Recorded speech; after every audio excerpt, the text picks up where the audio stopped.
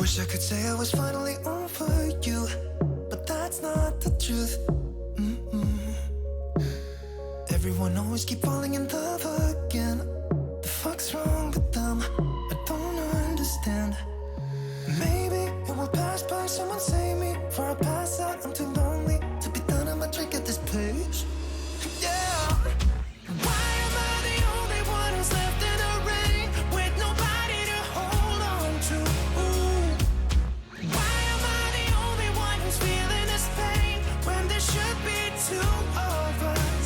And yeah, I know we both wanted different things, but letting go just comes easy to you, don't it? Why am I the only one who's left in the rain? If I had an option to be someone else, I would, and let go of you. I know that I'm obvious, fuck it, I'm made this way. But why didn't I stay when I had the chance? Maybe it will pass by, someone save me. Before I pass out, I'm too lonely to be done and my drink at this pace. Yeah. Why am I the only one who's left in the rain with nobody to hold on to? Ooh. Why am I the only one who's feeling this pain when there should be two of us? And yeah, I know we both wanted different things, but letting go just comes easy to you, don't it? Why am I the only one who's left in the rain? The only one that's left in the rain.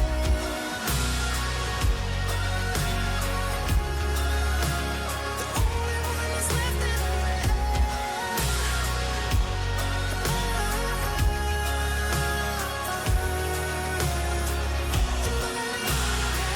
Am I the only one? Am I the only one? Am I the only one? Am I the only one? Am I the only one? Am I the only one? Am I the only one? Wish I could say I was finally over you, but that's not the truth. Why am I the only one who's left in the rain with nobody to hold on to? Ooh. Why am I the only one who's feeling this pain when there should be two of us? And yeah, I know we both wanted different things, but letting go just comes easy to you, don't it? Why am I the only one who's left in the rain?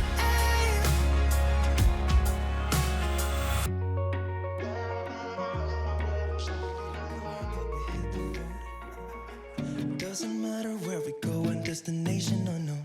I don't care where the motor stops, cause when I want it, then I want it. Yeah, I want it, oh I want it, let's go. Look around, where's the people at? I want a taste of the good life, hit me with it. Right now I'm in it, cause when I want it, then I want it. Yeah, I want it, oh I want it, let's go. And I won't look back, yeah. I don't care about the bad shit back home. It's Cincinnati, baby, I just wanna let it go. Nothing matters when we're way out here. Oh, yeah. Baby, I don't have to know your real name. I'm just addicted to the way you take the pain away. Nothing matters when we're way out here. Oh, yeah. Cincinnati, baby, Cincinnati, baby. Yeah, Cincinnati, baby, Cincinnati, baby. It's 2 a.m. when we close the bar, but we're in the get-go. Next place, give me someone. I could dance with you beneath the stars, cause when I want it, then I want it. Yeah, I want you. Everything stops when you move like that, and I wanna get in close to you. It's what I'm gonna do, cause right now I'm in it. I feel kinda dizzy when I'm staring at you. And I won't look back, yeah. I don't care about the bad shit back home. It's Cincinnati, baby, I just wanna let it go. Nothing matters when we're way out here. Oh, yeah. Baby, I don't have to know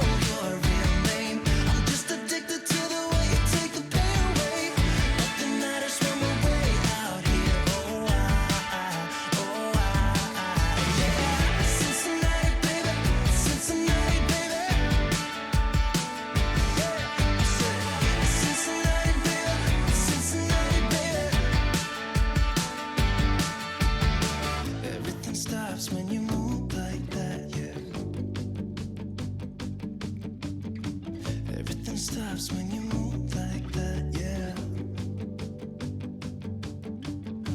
Everything stops when you move like that, and I wanna get in close to you. It's what I'm gonna do, 'cause right now I'm in it. Yeah, I'm fucking in it. I don't care about the bad shit back home. It's Cincinnati, baby, I just wanna let it go. Nothing matters when we're way out here. Oh, yeah. Maybe I don't have to know your real name. I'm just addicted to the way you take the pain away. Nothing matters when we're way out here. Yeah. Cincinnati, baby, Cincinnati, baby. I said, it's Cincinnati, baby, it's Cincinnati, baby.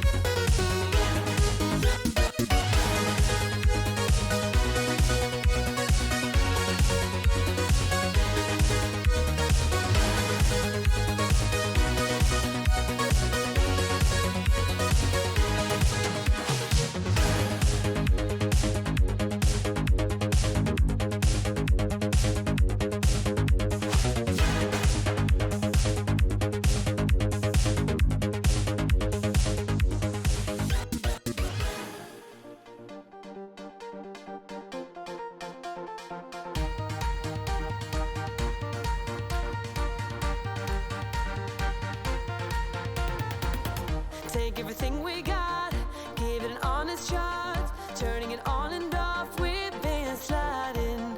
Riding the highest dream, keeping the fire real.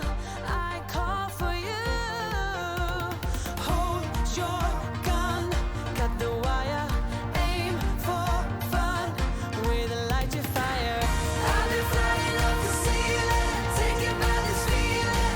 Maybe we're invisible at last, fueling every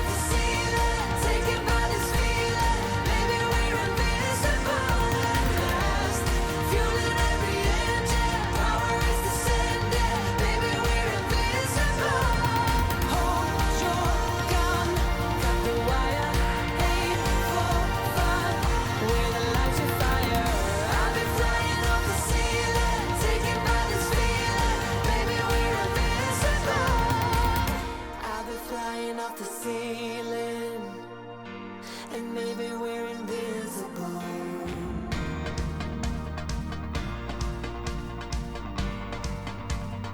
Did you do anything right, Patrice? Hold your gun, caught the wire, aim for desire. Hold your gun, caught the wire, aim for desire. Hold your gun, caught the wire, aim for desire. Hold your gun, caught the wire, aim for desire.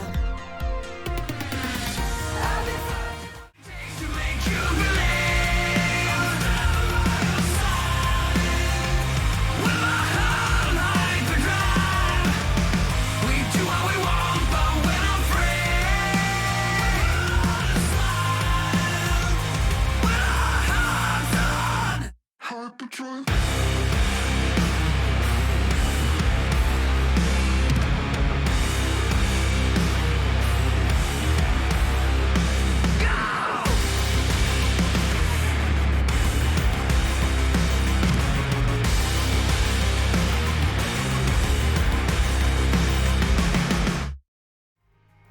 Hello, chatto. It's Tuesday, and coming up today on Building a Nation with MTK, it is the Champions League final, our second one in as many years. That's not true. It's our second one in 3 years, but you're close enough, Matt. We keep moving. In other news, I saw the news. How's it going, chat? In other news, there is no other news. I'ma just chill. Hyperdrive. And we're dancing. Six. Oh, that's Can't generous. do anything right, Patrice. Damn it, Patrice! Stop smothering me! Agreed.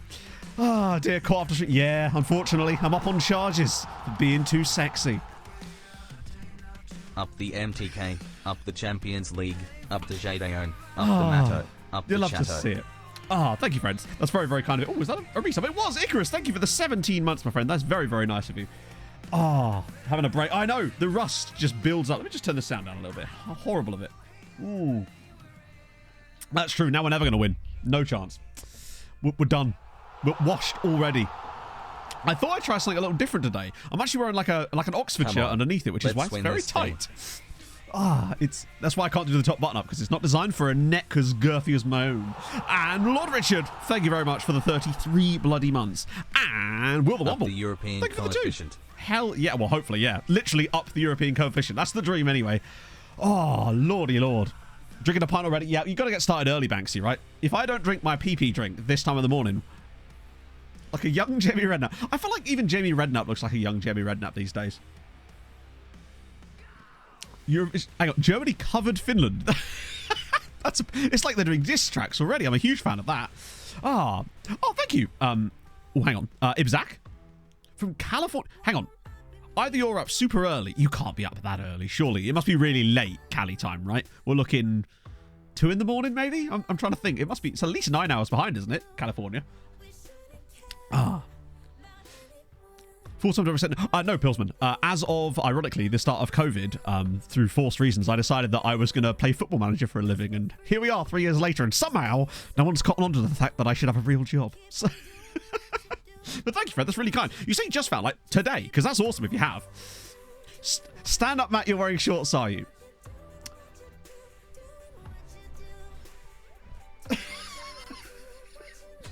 No. This is a complete lie. I don't know what you're on about. Lost my job at the bank on my first day. A woman asked me to check her balance, so I pushed her over. Thank you for the 20 months, Kaka. How's it going, man?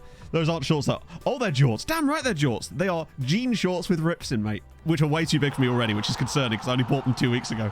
Oh, Gaffer as well. Thank you for the 3 months, man. Hope How's you it going? and Chateau are well, Matt. I have not been around much lately, frown. And it's the smartest casual. I've gone full off the deep end. Hey, Gaffer, I've been keeping up with your save on Discord, and it's been fantastic. It's given me huge inspiration to keep going with this. Not that I needed it, but, like, to let me know what's possible. Exactly. You don't see me from the waist down, so it's all good. Well, other than when I just stood up then, because I was like, why would I put anything? I nearly wore black jeans, and I was like, it's like 16 degrees. I don't need to have jeans on today. It's smart and casual where it's entirely like bifurcated. So it's casual on the bottom, smart on the top, sort of, kind of. Madeira, thank you for the follow. And Pilsman as well. Turge with the 27 months. Let me just catch up on this as well. Is there anything else in there too? I think there was actually. 1 second. Realm Silver, thank you for the follow. And Sub-Zero Killer during the intro there. Jarju would be proud. He absolutely... What the fuck? We've not even done anything yet. Holy shit, Gaffer. That inspires me even more. Thank you so much for the 10 gifted. Holy shit. Well, that's going to push the hype train up. Bloody hell. Thank you so much, man. Is it going to put them through one by one? Why does it do that sometimes? But thank you so much. I would put presents, but I literally can't on this screen. That's going to put straight to level 5 hype train, presumably, at that point. That's mad. I agree. Even if their song was kind of very, very heavily inspired by We Got the Moves from Electric Callboy, but the intro section especially.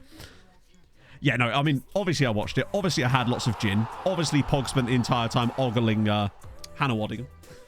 I believe one of Pog's quotes was, "I would climb her like a tree." So there you go. It's good to know, I suppose.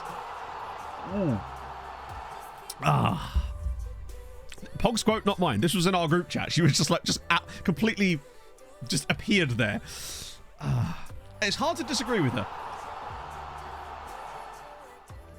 Okay, right. Let's get off of this. So, but though, I did see that on TikTok later. There we go. Now I can get some presents coming down because they are deserved here. Born the same year as me. Wow. How old is Hannah Waddingham? But like, either way, honestly, you can tell me that she, regardless of how old she is, she's, you know what I mean? She's just, yeah, she's an absolute beauty. Right. So, 74. Wow. Okay, fair one. Plan. Now, basically, obviously, we were literally up to this match day when I stopped last stream, weren't we? So there's nothing that's really changed there. Waters has now come in with the Prime as well. Bloody hell. That is a huge hype train. Thank you very much, friends.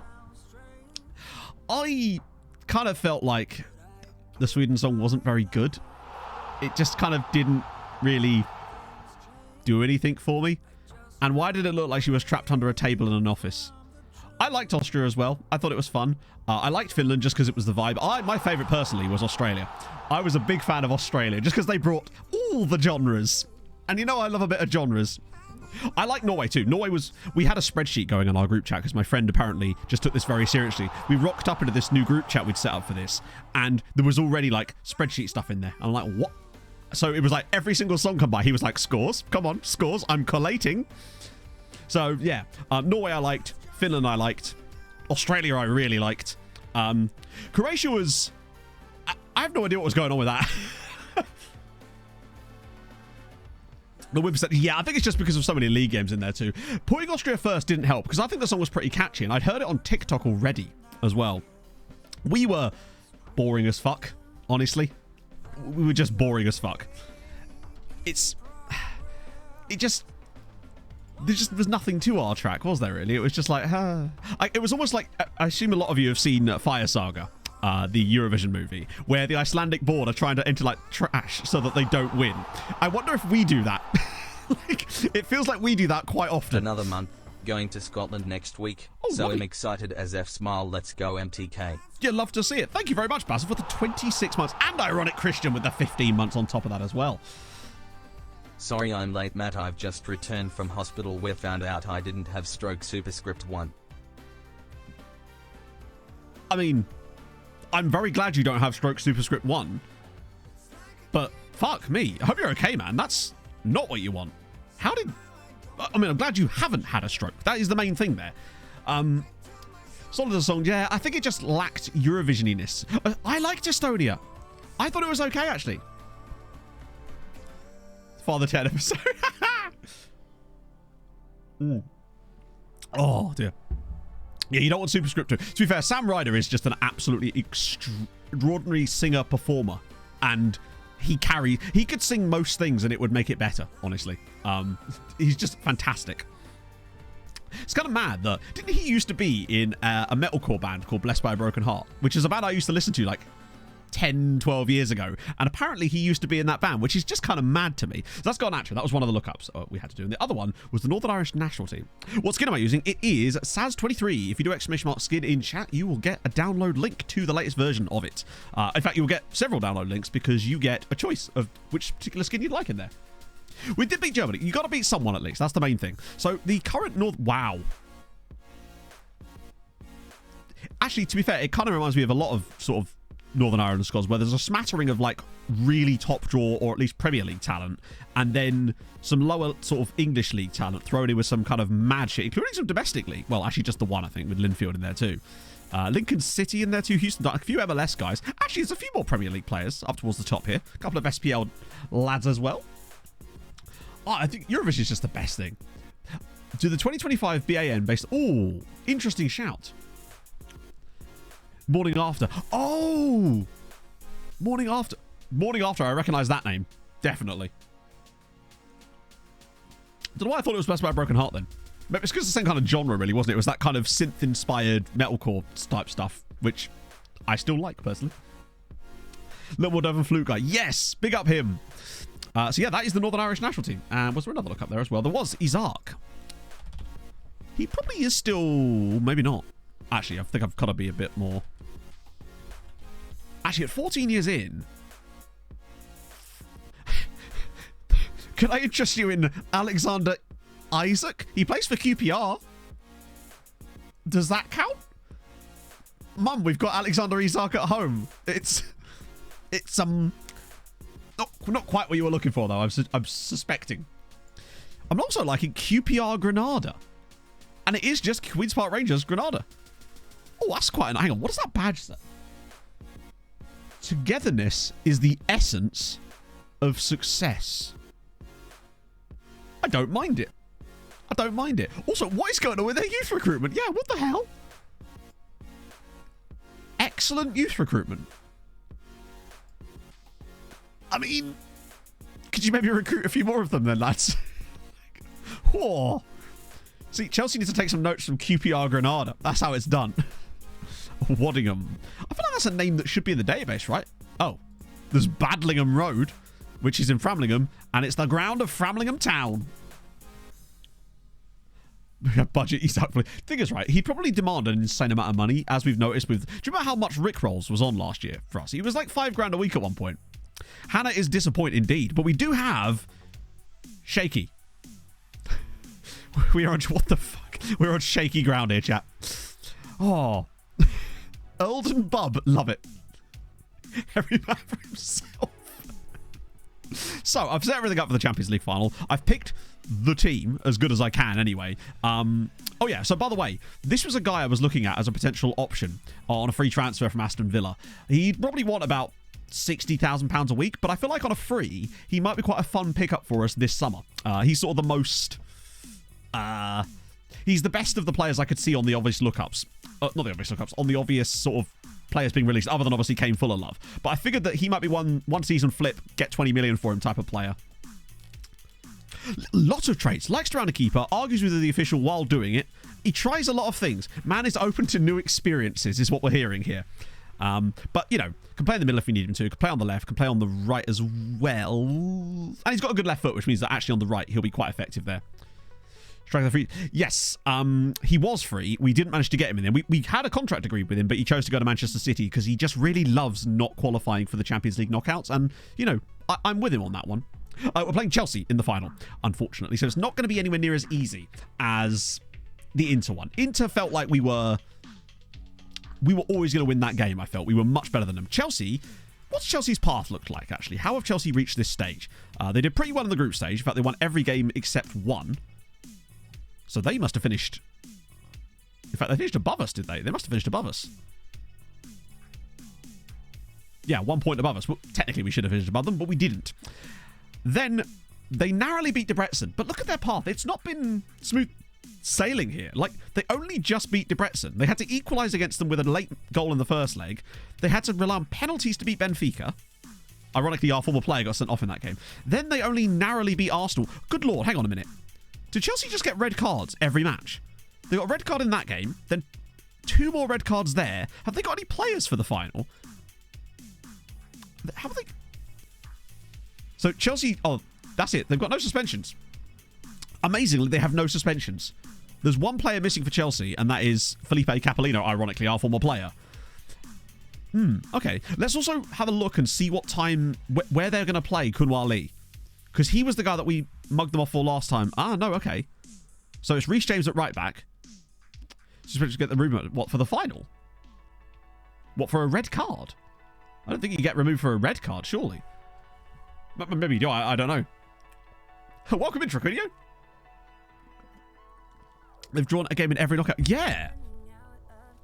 They do feel like... One thing I will say is we can definitely take advantage of good set-piece delivery today because Chelsea are going to give us a lot of free kicks. Yeah, 36-year-old Reece James. How quick is he? He is slow. Good natural fitness, but he is slow. 10 pace and acceleration on a right back when he's going to be up against Brandon Silva. That's going to be interesting for us today. What about the left side? Eric Mola, 28-year-old. Not the fastest himself, but he's also got very little jumping reach. Okay. Focus play on the left. Not from the start, because that's just... It's something we can move to, because again, if we focus play down the left straight off the bat, you're just basically ignoring all the rest of the pitch, and if you start doing that too soon, it just, yeah. Kumar Lee's playing in midfield today. Okay, that's actually mad. He's a good player, but as a DM with 4 jumping reach, he's very much supposed to play the Kante type role here in this team, alongside Moises, who actually, they don't have a lot of height in this team. That's the one thing I've noticed so far. They don't have a lot of height. What about Nyanzu? Okay, he's got height. And he's 33. Well, we have switching wingers, so they will end up on his side anyway, no matter what happens. Goalkeeper. Let's have a look at him. He's 24. 10 games this season. Is he their starting keeper? Oh, yeah, no. Yeah, that's in the competition. Yeah, so he's played 34 games, so he is their starting keeper. English Ivory Coast nationality. Does he? I think it's more likely Irish. No, wait, you're right. No, that has to be Ivory Coast. Wait, no, I think that is Irish, right? Yeah. Ivory Coast is the other way around, I think.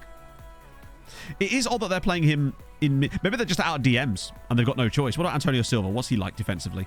Okay, so they've got solid centre-backs. That looks like a really tough part of their team, which means that for me, I think our biggest chances are going to come with our wide players because I feel like Reece and Mola don't look spectacularly good and their midfield pairing in front of them look like they're a bit shaky as well. So, okay, what about the front line? Who's going to be... who are we up against? Rodrigo, he looks extremely good. Like, there's just no two ways about it. He's fantastic.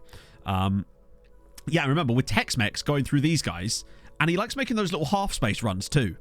That's one thing I really like about Tex-Mex. He tends not to make these runs. He runs there, into the half-space, which means that these two are not going to be able to track him very well. Savio in the middle, who's 32 as well. Another short boy. This team is not a tall team, which means I feel like they give away a lot of free kicks. We should be able to take advantage of that. We've also got Baina, who's scored a lot of goals for them, but he's more of a striker than a left-sided player. I mean, he's fast, and actually, you know what, he's good enough to play anywhere, but he's definitely more of a striker than he is a winger. But they've got Imanol Moreno, who is an insanely good striker. There's just no two ways about that. He is fantastic. Okay. Yeah, corners might be good, free kicks might be good against them. And they're going to give away a lot of free kicks away as well. It's also worth noting that Moreno has the most assists and goals for this team. 32 goals and 14 assists. He's done everything, which would indicate that they're trying to link the play up a little bit. So I'd be curious to see what sort of roles they're looking at. Obviously, this is their best role, not the role they're actually going to play for Chelsea. Have they all got good composure? Yeah, that's the thing. Right, okay, let me just do a little bit of cheeky yoga before we get into that. Actually, once I'll have to do that look up after springtime because I don't really want to back out of this screen now. I should have turned off the thingies, really. Let's get some yoga. Yeah, they'll be very much on the ground, but they do look like they've got quite fast players in the front line, but their defense is slow. Like, even their centre-backs are not particularly fast by the looks of things. It's not a super young side. It looks like Di Giacobbe hasn't had a... Oh, yeah, predictions. Shit. Yeah, I'll sort that out in a second. Got to give you guys a chance to waste your money. Waste your fake money. It's more like Tai Chi than yoga now. 5-0. I'd take it. I mean, we've beaten Chelsea 5-0 before. That's all I'm saying.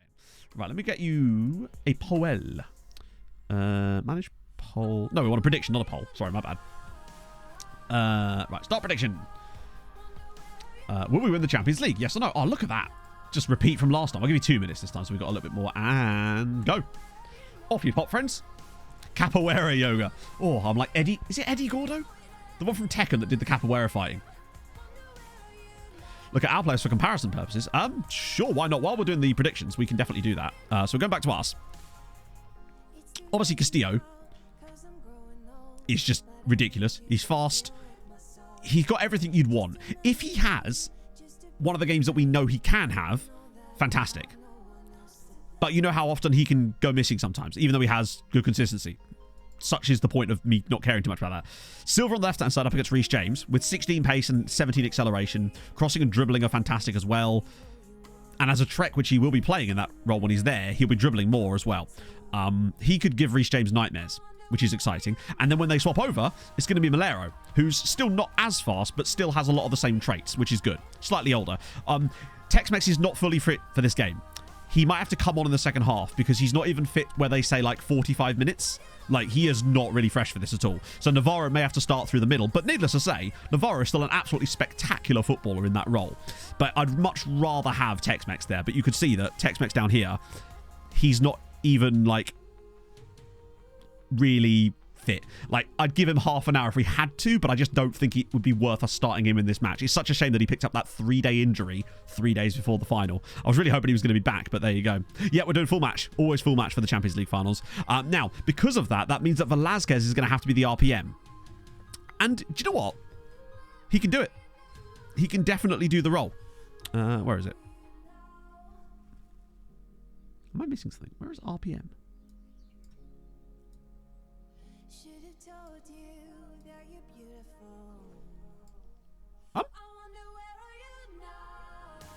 Am I being an idiot?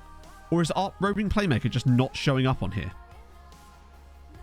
Regardless, he's mobile, he's got good passing, he can tackle like a crazy bitch. Also, but having both him and Alexis Yamin in the team is going to give us more defensive stability as well.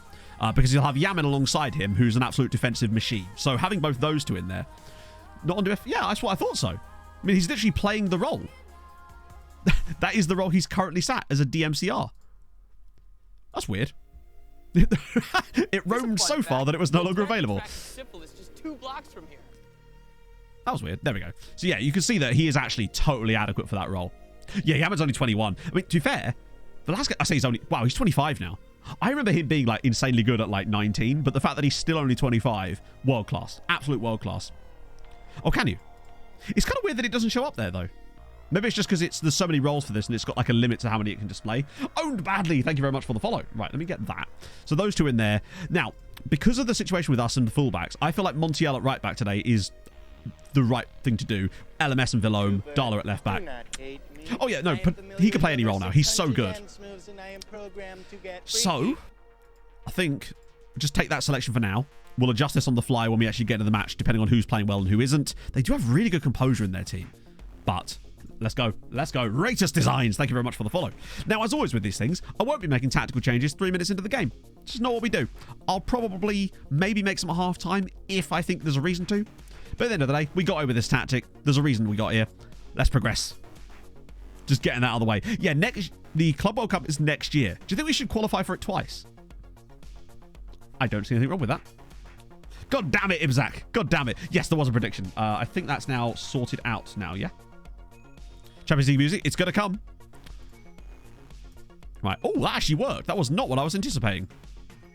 That's not what I normally click, but that seemed to have absolutely done it. Wow. Okay.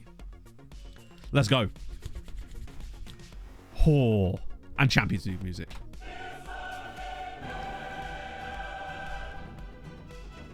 Ivy Zach. Oh, I'll just call you Zach. Zach's easier.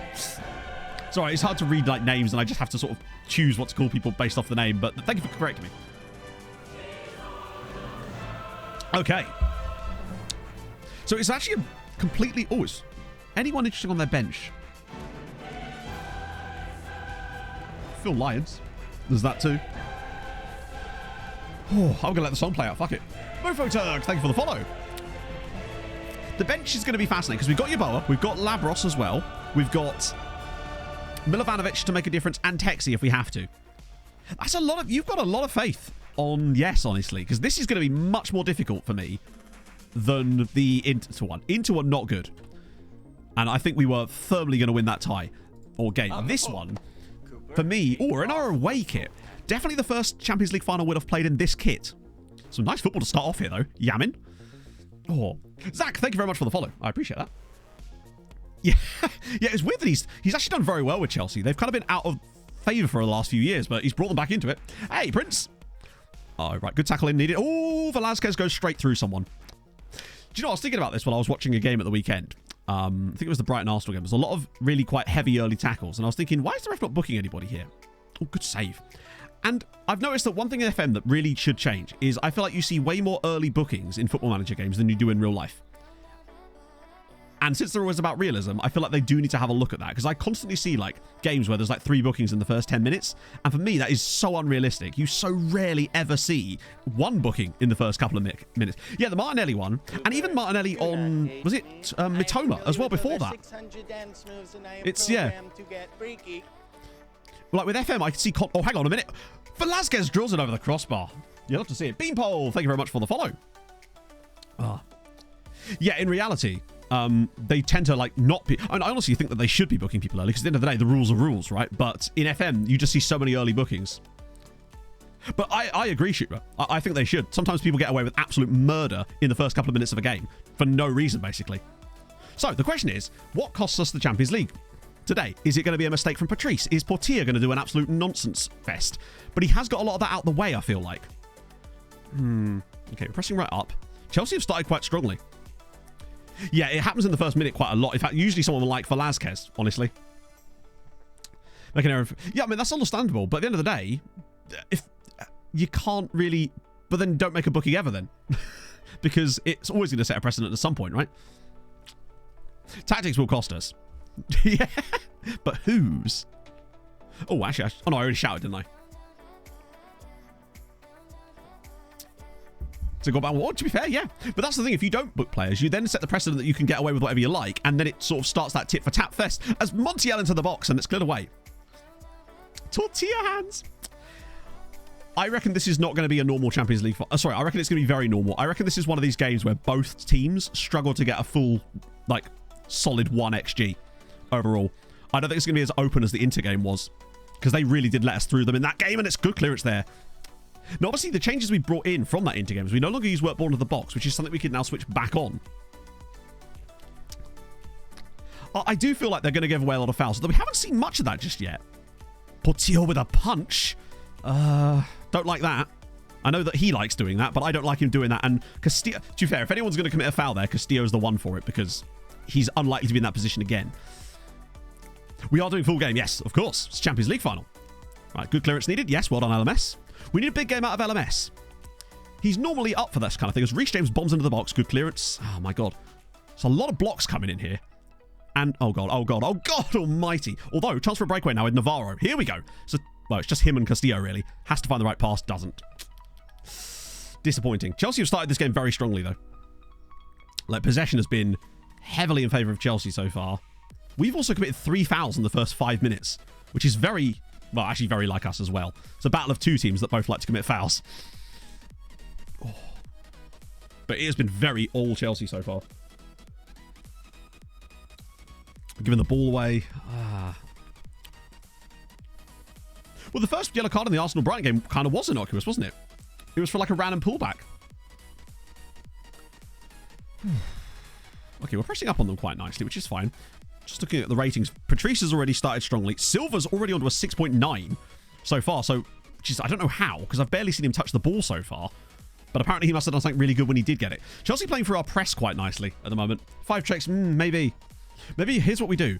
We just up the number of checks slowly until we reach the optimal number, which we've already discussed is 8.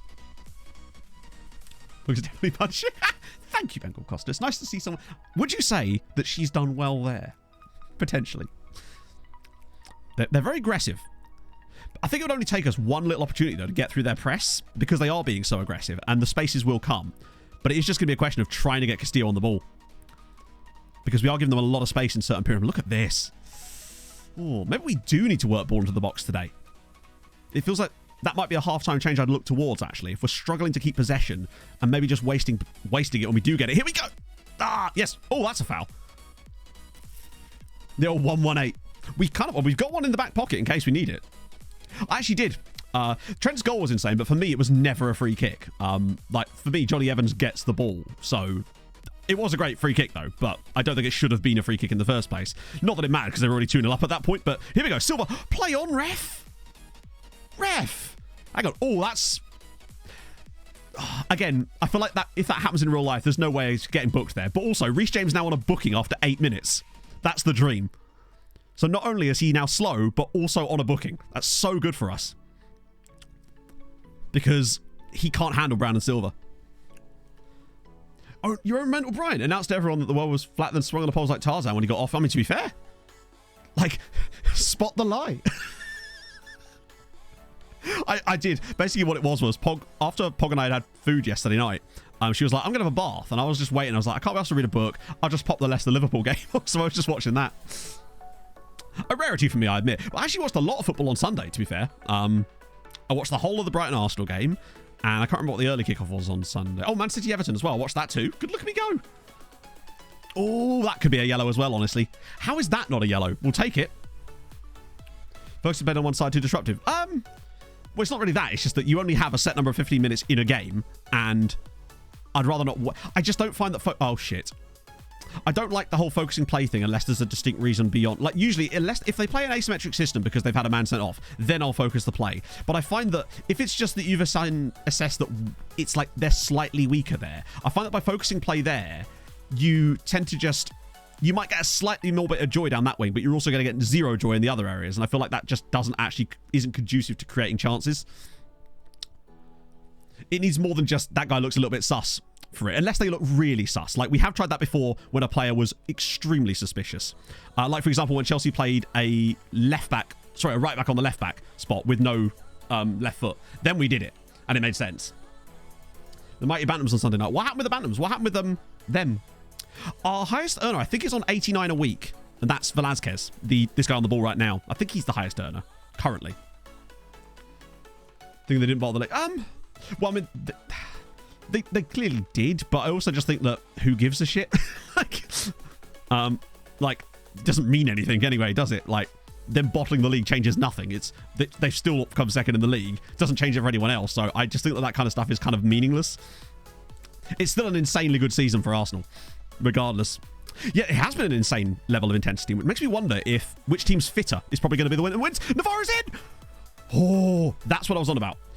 When we get it does make you wonder if the workboard of the box idea later in the game is something for us here, because we're looking much better when we get the ball in the final third and can actually start playing a little bit more. Start moving the ball around, creating those little openings, because that was lovely. That was dreadful there. Shout is back on you, right? Yep, we're up to 12 minutes. Thank you. That was really good stuff. Those are the sort of chances. I do wonder, though, if Tex-Mex is in that position, does he finish? Because I feel like Navarro is a fantastic link-up player, but he's not quite as prolific, perhaps, as someone like Tex-Mex would be. But maybe, 20 minutes of Texie later on could help us. But he's just not fit for the full game. Yeah, they've had a disappointment. To me, the Brighton game isn't really the issue. It was those draws. And City are just an absolute machine, as you say. It's another good header. Oh, I'm a Fulham fan. The final is being played, I believe, in the... No, it's not the Parc des Princes, is it? That was last year. I don't know, actually. Doesn't it tell us on here? Oh, is it? Oh, hang on. It's in Ukraine again. So, bit of weird trivia. When we won our first Champions League, it was the same stadium. Weird that they've given it to them 2 years out of 3. But we are in Ukraine, and we have already won a Champions League in this stadium before, I think. Or it was certainly in Ukraine both times, anyway. Oh. Yeah, City are an absolute machine. I still don't know if they're going to win the Champions League. Part of me wonders if it's just going to be some random result against Real in the second leg, and then it's just done, The VAR and Saka. I didn't see it, no, because I tend not to watch the punditry stuff relating to Monday Night Football. I find football punditry extremely tedious, so I tend not to listen to it. Plus, I only tuned into that game at, like, the second half. I did listen to a parody of it today on the Ramble, but that doesn't quite count. I'm glad they're doing it, though. We need that kind of transparency. That's going to be a yellow for Darla. No way. Who's going down? Southampton. I think there's a strong chance Southampton will go down. It's a risky prediction, I realise. And I think Leicester with them. Unfortunately, I don't see Leicester pulling it out from here because of the fixtures they've got left and the gap they've got to close in. And I think probably Leeds. Hot take Merchant strikes again. Yep. I mean, the thing is, Southampton were really, really bad. They seem to have no fight. Yes, indeed. That's the joke. They were really bad against us. Like, it was I've seen Fulham play like that in the past in those exact types of games. They just went down with a whimper. There was no fight in Saints in that game against us. The fact that the assist for our first goal was a slide tackle in their box. The level of desire for us to get that, and just there's nothing there, really. Here we go. Oh, that was a really poor pass. He should have gone inside. No, not more than 200. I kind of want to find out, Tommy. I just don't know if it's going to happen, sadly. Darla's hurt. I put Terran over on the bench because that's really not what we want. Can you maybe let us... Okay, Physio's on. Madison to Newcastle does make sense, yeah. I think their biggest mistake was appointing Nathan Jones. You know, Darla's definitely pulled something. Yeah, and he has got a... Can we, like, get an assessment of his injury, maybe? We'll have to have a look in a second and see what they're predicting for him, what they're saying. Injury wants to play on. Potential thigh injury. Okay, that's looking like quad or hamstring. Well, most likely hamstring, because you never see quad injuries in FM, do you really? In fact, I don't think I've ever seen a player get a quadricep injury. Velasquez again. I only put Terranova on the bench right before the game as well, because he was slightly injured himself, but I feel like he might end up doing some minutes here. This is nice football again from us, though. But we're sort of not using Darla now because of that injury. Ooh, nice idea. Rarest injury. I think serious viral infection is the one I see very, very rarely because of what it means. In fact, I don't know if players can actually get it organically in the game or whether it's only a hard-coded one. Go to Uruguay, as in the Uruguay manager or to a Uruguayan club. Just take over at Peñarol. Yeah, I genuinely have never seen a quadricep injury.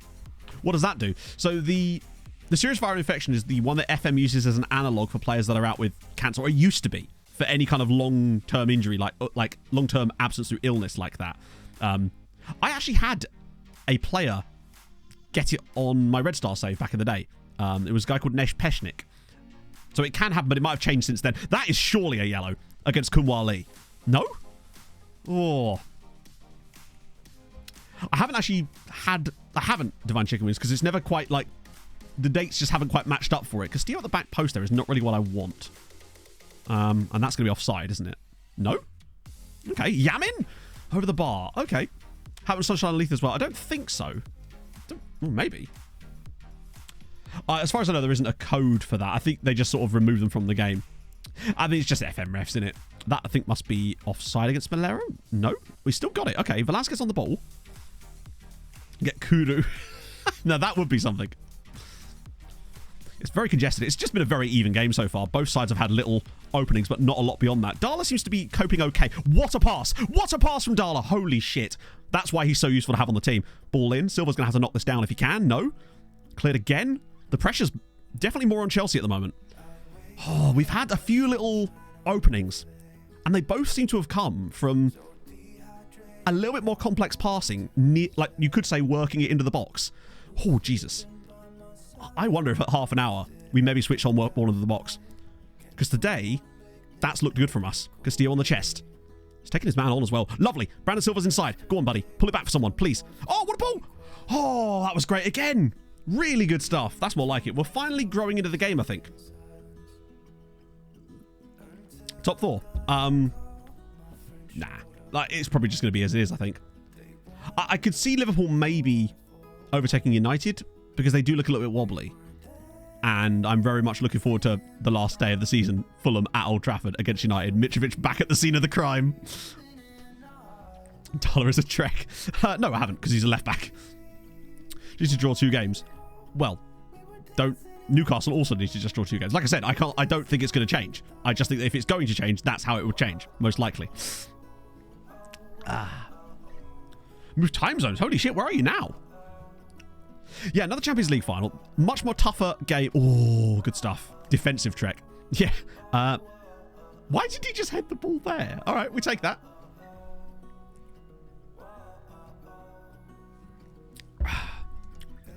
I like Leicester. I just think that... I think part of the issue is that haven't Leicester got a lot of people's contracts expiring at the end of this season? And... I mean, I guess for the wages, for the drop-down, it could be good. But, like, I do worry. That's poor. But Darla's in there again. He's certainly putting himself about a bit, considering his injury. First Champions League was 2 years ago. Injured balls to play on. Okay, so that's... I just wanted to keep an eye on him. We'll keep an eye on his rating as well, because he's on a 6.5. Use pass into space. No. I find pass into space just basically is an instruction that mostly just means, hey, let's give the ball away. Another header. Allison only scores headers when it really matters. Ooh, that's actually a really good pass. Right, get across to him.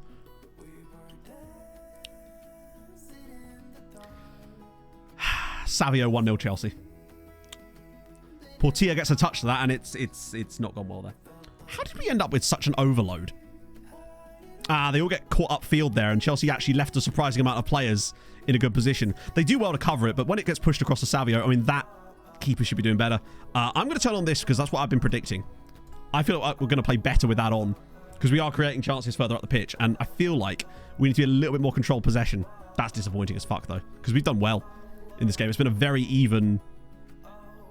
Yeah, I mean, it just has. It's been a very even opening 25 minutes, and Chelsea have just... Portilla let us down a little bit there. I mean, it's still a very powerful shot, so I'm not going to blame him entirely, but you'd like to see that get saved normally. We'll see. Oh, another foul. Okay. One booking each as well. Oh, to NZ. Wow. Oh, so you moved down there for work as well. Fair one. That's kind of cool, though, to be able to go there and be like, right, you're guaranteed employment. You kind of... Everything's sort of locked into place, I suppose.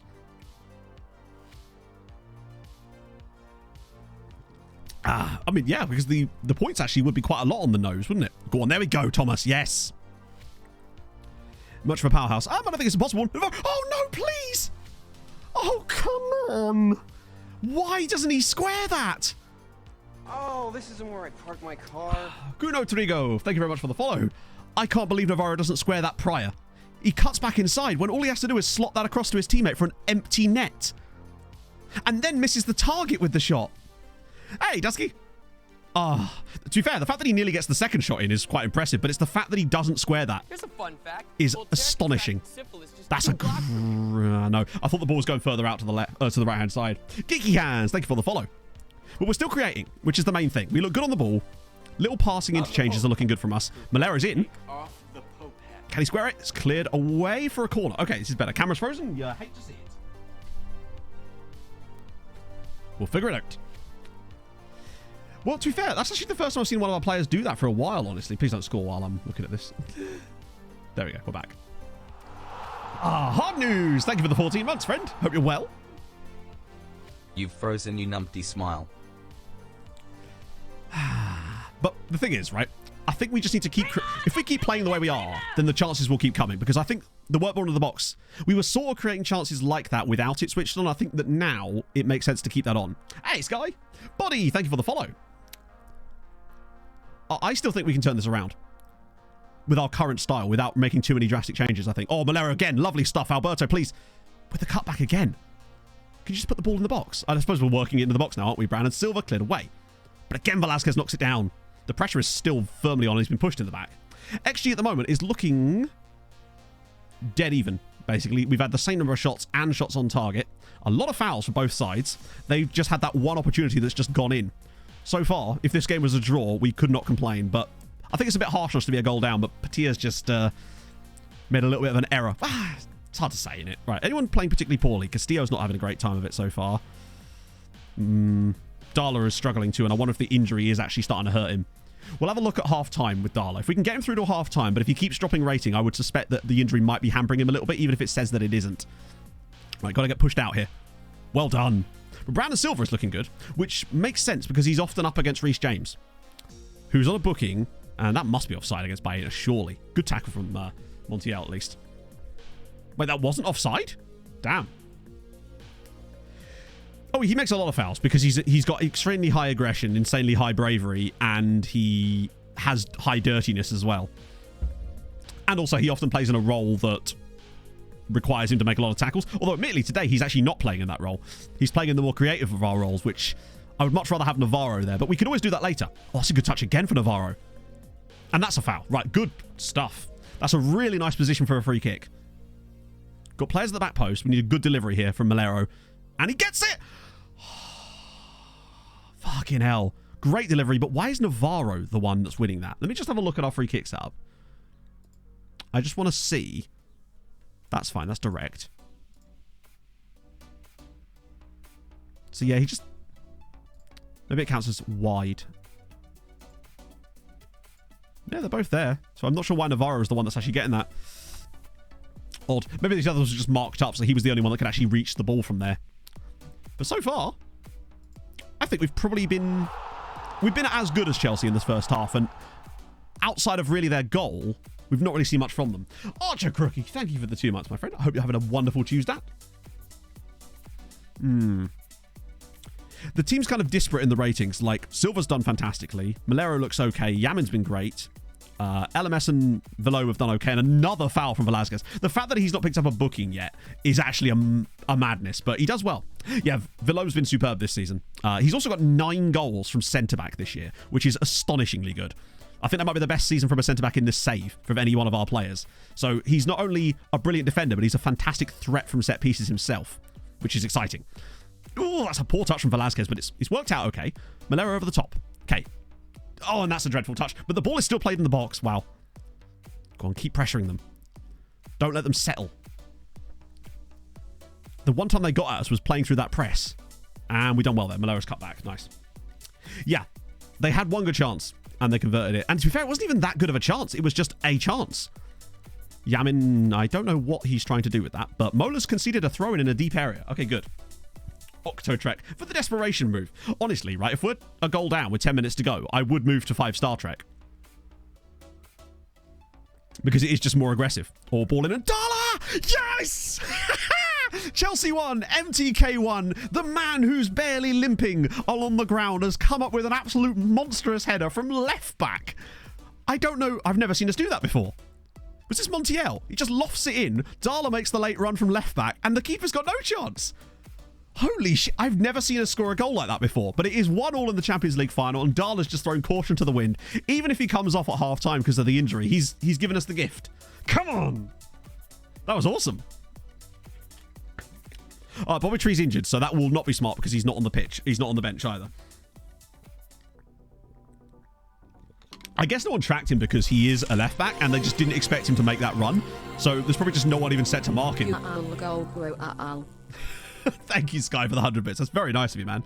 The injured man has come up with the goods. Montiel as well has bumped his right. That was right back assisting left back. You'd love to see it. Good stuff. Right. Now we go. Now we're looking good. Mr. Progger, holy shit. Thank you so much for the 6 gifted subs as we press on. Hang on a minute. Is there another goal before half time? Good ball into the box. Now we're looking better. Now we're getting there. Thank you so much, man. That's so damn kind of you. Well, that's the wrong button.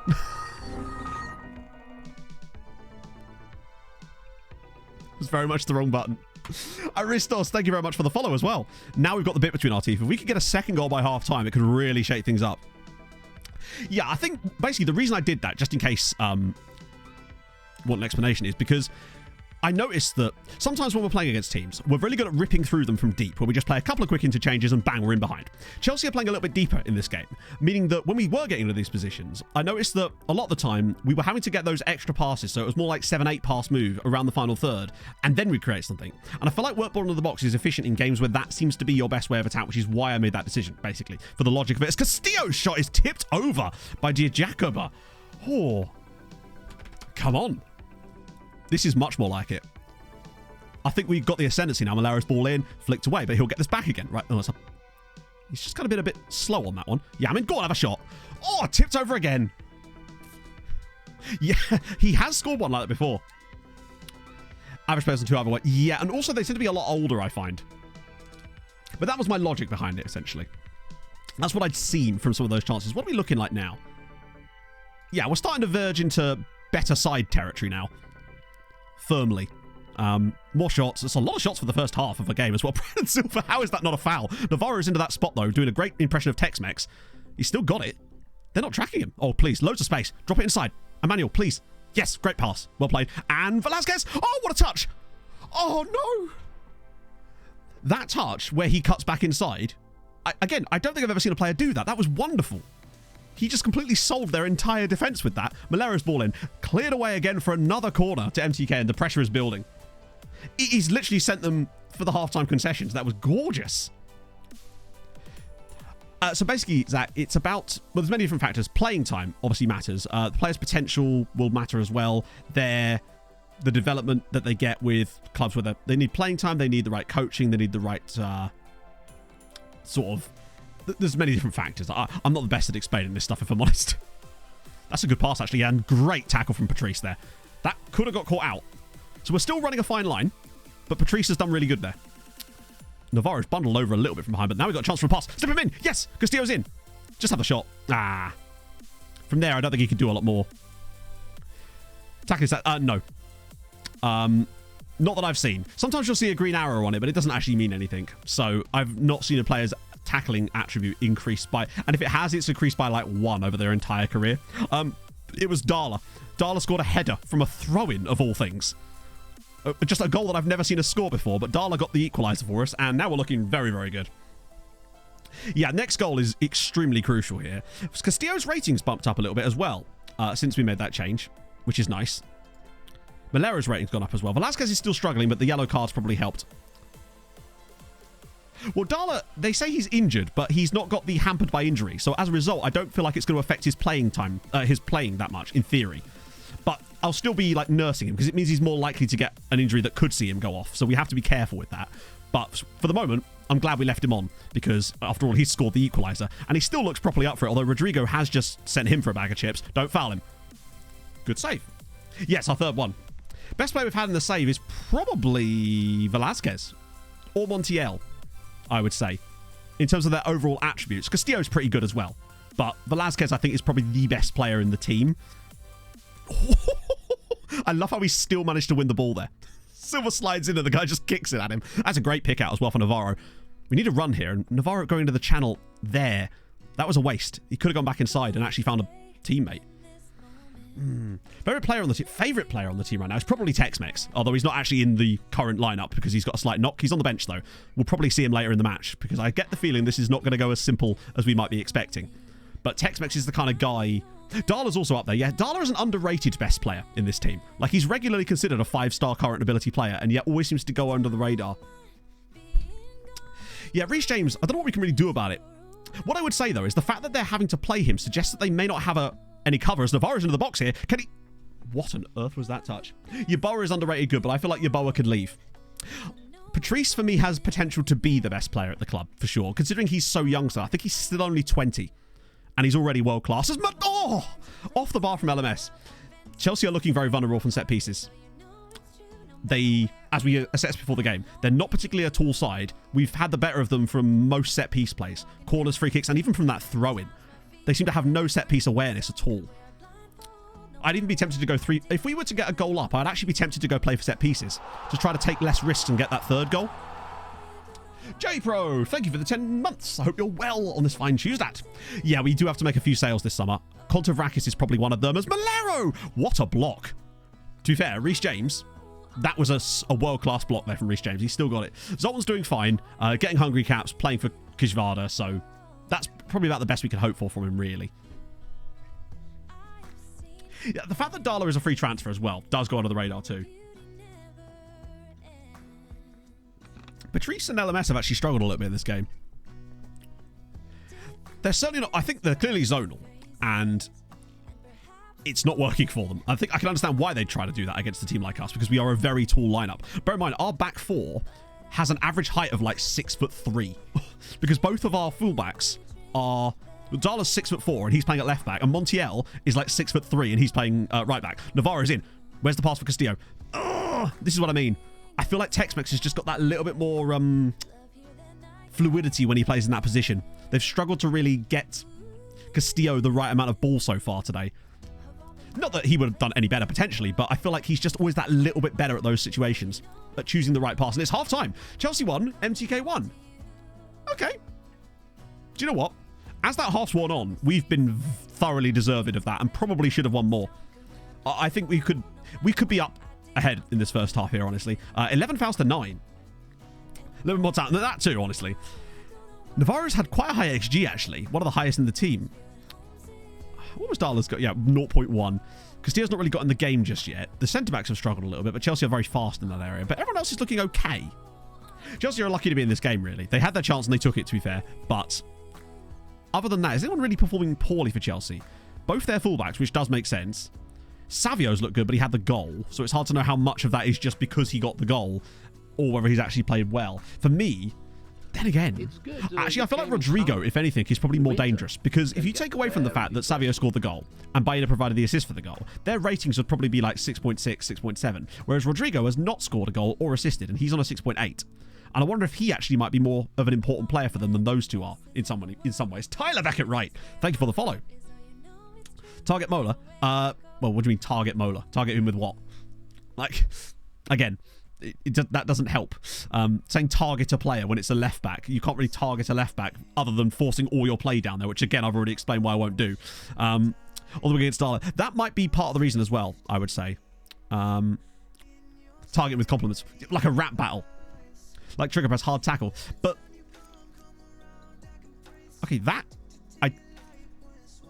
why was that on? Did my assist? I swear when we did this before the game, that was the only thing they turned on.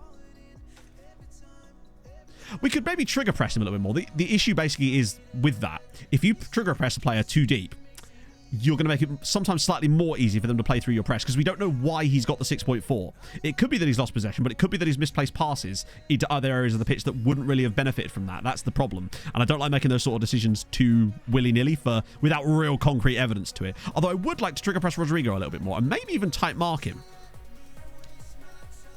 Because that would maybe allow Darla to stay with him more rather than having to worry about just tracking him back all the time if he just sort of sticks with him. It might stop Darla getting forward as much, but honestly, I don't think they'll need to change much. Like, we're playing fantastically well. It's 1-1, but we're in the ascendance in this game, so I don't want to change too much about the way we're playing at all, honestly. I'm more looking at, like, our substitution strategy from the rest of this match. So, since we don't have Bobby Tree, the striker either has to be Labros or Milovanovic. Now, my vote would actually be for Milovanovic because Labros could come in on left or right side as well, and I'd rather use him there with Yeboah if we had to. So then the double swap of Silva and Malera out for Yeboah and Labros. We've got Terranova that can replace Darla if we need him, and Tex-Mex that can come through the middle should we need that later on.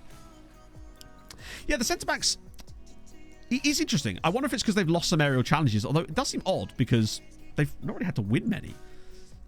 We can't see that information from here, can we? Or can we? Oh, no, we can. Never mind, we can. Player statistics. MTK. Look at the defensive statistics. Just have a little look and see if there's anything glaring here.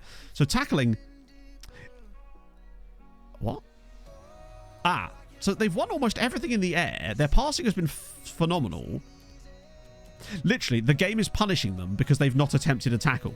But if they haven't had to. Also, look at Yamin. 7 tackles and 100% tackles won ratio is phenomenal right there. Whereas Velasquez has only actually made 1 tackle because he's fouled people 5 times. Ill-disciplined. Yeah, that man is constantly ill-disciplined. That is kind of interesting, actually. It seems like the game is genuinely punishing them a little bit because they're not winning tackles, but they're not having to win tackles. Yeah, I think that's fine. I am going to have a word with him at halftime. Maybe try and calm him down a little bit, but that's fine. They're all looking good, actually. So at least he's not angry. If he was aggressive here, I'd be a little bit concerned. So I'm going to actually... No, actually, screw it. Fuck it. Motivate him. Let's get out there. Has to make a tackle. You've already made a mistake. Yeah, but it does feel like FM does punish players in games when they don't make a tackle. Which would also explain why Yamin's rating has been so good in this game, because he has made a load of tackles. And you can see that he's on a 7.3.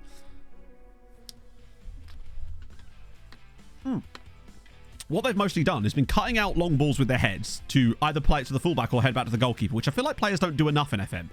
I feel like players are more likely to head the ball to their fullback than they are to their goalkeeper in FM, which is really annoying, because I feel like you can see a lot of chances from that. And they've just been cutting out passes. Can we see the interception statistics, maybe? I think we're already past that point now, aren't we? Oh, no, we're not. I'm just curious. So we can take the time to do this, because why the fuck not, right? It's more like... Is that going to be on... Yeah, see, look. Oh, that's Chelsea. One bad. My bad. To be fair, they've only made 1 interception. That was Montiel. So actually, they've made none. What's this? Clearances. 1 clearance, 2 clearances there. Interception for Patrice. LMS has had a few shots as well. No, you can't do 10 treks. The most you can do is 8, which is still a lot. I'll be honest. Okay, I think we keep going. We'll have to keep an eye on what Chelsea do, because they might try and change something. Although, the thing that might be on our side here is the fact that it's 1-1, so Chelsea might not try to change anything because they're not losing. And they might not try and go for the win straight off the bat, so we'll have to see.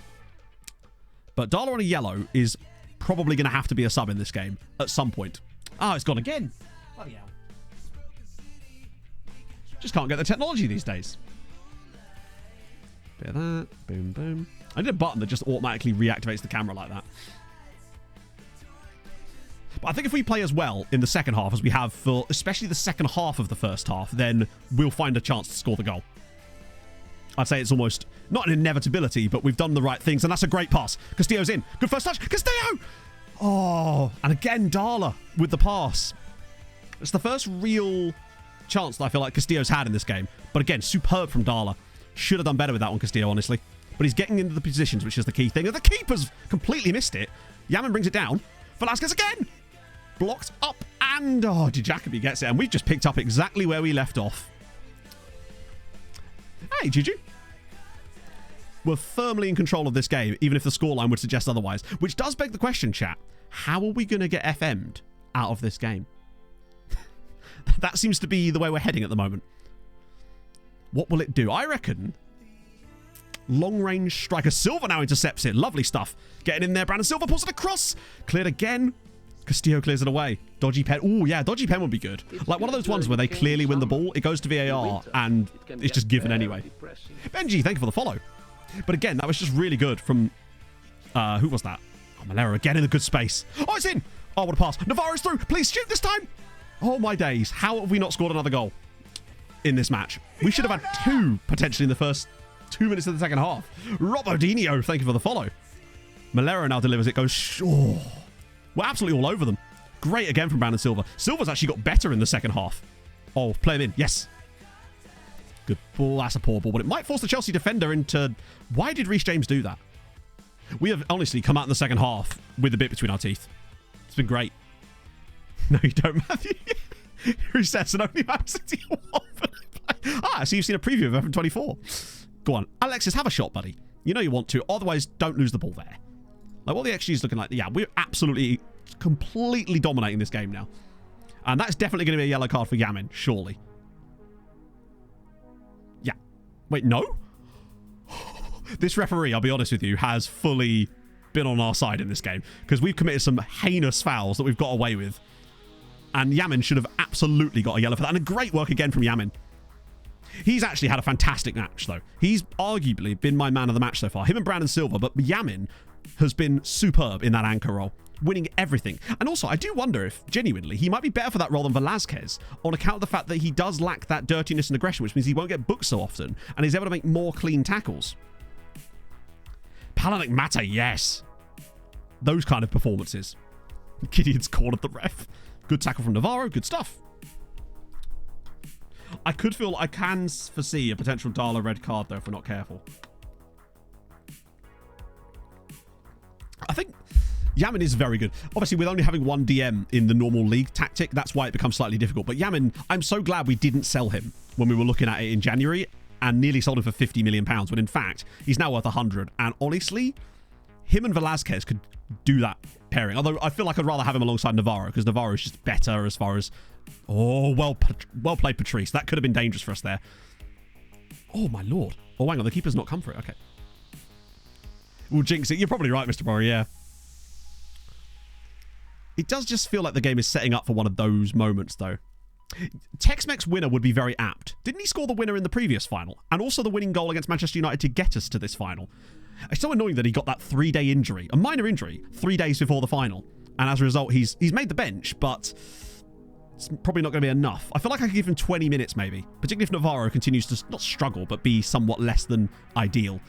Ooh, out for a throw. Hey, Millie! Stats are looking very good so far. 17 shots, 5 on target, XG of 1.79. We should be in front in this game by now. We've had a couple of really top chances at the start of the second half, and we failed to take them, really. I'm feeling like Milovanovic could be in here too. Oh, I'm just trying to plan our substitute strategy for the moment. It feels like we're winning when we're not. That's the problem. No, we're not looking to sell Yamin. We're a bit desperate for cash. And I feel like this summer we will have to sell a couple of players, but he's not on that. Yeah, extra time as well. Where I park my car. Which player? Labros and Yeboah are probably the two that would most likely leave, I would say. Tony Moreno, thank you for the follow. Okay, good. That's better from Portillo. I feel like he's actually really quite decent for the most part from corners. Because he does have that tendency to come out and claim things like that, it does seem to benefit us from these situations. Although he's gone long there. Yeah, that wasn't really going to happen unless they missed that entirely. Navarro again, great work. Okay, he needed to have got running sooner than that. But that's good. He's won us a foul. Excellent. Oh, it's a yellow card for Savio. So another yellow card for Chelsea. That will help. Velasquez's rating continues to drop, but we've got... Actually, what I could do is bring on Tex-Mex later and move Navarro deeper into his more preferred role. Okay, Yamin, you've got to be careful here, Alexis. Well played. That's a great pass again. Oh, he's touched it inside. Malero! Oh, and again. That was unbelievable control from Malero. Right. That's it. Get back. There we go. Cover it off. Nice. Fred West, thank you very much for the subscription. Don't look under the patio. That's very kind of you, man. Hope you're well. Oh. Yeah, a red card for Reece James could really spell disaster for Chelsea, particularly as I don't think they can bring on a substitute for him. I think the reason he's staying on and the reason he's in this team is because they're really light in that position. So I feel like they can't afford to take him off to prevent the red. That's what I'm hoping. Hope as well. I like everybody. You know me. Oh. Yeah, that does make sense. True, yeah. Outpace AO and shots. Yeah. I suppose you could just whack it on shoot on sight, but like we've been good. Like the chance creation has been solid from us today. It's not like we've had lots of long shots. We've just been good. Kunwali, true. But I guess the question then becomes, if that's the case, why is he playing there in the first place? So maybe the actual issue isn't that they're lacking right backs. It's maybe that they're lacking centre mids, perhaps. And maybe that's why he's been forced into that role. Sense of love. Okay. That's what my suspicion is, that they're actually lacking players in the DM spot, and that's why Kunwali's been forced into that role. He reminds me a bit of Yoshi. Oh, Alexis, come on, buddy. Like, head in the game. You're making a few little mistakes like that now. Don't need to see that. We started so well in this second half, and I don't want to see it start to fade. As Chelsea are starting to get a bit more back into this game. Please don't foul it. Oh, Patrice. That was great. That was a superb interception and tackle from Patrice, and he's probably going to get punished for it, but oh well. That's the kind of last ditch we need from him in those positions. Again, Castillo. Right. Lovely. Right, Brandon, just keep driving. Drive at them. Go on, Brandon. All the way through, buddy. Ah. Oh, I can shout. Yep, good shout. Yeah, this is the thing about FM punishing players for weird things when it comes to defending. Like, for me, Patrice and LMS have done nothing wrong in this game at all. They've been flawless, and yet it's punishing them with a 6.5 at the moment. Which doesn't make a lot of sense, if I'm honest. Well, they are very similar types of players. So that... And that's the reason we like them, basically, because he's basically just Montiel Mark II. 60th minute sub, yeah, maybe. I'm just not sure who yet. But I'm thinking it might even be Castillo. Oh, that's another foul. Over the players that are on the pitch, because I'm not replacing the centre-backs, obviously, I feel like Castillo might honestly be the one. I might give half an hour to Milovanovic, because he's just a very good young player. Flicked over the bar again. To be fair, they've got like 90%. Actually do a good job of making realistic football. Yeah, no, exactly. It does look good for the most part. He pushed up quite deep there. Not deep, you know what I mean. We're staying right on them, and Silva's fouled him there. That's fine. Just keep getting on Reece James. I don't want to kind of make the first move almost. I want to sort of let Chelsea maybe roll the dice, because they kind of need to change something in this game more than we do, I would argue. And I feel like I want to maybe let them roll the dice first and actually hold off on substitutes longer than I would normally to see what they try and do, and then we'll have an advantage because we can actually see that rather than having to predict. Doesn't my mic... Oh yeah, no, that's exactly it, Branst. I've made one change in this entire game, which was the work ball into the box, which I think has made the difference, and a couple of tweaks at half-time to the pressing strategy, but only because of things I actually saw in that. I tend to use, like... I think I usually look at it like half an hour, half-time, 60 minutes, full-time almost, as little opportunities to make a change. Oh, I got used to do this all the time. Another yellow card for Chelsea, and another chance for us from a free kick. Go on, Malero, put it in. And again, Chelsea have been quite good at defending those, actually. It's offside. To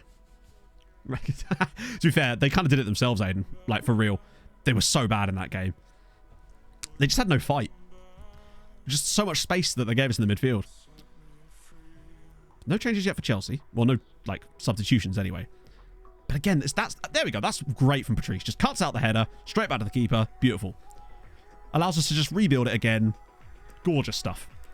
Like, obviously, if we were to, like, win the match, I think they'd get a little bump, but probably not, honestly, because there's no clean sheet on the cards for them. And they were a little maybe sus for the goal, but yeah. Yamin on a yellow. The only thing we could really do with the Yamin yellow would be if Navarro, if we brought on Tex-Mex later, it would be Navarro drops deeper, Velázquez moves across, and Yamin maybe comes off just because of the yellow. Although, here we go. Chance for a breakaway. This is where we have to take advantage of these. Oh, what a waste. That's offside against Chelsea. Okay, good. Well done. Good stuff again. Hey, perfect paddock. Castillo off. Not yet. Like I said, I'm waiting until... I want to see what Chelsea do first. And there's no... Like, the difference between a 62nd minute sub and a 68th minute sub, if we wait for Chelsea, isn't going to make too much difference. But I want to see what they want to do next. Oh, well done, Castillo. That's more like it. Show me a reason to keep you on. Like, that has to be a yellow. Of all the things in this game that has to be a yellow, that isn't a yellow. FM's really inconsistent about what is and isn't a yellow, and I feel like it doesn't use the context a lot of the time as the deciding factor. It has been low quality, but this is a good chance for Castillo. Oh, and it's a great save from Dijakobi. Oh. That is... Castillo is so good from those positions. Ball in again as LMS's header there, but the ball is still in play for us. Velázquez, it's poor, but he's still got it. He's still got it. Go on. Take Reece James to the corner. Oh. It does feel a bit like it's a bit random, yeah. Oh, welcome in, Joe. Welcome in, everybody that's joining for the first time today. Hope you're having a great time. This isn't always like this. Oh, that was a bit poor from Darla, because now he's caught up the pitch. Emmanuel, please, buddy. Make that run back. That's it. Yep, nice. Don't get caught out. This is the final. Perfect paddock. The only round that matters. I feel like that's where Chelsea could actually catch us. That ball in there, drop it deep and then ping it over the top. Kind of like what we do occasionally. I think that's where we could be caught out the most. But, like, have Chelsea even had a second half shot yet? And we've kind of picked up where we left off. Albeit slightly more subdued. They're still confident on the ball. Possession's still been very even, actually. Scott Chapman with the 22 months. How's it going, man? Up the MTK, give me some football glory. I'm not sure I'll get some with Leicester anytime soon. Probably we are not, going no. down, down, down, down, down, Deeper and down. down, down. Yeah, James does... But again, why change what is already working? Okay, look, fuck it. You know what? Let's do it. But I personally find that this is going to basically just stop us from... It means that we're just going to ignore a lot of this. Fiona! And he just got subs. So, yeah. I just don't like doing that. I've explained it loads of times. Perfect Paddock, thank you very much for the follow. So who do they bring on? This is what I was curious to see. This is what I was waiting for, to see what they do. Let me just let this pay out. Maybe we scared them off. They saw us on our little tactics board. Oh, Faticanti. Interesting. Let me just use this so I can see. So Reece James is off. Here's a fun fact. Kumwali moves back there, which is what we suspected would happen. So now Giacomo Faticanti. Why did this man not start? I'm trying to work out what Chelsea were thinking by not starting Giacomo Faticanti. He's not injured. He's superb. That might actually be bad for us more than anything else. But Kumwali's not had a great game either. And look at Mola now on a 6.2. I actually genuinely think that that little trigger press on him did actually work. And I wonder if now on Kumwali that could work as well. Weaker foot on them both, perhaps. Thank you, Henry. How's it going, man? Okay. I might make our sub in a second. We'll just sort of play out. Burrows, thank you for the follow. Oh, what year? This is technically the end of season 14, start of season... Well, not start. You know what I mean. It's the end of season 14, basically. Oh, Castillo's in! And again, he's just... Ugh. He was just a little bit slow on the uptake with that. Oh, yes. We always do a bit of full match on the finals, Henry. You know me. I'm a glutton for punishment. Malera's ball in, and it's cleared. Why is Bayona running like that? He ran a little bit like Erling Haaland. You know when there's that clip... You know, we all know that clip of the Dortmund game where he runs from one end of the pitch to the other to get on the end of it. And he has this, like, stooped running style just to pick up the pace. It reminded me a bit of that. Chelsea scored first. It was sort of their only proper opening of the game. And we've kind of dominated it ever since then. Scored from, well, not directly from a throw-in, but a weird set-piece move that I've never seen before straight after that. So I think now... Injured wants to play on, and he's had a great game so far. Montiel's done great at right back, so that's fine. I think that Castillo, for Milovanovic is the first sub. No others just yet. He does gallop. The man do be galloping. The reason for Milovanovic and not Labros is because I feel like Labros could come on the wings instead because he's more versatile than Milovanovic is. And Milovanovic has proven... I kind of wish we had Durin still, because I think he would have actually been my prime choice for this instead. But this is a big deal for Milovanovic because he is still only, I think, 20 years old. Might be only 19, actually. So a lot of stuff to put on his shoulders. But, I don't know, fresh legs, he's got the speed, he's got the quality, the youthful exuberance to want to do it as well. Look at this build-up play, by the way. This is absolute filth from us. If we turn this into a goal... Oh, it's a nice idea, though. Skin is... exclamation mark skin, as you've already seen. And it is Saz23, and that's surely offside, right? Oh, God, Patia's out. Right, don't let this be the end of our dreams. Nice. That was just good. That was actually good goalkeeper sweeping there. Allows us to maintain possession. I think I'll look for the next sort of subs at like 75 minutes, particularly if it's still a draw. Obviously, if we score, I'll make some subs. Because at that point, we're looking for slightly different things out of the game, and it's a good pass again. That's going to be a thrown to us. Okay. Just the one UCL so far. Where's the sausage roll seller? Oh, I could do with one of those right now. So that's our change. Milovanovic is in. First Champions League final for the young man, obviously. He is scary. Portier is scary. He's fun at the same time, though, because he has the ability to be genuinely marvellous, but can also be an absolute madhouse. And I kind of like that about him, too. That is a very interesting choice for that free kick placement. Particularly as that's their centre-back out there, rather than their full-back. Ooh, Darla diving in. That's poor. Right, get back, buddy. Cover it off. Nice. Where's the winger? Where's the winger? Oh, no. Oh, that's good. That was poor. We actually get them a lot of space there, and the winger just seemed to get caught inside. Didn't track back properly. Nearly cost us. Right, here we go. Milovanovic's first touch of the ball. Drops it off perfectly. That's what I want to see from him. Just little linking the play up. Good stuff. Speaking of Just Do It, Pog and I watched the that movie Air on Sunday night. Really good. Made us want to watch The Last Dance again, which is what we're now doing.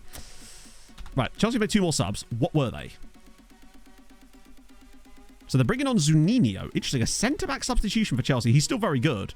Just surprised to see a centre-back sub. And they've also brought on Luca Alpert, who again is fantastic. No changes to their forward line just yet. And they're keeping some of their worst performing players on the pitch, which is fine. No obvious changes to the tactic that we can see anyway, which is good. I think they're just going for fresh legs more than anything, which means I think it might be time for fresh legs of our own in a minute. I think maybe... I suppose you could look at some of the players we have to bring off the bench and kind of wonder to yourself the same thing, because we do have some insane quality off the bench as well. But you're right, it does seem that they are better than some of their starting 11 players for sure, and that's great work from Milovanovic, but he's lost it again. But at least he's showing the fight to actually stay in it. The one thing he doesn't have is he's not quite as strong and dominant as Castillo could be.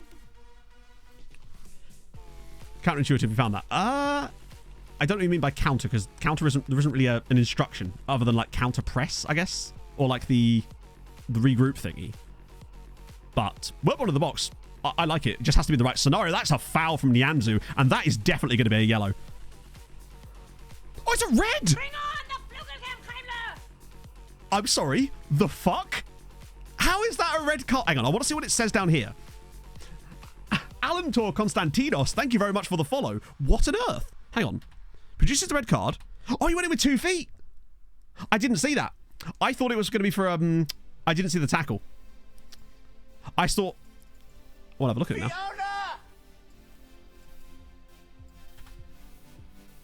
Oh, yeah, no, totally right, yep. That's hilarious, because they've just made a... That was a centre-back, which means they're going to have to make some changes. Yeah, I didn't see that. On my... Because there was a player sort of in the way a little bit, I thought that he just sort of like brought him down in a normal sort of challenge, and it was... I thought it was going to be for like last man when he clearly wasn't. But no, you're right, that's just a straight red scissor tackle. We actually had a red card against us in a final with our first ever win for Treaty, didn't we? I think it was the Europa League as it goes, against Milan. Oh, LMS, go on, buddy!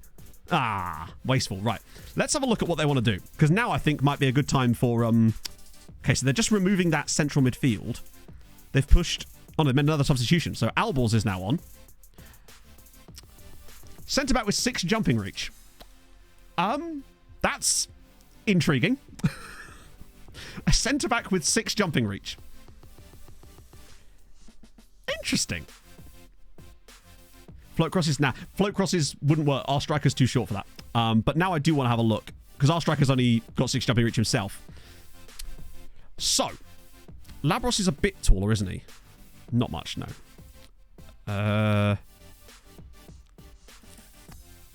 Tex-Mex is fairly tall. He's got 13 jumping reach. What I am going to do, though, is freshen up the wide areas, for sure. So we're going to go with Yeboah first. I think I might... No, I don't want to change it too much. Again, because we're still in control of the game. And if you start playing for set pieces, it means that you're going to not be doing something else in other places. Contrafracus isn't great. Take the lads on yellows off. No, I'm all right. Again, with the back seating, chat. Come on. We've been here before. Like, I will make decisions that I think are best. Legit Gamer, thank you very much for the follow. Like, we have to be sensible about this, because if we make... Like, obviously I want to get Yamin off, despite how well he's played, but it needs to be at the right time as well. And, like, if we take off LMS, who are we bringing on? Jarju? Valenzuela? That's not happening, is it? Like, that's just one of the things you have to deal with, right? It's one of these times when I actually kind of wish we hadn't taken Castillo off. Not that he's super good in the air himself. Do you know what? This would have been a good time for Bobby Tree. This is where Bobby Tree would have been perfect, but unfortunately he's injured. Like, because he is 6 foot and has 14 jumping reach. He would have been the perfect striker for this game. And we've used that to great effect before. Okay. Let's see. We'll just make everyone a track. Yeah, why not? Right. What I want to do, as good as Silver's been, he's having a good game, but he is tired. Because he runs so much. So I think it's going to be Labros and that. Imagine Goof. You imagine him.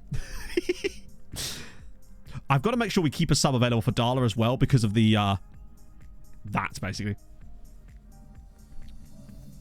To be fair, MILF Sniper 69 has come up with some absolutely poggy ideas. I don't think our goalkeeper's even that tall, is he? Even our goalkeeper, he has got 14 jumping reach in fairness, which is part of the reason I think he's actually okay at coming for those. So we've freshened up the wide areas. You know who would be great to have in this position? Do you mean Hossam Abdul Navi? Tex-Mex for the last 15. What I might do, because we are going to have to make another sub in a minute, and I think the sub is going to be Tex-Mex on for Yamin. Navarro drops back. They swap over. Tex-Mex goes to that spot. I'm going to wait another 5 minutes because I want to give Tex-Mex... I just don't want him to get seriously injured, and I also don't want him to be sort of like costing us match quality because of his injury. Oh, Silver's in. Oh, it's over the bar. How in the fuck did the defender get a touch that? I think our current style of play is going to be enough for us to get what we want. And now with Yeboah and Contravrakis, who are insanely fast and jinky, they're going to have even more to deal with in those fullback slots. Yeboah into the box straight away, pulls it back, and it's blocked and wide. Whoa. That's the thing. The extra time, I have to think about the extra time factor in this. And that's the thing. Oh, fast and jinky. They're jinking. So Chelsea do what I always do when I get a red card in that, which is to get rid of the AM, but it is going to limit their ability to play through the centre like that. Oh my god, Stefan Valev would have been superb. Or even, who was that guy I had on the Nordic Nomad save? Here we go. The pressure's on. Velasquez again. Slips it around the side for Montiel. Montiel pulls it across and there's the goal. Navarro with the finish. If we started playing for set pieces, we'd have been trying to get a corner out of that, potentially, instead of just pushing on and doing what we do. Navarro doing the business. Chelsea 1, MTK 2. Look at the football from us there. This is beautiful.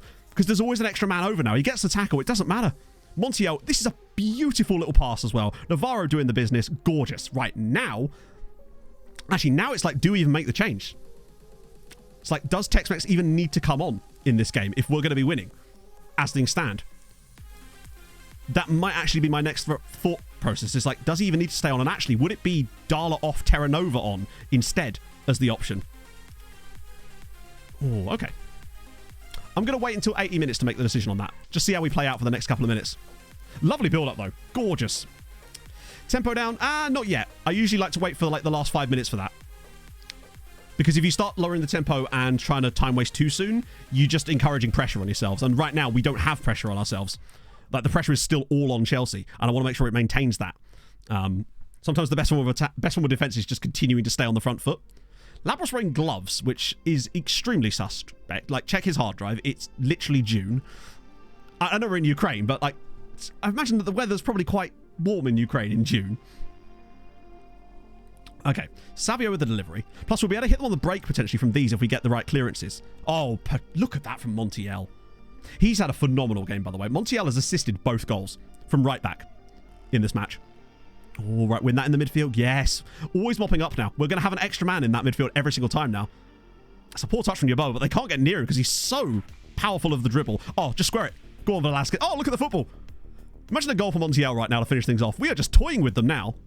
Oh. Ball across, cleared again. Oh, lovely stuff. In June, springtime. Very specific. We're just looking really, really good now. Darla finds the... Look at the space they're giving Velasquez.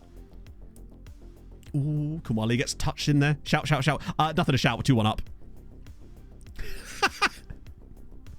It's the fact that he's wearing them in nearly June. No, they look like they still have one guy up top. Oh, right. Now. Right, so you know earlier I was talking about how I tend not to prioritize focus play unless they've gone asymmetric with a man down. This is when I do it. Because now we can go 2 for 1 on the left-hand side, and Savio is going to have to try and cover that whole side of the pitch. They've pushed him into the attacking midfield role to try and get more aggressive. But the problem is every time we win the ball now, we're going to have an overload down that left-hand side. That's what I look for when I try to make those type of changes, basically. Because now they're basically saying, hey, Kumwali, deal with this entire left side. In fact, now that it is 80 minutes, I'm going to fresh leg it. Get Terranova on, so he's up against fresh legs in that spot as well. It sometimes works, but I ain't risking it because, yeah, the last thing we need is bad juju. Okay, 10 minutes to go, 2-1 up, looking good. That was an awful delivery from Chelsea there. Milovanovic with the speed. Finds Yeboah. Oh, slip him in. Oh, come on, Yakuba. You could have played a better pass than that. Whew. Breezy and 24 degrees. Let's have a look. Ooh. Yep, it's 24 degrees. Like, why do you need gloves in 24 degrees? That's beautiful weather. Oh, and again, we're just keeping the ball off them now. True. I suppose it's a little bit cold, but like, come on, Labros, you're better than this. You should know the comments you're going to get. Montiel to the box again. Pulls it across. That pass has been on all day. Ah, it's a waste. I think we just have to see this out. Maybe you're right. Maybe it's a superstition. Fred West wore gloves in June. I don't know. Fred, did you? Oh, man will be man of the match. And he'll be man of the match. He deserves it. That's it. Get back. And well played. Again, LMS, wonderful cutout. How is he on a 6.4? He has done nothing wrong in this game at all. Kontavrakis driving back inside. Beautiful for Milovanovic. Did he just chest pass that? But now this is the problem. That little overload there is just going to cause all sorts of problems. Really nasty. I know. Why didn't I think of that? Maybe man's just gets really bad eczema, which actually would not work at all because I get eczema and gloves would make that way worse. No, we just have to sort of chill. Keep playing the ball around. Doing our thing. Milovanovic brings it down on the chest. He brings it back again. Pops it. Oh, he's tried to dink the goalkeeper. Lad, he actually should have squared that then. If he pulls that across, Navarro has a tap in. Well, the gloves are covered in oil. Oh, careful. I mean, he's Greek. The Mediterranean diet, isn't it? They're really pushing players up now, but it just means every time we get the ball now, we've got overloads. Darla's into a great spot here. If Yamin finds him... Oh, it's Terranova now because he's on the pitch. Good stuff again. Ah. Montiel is sensational pretty much in any defensive position. That's why he's so useful and versatile in this team. Labros again. Poor touch. To be fair, I get really bad circulation in my fingers. So sometimes I wear gloves if it's like... But look at the tracking back from Milovanovic there. Yeah, he's conceded a free kick, but beautiful. He's done all right since he's come on. 6.8 rating. I've actually quite enjoyed his work so far. He's just offering a bit more... Oh, good clearance. Really important. Knocks it down. Uh-oh. Well played again. Montiel just right place, right time yet again. Also in jorts. I hope so. I'd like to believe he is playing. Imagine if you could actually put your manager in jorts on the touchline. I couldn't find my bottom of the swimming pool shirt to wear today, so I had to wear an actual nice-looking shirt. I guess so. Oh, yeah, maybe so. Maybe there are. Congratulations, I've played myself. 85 minutes. We just have to chill. Yamin with the lung-busting run forward yet again. He's been everywhere today. Clips it up. But look at that. When they clear it, there's nobody there for him. It's just Velasquez. Always. Oh, big tackle. Ah. Most likely to wear jorts. Allardyce, mate. I feel like Pep would randomly rock up in jorts one day. Just, there'd be a special type of jort, like Gucci jorts, but unbranded ones. Here we go. 3 players in one position there is less than ideal. Daishi rocking in the jorts. Actually, I could see that. Square jorts, yeah. Oh, lovely. Players it in. Here we go. Labros to kill it. To kill the chamber. Ah, it's a good touch as well. This is very similar to the last Champions League final, where we analysed it for the first sort of half an hour, 35 minutes, made a little change, and then after that, 3.45 XG in the final. If we don't win this from here, it would be a travesty. The chance creation has been superb in this game, and knocked it through again. We've massively underperformed in this game, but this has been a domination fest, even more so than the Inter one, which I did not predict. The red card has been massively helpful, though. Oh, look at this football. Just so controlled and composed. Montiel wants a hat-trick of assists today, and he's going for it. Down the right he goes. Slips it around the side for Yeboah. That's gorgeous football again. And he's offside. Oh, hemp jaws.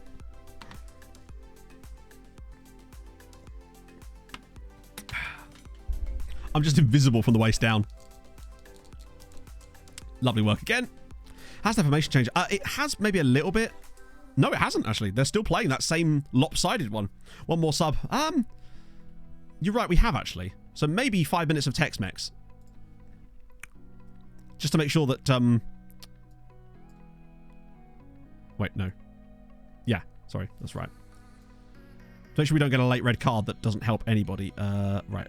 Right, hang on a minute. I want Navarro there. Then I want Tex-Mex. I feel like... Oh, no, we have used the last subs. Wait, hang on a minute. What? 1, 2, 3, 4. Oh, the subs with the stoppages. We haven't had enough stop. Yeah, we had too many stops. Shit. Something that rarely ever happens to me because I make the subs in clumps a lot of the time is Milofanovic. Their goalkeeper, genuinely, I mean, I know it's offside in the end, but he has done remarkably to keep this game as low scoring as it has been. I feel like Milofanovic, honestly, is unlucky not to have scored in this game. Oh, here we go again. Ball over the top. Kontavrakis brings it down. Surely this time. Surely. And he does score this time. It's 3-1. Game over. We're champions of Europe for the second time in 3 years. Labros Kontavrakis. That's going to boost his rating. That'll get us a little bit of extra money for him in the summer. It was coming. We've been absolutely battering Chelsea over the last half an hour of this match. Gorgeous football. Yeboah just lofts this in. I can't believe he nearly doesn't score this, but he takes it back off the defender. What was the defender doing there? 3-1. Champions of Europe yet again. Come on. That's the one. Is there more to come? Maybe we could grab another one. Really embarrass them. We're going to get a kickoff goal. Champion.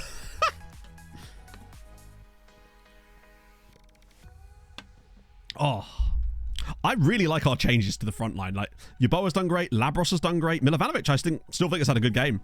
It's the gloves. It's all about the gloves. Ah, glorious from us. We've deserved that. 4.38 XG in a Champions League final. I'll show you the suit and jort combo as we're lifting that trophy, Brant. Worry you not. Yeah, I think we just need to play every Champions League final in Kiev, and then we'll be fine. That's 2 wins in... Wow. Oh, this has been... I can't believe we played so well. Like, we played fantastic. And Yeboah's in again. Now he's been fouled by Alpert. They're just having none of it. But then, no matter what... 4 minutes of stoppage time. We can just relax. Fuck it. Be more expressive. Have 4 minutes of just monstrous loveliness. Gideon sends his regards. This has just been so damn good. That second half performance as well. I still feel disappointed that we've not come even close to matching our XG again in Europe. And Navarro's coming through. Could we now match it? Can he pull it back inside maybe? Oh, so many bodies there. Labros. Velasquez finds the pass. Holy shit. Some of this football inside the Chelsea penalty area in this second half has been woefully excellent. That doesn't make any sense. I don't even care. We've played so well. And yet Patrice is still on a 6.8 and LMS is on a 6.6. And Yeboah into space again. They're going to let that goal out, but who cares? Oh, we're going out for a wonderful night on the town.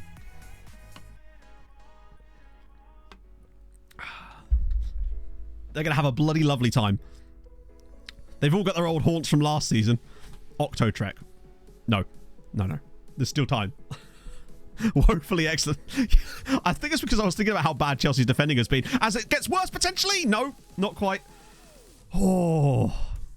Damn. Montiel. For me... Hang on. Labros is on an 8.5. He's going to win man of the match here. Did he assist one of the goals as well? He must have done. Oh. We've got to keep our composure, and that's surely going to do it.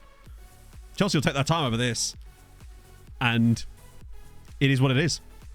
Second Champions League win of the same. I mean, this is going to help us, at least with the coefficient, right? Because we might get close to 60. It's still not going to be a good year, but what a brilliant performance from... For me, my man of the match is Montiel. Personally. Because he has just been... He's had a really solid performance, even when things weren't going great for us in this game. He stuck with it. You know, playing at right back, gets 2 assists for it too. The league rep will be helpful as well. And that is it. Chelsea 1, MTK Budapest 3. We are champions of Europe for the second time. And now the presentation of the jorts.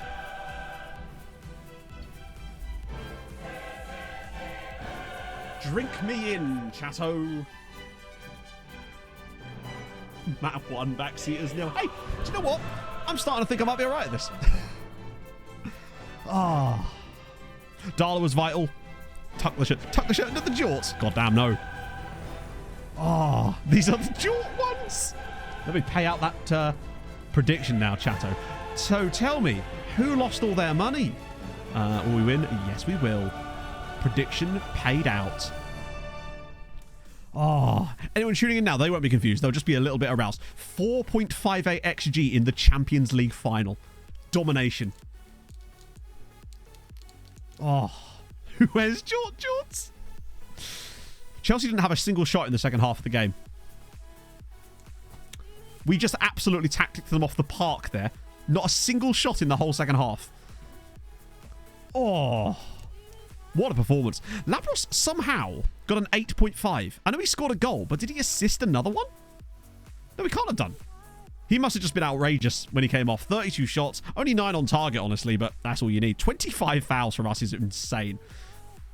This money I won. Do it for the people of Kiev. Another leg. Little bit of hip swiggling there. For the extras. Amin, thank you for the follow. Yes, very soon. Give me channel points. You just get them from watching over a long period of time. And now we get the next part of funness, which is to find a load of ridiculous players. We got average. Yeah, they're all just one giant AM. Oh, their keeper did well, honestly. Like, it could have been a lot worse if it wasn't for Chelsea's keeper in this game. Let's be very clear. Like, he actually genuinely, he made some fantastic saves in that game. It could have been a lot worse. It probably could have been, you know, if we'd have won this game 5-0, I genuinely don't think there would have been any complaints at that point. Right, money. Give me the money. Darla injured. What was the injury? Tight hamstring. Yeah, I think we're glad we left it on. Oh, Harold Bishop Ultras. The perfect time. We'll do the Harold Bishop first. You'll love to see it. Right, chat. If you've got a Harold Bishop, most of you have been gifted a sub today by someone, which is kind of insanely generous, firstly. So you probably have access to a Harold Bishop. If not, you can unlock individual emotes if you're not subbed. I will absolutely do that, Silverminds. Remind me after the Harold Bishop Ultras. But first, it's time for the Harold Bishop Ultras. So get your Harolds out, chat. I want to see all the Harolds. And a 5. And a 4. And a 3. And a 2. And a 1. And Harold, take it away. The minute you get up to it, you're dead.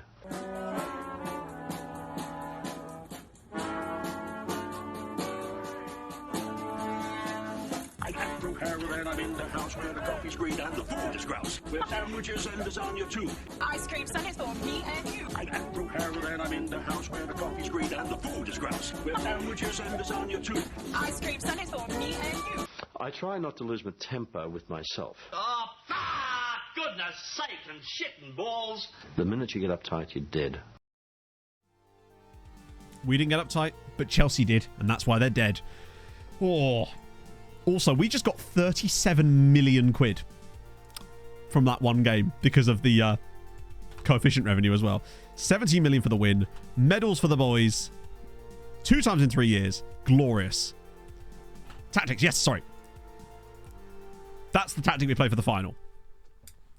With a couple of minor tweaks throughout. So midway through the first half, I turned a work ball into the box as I felt that would give us a better chance. It did. I think it was actually what... Ironically, it was turning it off that made us win the last one against Inter. Icarus with a gifted sub to Zach. Thank you very much, Icarus. That is very kind of you, friend. 5-star. Oh, we've been 5-star rep ever since the last one. I don't think we actually have rep stars anymore, but we've got worldwide rep. So I think so. Get the Harold out. Yeah, you don't want to get your Harold out outside of here. Maybe it was all about Emmett. You never know. We use a poacher, but we have instructions on him that kind of makes him play a bit like an AF anyway. But we kind of weirdly prefer that. For whatever reason, it just seemed to work better. Oh, Cat, thank you for the follow. Oh. But that's what we've been using. Bored delighted, I should fucking hope so. Fitness concerns, well, they can have a nice rest now, can't they? Another £1 million there in TV revenue. 20.39 million. Attempts to get 5-star rep. Win the Champions League. Basically, that's what did it for us. We got worldwide rep the moment we won the Champions League. The previous time, obviously, not this current time. That wasn't irrelevant to us. Harold thing. It's... Okay. So the Harold Bishop Ultra thing, basically, this goes back a couple of years to about 2 years ago. I was doing a save in Africa. And we were managing Cape Town Spurs, which I don't know if that's even relevant. Fulham were playing QPR in the West London Derby in the Championship that day. And someone told me, I say someone, Dazza, in chat told me that Fulham had a marching, like a brass band serenading the QPR players off the bus. So that's the first part. Back in a second. Millie, thank you very much for the 100 bits. All of Europe. We're never going to stop. From Paris Kiev. down to Kiev, we've won the sodding lot. Konto and Terra Nova, the fields of sport you rode. We are all baby to our club MTK. Alley, alley, alley, alley, alley. You love to bloody see it. Final score. I'll put it up on the screen. I'll get because we're gonna have another Champions League. Can I even do this yet? Oh, I can't. Hang on. So yeah, between Fulham and QPR. So basically, this happened, and then what happened was we were watching that clip at the start, and I had that over on the screen. I was just dancing along to it, and we started conceding goals in the game we were playing at the time. And somehow from that, there was loads of memes made about it. And then I just got bored one day and decided to make the Harold Bishop Ultras. Winning the Europa League Cup too. I think it would help, yeah. Winning anything helps, but winning the Champions League is the key thing. So financially... Hang on. We gained £37 million from that. But we had 46 million in the bank before. Where's all the money? Is there like a payout for something here? Ah, that's what it was. The 15 million for that. Oh, so most of the prize money's gone. But at least you get a little bit of cash. That's a lot of bonuses. Holy shit. There was a lot of neighbours discussion, yeah. Right, let me just go on today so I can show you the final score properly. Because otherwise it won't. Squad planning, lol. We don't do that here. Well, would you look at that? PSG want Yeboah. That seems about perfect. Also, there's some clubs interested in Rivadavia. And that might be an excellent way of us maybe even avoiding. Portillo wins goalkeeper of the season. That seems not fair. I feel like no matter how... Like... I feel like Gajic... What the fuck? Hi. He's a bit ridiculous. What about David Pina? Low extra... God, he's my dream man. Honestly. I know he won the Champions League, but he was not good. Also, look at that. Darla and Montiel were defenders of the season. Weirdly, only Malero getting on the Champions League midfielder of the year, and nobody at all on their... Wow. Oh. It's apparently Daishin jorts. Oh, God. I love that he's wearing a crop top as well. It's very Daish. Oh. Oh, wrong button. We had conceded 4 in the league stage, which definitely helped for sure. So, now I'll get the actual screenshot up, because I think it should work now, right? There we go. That was the actual final scores, as it were. Oh, I can finally take this bloody jacket off now.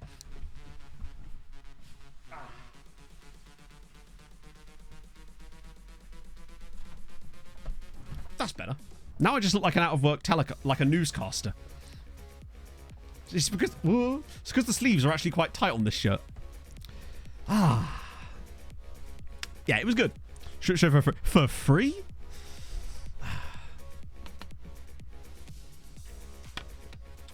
No, what I mean is that, like, by winning the Champions League, generally speaking, by getting to that point, you've almost probably earned enough rep that by winning it, it's going to take you over the line to become worldwide at that point anyway.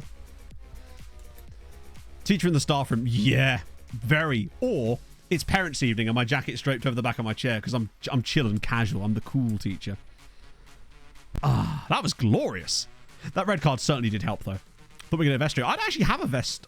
If I was wearing a vest, I'd be totally down, but I don't think I have one currently. I could sort of disassemble the shirt a little bit and go vest and shirt, maybe. Bit of a vest and shirt combo, maybe. If you fancy that. Fuck it. You know what? Yes. I feel like I need to get out of this like shirt. It's very constricting. Anyway, so I'm going to put a vest on underneath it. And Let's go a bit more smart cash for more cash for the rest of the stream. But luckily, I prepared us a Wikipedia quiz, and then after that, we're going to come back, pick up some players, and have a bloody lovely time. How about that? Let's go.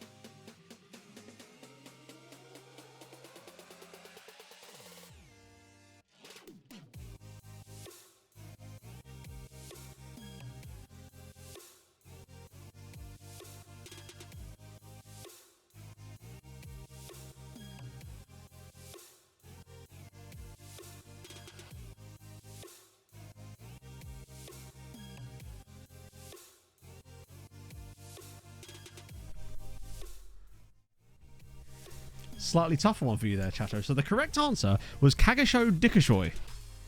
And I know someone got it because I saw Deja had it, and I don't know if anyone else got it. Divine Chicken Wings had it too. Yeah, it was Kagasho Dikashoy. For some reason, I was thinking about him. He came into my head, and I thought, you know what? Fuck it. That's going to make a perfect one for the Wikipedia quiz. Where's my version? Let me just get my sleeves rolled up the correct way. Got to do it rightly. Did Kevin He did, yeah. It was a remarkable day. I was partially? I was partially fully clothed. As partially fully clothed as any human being can be, right? Let me get there we go. Sleeves correctly rolled up. That won't fall down now because we have the magic technique. Bit of ASMR. I do have ASMR, but I've taken inhalers for it, so it's all good. Right, let me just get this. So the shirt is really tight on the cuffs. It could happen. There's a chance. We have business to attend to. Also, we've got to try to extend loans. Oh, that reminds me. I think I figured out why those loans went for 2 years rather than the normal amount. So, there we go. That's better. I'm feeling more smart cash now. So, oh yeah, coefficients. That's way more important than whatever I was talking about. Coefficients. We are on 16.2. Oh, you get so little for winning the Champions League, don't you? We still end up coming 6th on the year as a result of that, but at least keeps us a bit closer. We only finished like 2 points behind Germany. The problem being, of course, next season, France gets 6 points on us. In fact, 6.5 points on us. And that's the problem. They're going to leapfrog us pretty much from the start of the season. And we're going to spend the entire rest of it playing catch-up. And that is going to be really, really difficult to actually maintain. Now, we'll be level on points with Germany for the most part. So there's a chance that if Germany have a bad year, we have a really good year, we can overtake them maybe. But I think there's a real chance that we could actually slip to 6th. Which wouldn't be the end of the world. Step back to take a step forward.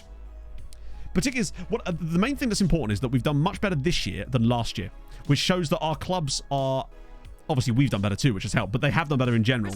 They're adapting to having more sides in Europe and playing better. Ferencváros playing in a lower level competition as well is really going to help us. Jallo official, thank you very much for the follow. Mansfield Town. Yes, I can. That is one thing I am able to do. Let's have a look. If I can spell it correctly. That would certainly help our situation. Hey, Mark. They are in League 2. They are indeed in League 2. And the question is, if we can find a player that's been there long enough, we could see how... Fuck me, they're all new. God's sake. We could see if they've maybe moved up a few leagues. Here we go. So, yeah. So they were in the National League for a little bit, but now they are back into League 2. So there is that. Champions League clubs do need to do some work next year. So basically the loan thing. When we propose the extensions, obviously because we're still in the season before, I suspect that when they come through, the only thing it can really opt for is end of next season, because that's technically true. However, I suspect that because the loan then doesn't take active on that contract until they finish their current one, at the end of that point, I think it carries over with the end of next season, and thus it actually ends up carrying over for 2 seasons instead of 1. That's the only thing I can think of. I don't know if that's a glitch or whatever, but either way, I still think it's pretty cool. So, I think our first port of call, honestly, is do we want to try and pick up that guy from Villa on a free transfer? Where is he? This guy.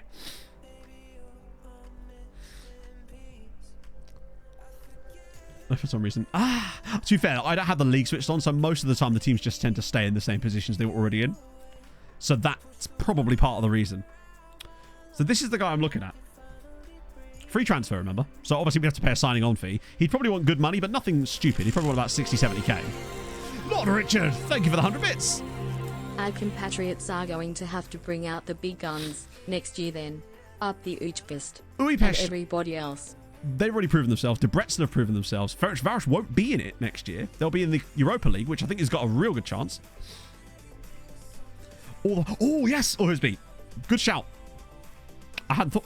Yeah, so basically, you know one of the issues I was always complaining about is the lack of filters. If you go to this and go to all players, you can still use the same views, but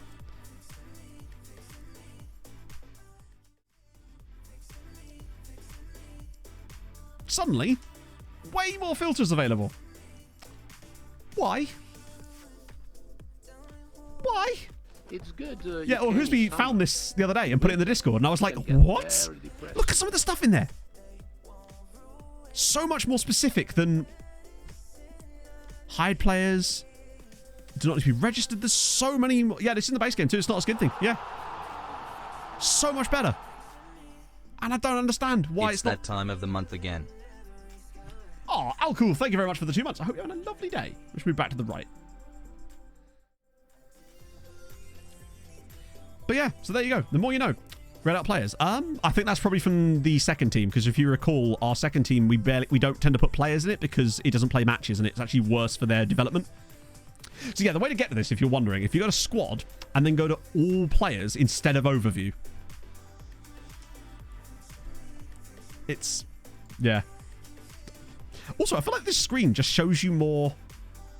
It actually has more screen real estate too. Like, it just shows you more information. There's actually more room on the screen as well. It just covers... That's so much better. I feel like that should be the default more than anything else. It's a shame you can't set that to be the default in here. Oh. Youth players to loan out. Exactly, yeah. It is really odd that it defaults to the other view. Again, makes no sense. Like, all it would have to be is you just have like a default option. But yeah, it is, again, doesn't make any sense, does it? Just yet another one of the areas where FM's just a little bit strange. Let me quickly just look up this, do this lookup, and then we'll come back and try and sign Robinson. Because I think Yeboah, if we get big money for Yeboah, he might actually, it might only take one sale. So there he is. Oh wait, no, this can't be the guy. Or is it the guy? No, that's loads. There's loads of people called Luis Enrique. Come on, what are you doing, man? What the fuck have I done there? Oopsie. Right. Luis Enrique Barros Lopez. Not like that, Matt. Unfortunately, I suspect he may well have retired by now. If... Ooh, anyone? Nope. But we'll send them around again. As is the rule. Eventually, they'll all be on Gonzalo Siegrist. Oh, and a scouting update too. Oh, wait. Oh, damn, yeah. We've been keeping a few players off on them. My God. Okay, right. First things first, Ian Robinson. That English factor is going to help as well. Shows up as Duck. Yeah, but if me typing his full name in didn't make him come up, the chances of him actually showing up after 14 seasons are probably quite slim, I would say. Let's see. Process sign. Regular starter. Wants to be an advanced playmaker. Nope, you're not having that, but you'll be a regular starter and you'll like it. 88 is quite a lot, actually, bud. You've got England caps. We can't really do much with that, but I would like to sign you anyway. I might just... Let me just see if I can dick about with him. Offer him like 70. Just really try and drive this down. Right. I'm glad that still works. That's 77 is fine. I just didn't want to pay 80. It's 3 years, which isn't too bad. I feel like the value of him for the flip would be superb. SI hidden actually useful features. Wouldn't even need to be 45 minutes long. Honestly. I think that's a good piece of business for us. Particularly if we're going to lose... Bear in mind, we are going to lose Malero and Yakubu Yuba. We're going to lose Malero this summer because he's 32. He has a year left on his contract. I don't think he's worth an extension at this point. And as a result, I think he might have to leave this summer as well. Mike Holtford. God, Mike is still not losing his 5-star potential either. Oh, yeah, by the way, we got Mike. I said got Mike. Mike is finally in the save, is what I mean. Okay, anyone I can get rid of from this list. You guys have fallen off a little bit. You're derated. The rest of these guys, though, shitting hell. Okay. I think he plays for someone else, doesn't he? Exactly. He'll be out to Dortmund. It'll be fine. He'll have a lovely time. But yeah, we do get a very good mic, which is nice to see. Did that just reset? Right, it did. John Jensen. It's quite cheap. Hang on. I'll show you him. If I can actually click the right button. Because we're going to have to do the loan extensions in a minute as well. So there he is, currently, anyway. In all his glory. Yeah, now we just need to get a really good Holly on top of it. Looks nothing like it. I know. He has yet to send me a picture so that I can update it. Man has promised, but he has not yet delivered on it. Some might call him flaky. I say these things because I know that sometimes he lurks while he's working. So, Mike, if you hear this, love you. Right, let me just do Forest Green Rovers as well. Then we'll actually get onto the scouting. And League 2. Just find an older player so we can see. 1 year at the club. God damn it. The older players are all new. Well, they literally are. Joseph! That's a real dude. Love it. Great name. Please continue, sir. Every single one of these players has joined the club this season. Which implies that they might have been relegated or something. Hang on, is there anyone in this team that isn't... What the fuck? Did they just sign an entirely new team or something? What the... Huh? I'm so confused. Every single member of this team has joined Forest Green this season. Finally! Good lord.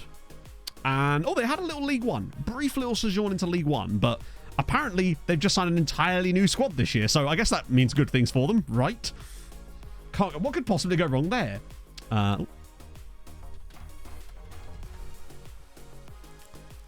Marcus... As Mark...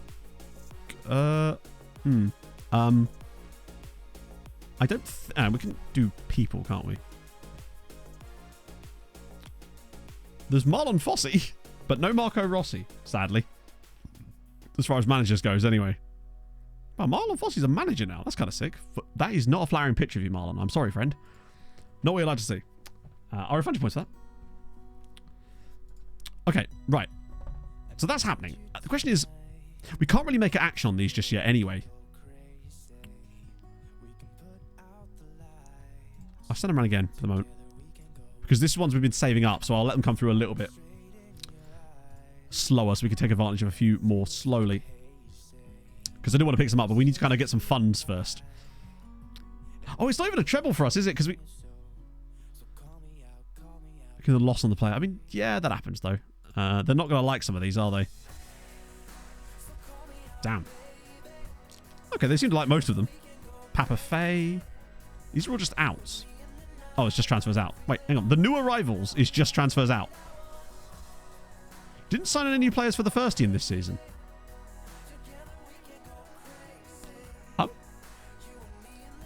Sorry, what? What do you mean we didn't sign it? Have you been watching the recaps of the board? Didn't sign any new players for the first team this season. Oh, is this because every player that we signed is technically a youth team player? The result was 3-1 to us, Keynote. I think that's what it is. We actually didn't sign any like players that weren't like 16 or 17 this year, did we? Normally we sign like one guy who isn't. That must be what it is. It's just because we only... I noticed this when I was doing the recap video, that almost every player we signed was like a youngster. There was no like random 22-year-old signing or anything like that, whereas there normally is a couple, and there will be this year. 89% attendance, because we were sharing a ground with Ferenc Varos, so I suspect that would have had a slight impact. Oh, how many followers do we get? 18 million new followers this season. Chat, MTK Budapest have 54 million followers. Also, our family standards shrunk. So there's that. It's all the Glory Hunters, yeah. Corporate remain the same. Hardcore drops down to 5%. Also, can we talk about how useless the supporter profile stuff has been? Do you remember what a big deal was made of this at the start of the cycle? This has had no effect on any part of the save, and it's just a thing you see once a year and go, oh, like, what was the point of it? So what do they want next year? Standard sort of stuff.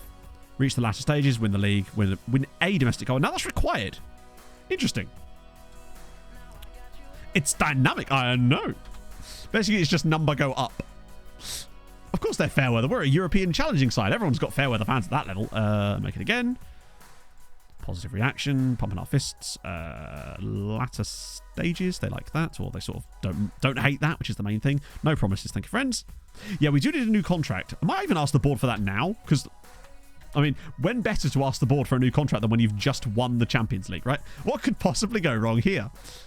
Also, maybe a new affiliate while we're at it. Actually, no. Screw that. This is way more important because these don't come along very often. So we'll do new contract, which is under me. And then we'll ask them for these as well. Because we can ask for affiliates anytime we like. It's these that don't always come along, and we do need this. Oh, we're in the middle of a takeover, aren't we?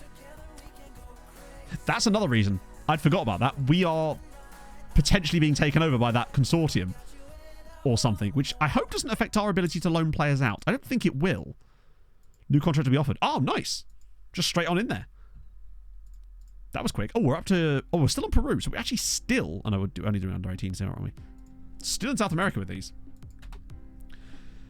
When it's introduced, doesn't work in the FMs and outs, and that actually works in the digital iteration. Does it, though? Like, has the dynamic youth actually worked this year? Like, I mean, obviously...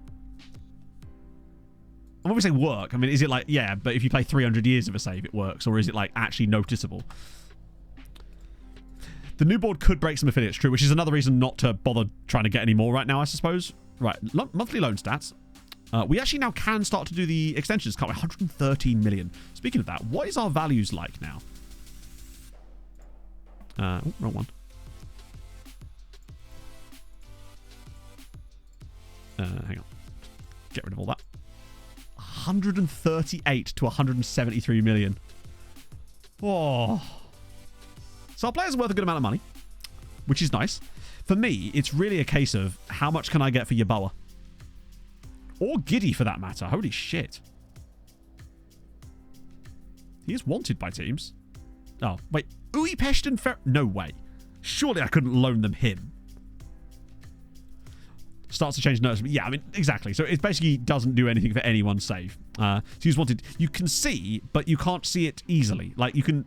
So basically anyone who's anyone is wanted, but these are not players I'm going to sell. Bobby Tree, I don't really want to sell him. Yeboah really is one that would probably be on my list to sell. I think he's the one. See you later, Inferno. Yeah, basically, Smori, it doesn't change at all. I just was supremely disappointed with everything that was brought to the game this year. I'm trying to think of a thing that has improved my experience of playing the game this year that wasn't in last year's game. You could argue that the Champions League music is a nice little touch, but I would never have thought that that would have been the thing. The other stuff is like either makes my experience worse or I just simply don't use it. Transfer AI does feel like it's a little better, but it would have been nice if that was made a bigger deal of. Right. Okay. So we just gotta... Oh, the skin. Yeah, the skin actually has been way better, but that's obviously not from them. Let's see if I can actually extend loans yet. Because we won't have that many to do this year. interesting. I can't do that yet. Oh, it's because he's loan. Hang on. I want loan then and then expires as well, but sorted the other way. That's what we want. So now these guys, can I offer them a preference? Oh, I can. Nice. Right. This is interesting. This is what I want to see. So Radovanovic. So there won't actually need to be that many of these. Bartechko as well. Yeah, the whole considering their options thing is very strange as well. I admit that is very odd. And I don't... the thing is, it used to be in the game last year, I think. But it was the frequency to which it happened that has drastically changed. And not for the better. Taquinho, weirdly, he's considering his options. Bergevans back. It was probably other, but I feel like at least the Bergevans one came with other stuff whereby it wasn't like the sole thing. There was other things input into those games. I think that this year is kind of very important for SI as far as like, I think they kind of lost a lot of goodwill with the player base, the general, more hardcore player base, obviously, with the stuff that was brought to the game and also the way it was presented. Like, piss in my mouth, but don't tell me it's raining, I suppose. You know? I have standards. Trambo. So all of these loans here that I'm able to get the proposal extensions for, these are the ones that we started as new loans last year, which is why they've only got the 1 year on them. But I want to see if we have the option to extend the loans of the players that already have an extra year in their loans and whether it would actually let us extend it past that point. The loan extension bug. What was the loan extension bug? I'm curious. Anything to do with loan extensions gets me curious. Don't piss on my jorts and tell me there's a storm. Exactly. Hey, you do what you want, but like... oh, that's close. He's leaving. A few of these guys are leaving, and that's actually fine because some of them are going to... Most of them, in fact, are either being released and they're Hungarian young players, or they are, for the most part, with a couple of exceptions that we didn't realise until the time. So he's another one, isn't he? Yeah, and he's another one. And Otero, that's fine. Yeah, do you remember the fact that this year's game cycle actually began with player development not working? And that, to me, is kind of odd. I think I will extend Mihail if they want him, honestly. As much as he is very good, I think we could sign players that are going to fill that hole, and I'd rather him stay out there doing stuff for Budapest, just considering how good he's been for them. Shit. Donzalo, he's leaving. Strawberry Ninja. No.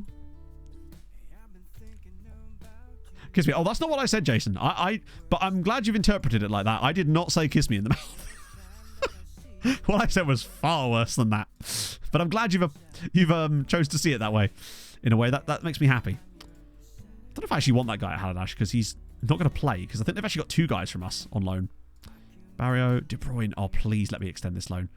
This would be superb if De Bruyne could finally get some consistent football. Paul Johnston. St. Kitty and Novician as well. We actually got quite a lot of new loans this year, didn't we? More than I thought. Velichkov. Yep, cool. Wait for the agent over. Yeah, so that was... We've not managed to recreate that, but we have found some stuff around it that works as well, if not better, which is the thing I'm doing right now, which is why I'm proposing loan extensions from this screen and not waiting for that other one to pop up. So the benefits you get from this. 1, it seems to give you a higher rate of acceptance because it's less close to the end of the window or to the end of their contracts with the loans for some reason. 2, for some reason, it also seems to give 2-year loan extensions rather than 1. Which is so much better because obviously it means that I'm not letting Blaise Urin stay out on loan. He's not played enough and he has to play. They're wasting his time at Budapest, so we're going to bring him back. I'm not going to do it immediately. Actually, can I record him from here? Yeah, I'll do it from here because I don't want to forget. Because he has to absolutely come back to us. Be a waste of his time. Plus, I feel like he's actually good enough to get a load of first team football for us this year and it'd be a waste to keep him out there. Unless he was playing regularly, then I'd maybe change my mind on it. But yeah, this screen is now your new god, basically. So but you'll notice here, these ones are 2037. So these ones have an extra year on them. And all the ones I'm extending right now should, in theory, get an extra year on them, an extra 2 years on them. But I want to have a look at the nomenclature. Wait, why can't I extend him? That's odd. Oh, because he's at Rosenborg. Never mind. And he probably won't be able to be extended either. So now I want to see if I can propose loan extensions on these guys. No, you can't. Because they're on 2-year loan deals. Not really, Brands, because I just don't do it in one big clump. Most of them I put on long-term deals, so you don't have to do it very often. And a lot of them I use 3-year extension clauses, so it's a case of clicking one button a lot of the time.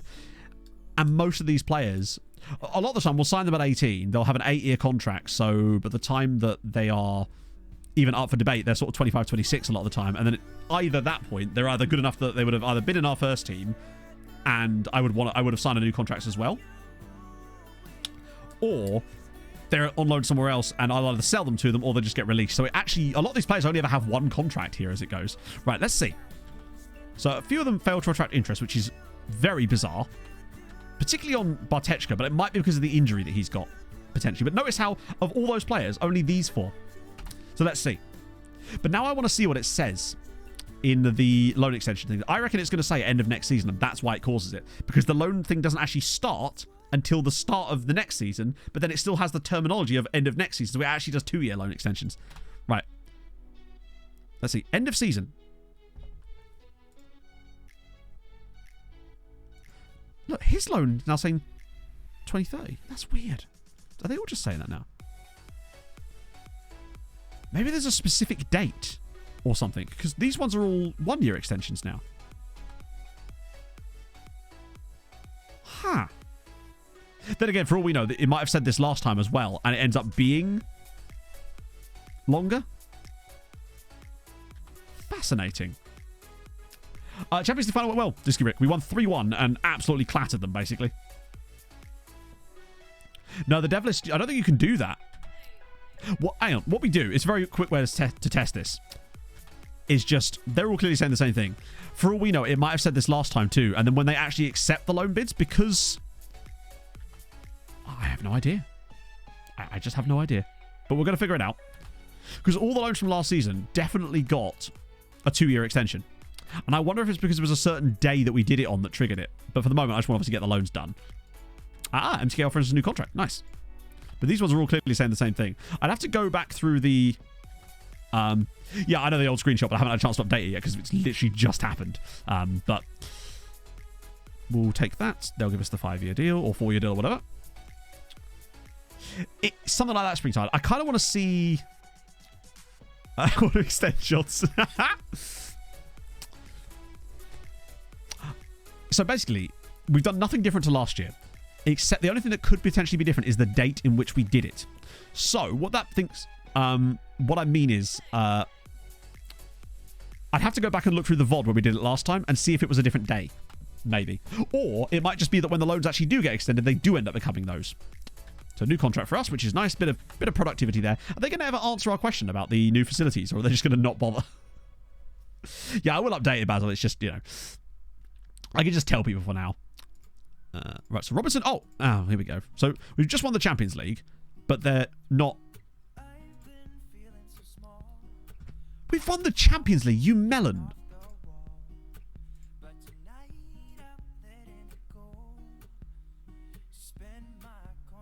We don't want to be relying on young players who aren't ready yet. Mate, have you seen our squad?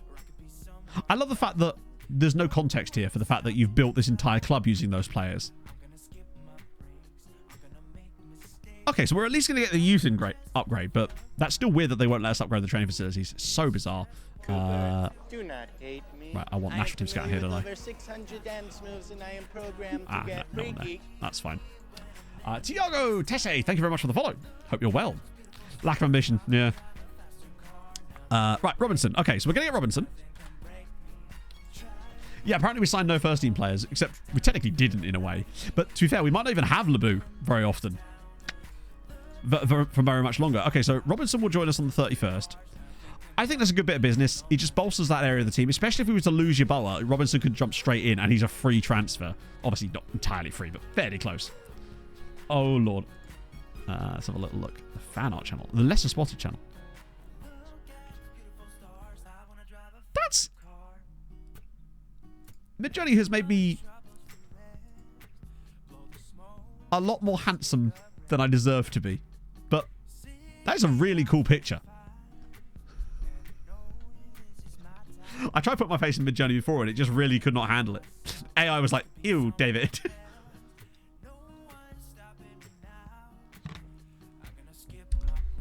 Well, it says in the process of a takeover. Did it say board takeover? Maybe that's what it is. It's a board takeover, so it's not a useful takeover then. Cooper. Potentially. The jorts are off screen. Empty Rebelo, thank you for the follow. Municipal? Nah, no one there. It's the Hollywood casting. Oh yeah, that's the who would play me in the movie of that final. They'd have to look good in jorts. They'd have to do their screen test wearing the jorts. That's the key. Scorch's talk of takeover. A rich benefactor. Hang on a minute. What? Oh, Joe. What a bell piece. What a monster. He's scorched it. Does that mean this is now dead? Loves the club. But didn't love the club that much, did you, buddy? That was weird, though, considering it said that it was an internal takeover, and yet we had rich benefactor. Was it someone from inside that was going to invest loads of money? That's very annoying. We could have done with loads of money. John Cena. Mediterranean. I mean, I've been getting slightly more tanned lately, just on account of doing all the running outside, which has been nice. Oh, speaking of that, I did my 10k thingy on Saturday. I was aiming for 1 hour 10 because that was like, oh, I feel like I can probably do it. I ended up doing it in 1 hour and 6.5, which was actually, I was pretty pleased with that. Makes me think I'm actually a bit faster than I think. Now I just have to sign up for the half marathon. The Kitman's a secret billionaire. Oh, nobody cares till you wear the jorts. True. Right, now let's have a look at his contract.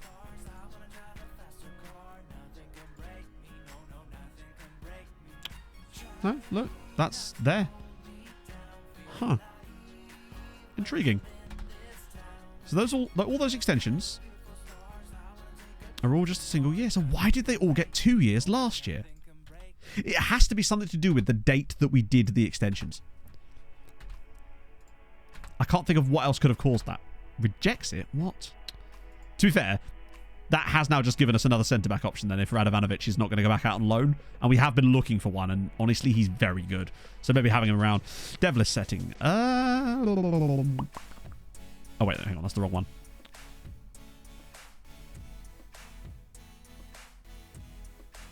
Yeah, I don't think you can even set that information. That information is not even like it's not something you have control over.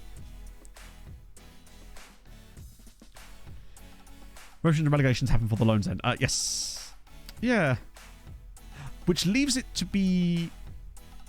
Okay, so it has to be one of two things. Now, bear in mind, for all we know, when this ticks over, they could suddenly get a random extension. So we have to look at some of these players again when... Let me just find a random one that I want to remember as the one to keep an eye out for.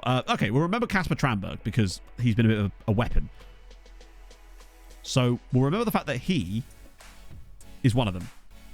So either it's just that it happens once you tick over into the new season and it just randomly updates, or it's because of the date that we offered the extensions last year. So I'd have to go back and check the VOD and figure out what date it was. Now, we did it on the 3rd of June this year for reference. Also, I love that they just said that Labros wasn't that good. Man was literally Champions League man of the match. I mean, I kind of agree in some respects, but man did still score a goal. A few more extensions. Cool. It's still way better than doing it the way we did it last time. The way we used to do it, though. Because we get all the loans done so early. And it's just so much less hassle. It has to be something like that. The score of the final was, oh, great. Was 3-1 to us. We absolutely smashed them, honestly. I think it was like 4.5 XG or something we got. And Chelsea didn't have a single shot in the second half. Just destroyed them. Strawberry Ninja is... I'd have honestly been better off typing in Strawberry. Strawberry Ninja is Strahinja Mishkovic. I started calling him Straw Ninja, and then chat just decided his name was Strawberry Ninja, so now he's Strawberry Ninja. Because reasons. That's how we go. June 2nd was last year's renewal day. Interesting. So we did it a day late this year, and I wonder if that day makes all the difference. For all we know, that date could be the key. This is the final. We've just been extending some loans, changing my clothes around. Not a lot, honestly. We've just been working on the loan situation. What the nomenclature said. Yes, find me the nomenclature. Bring me the nomenclature.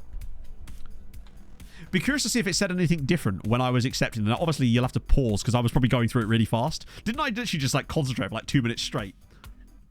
Which is hard for me.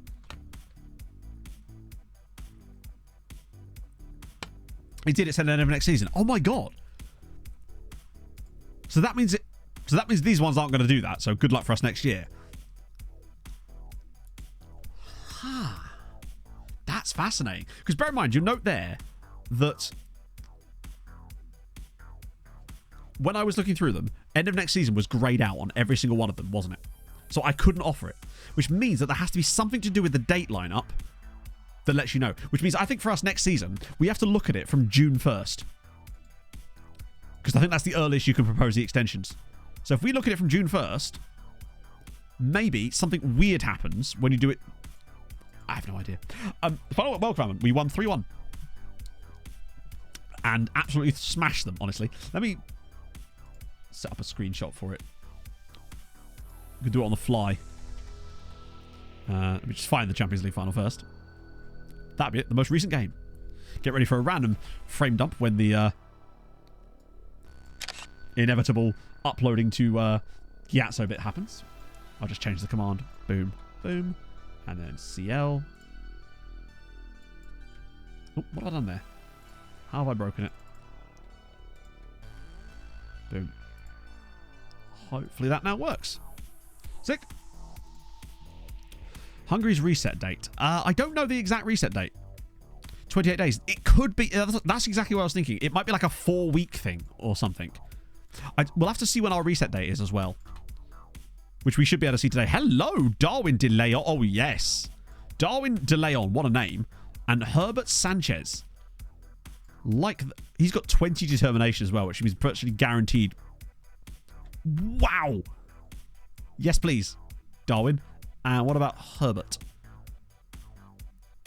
10 tackling and 10 crossing on a fullback. My goodness. Wonders will never cease.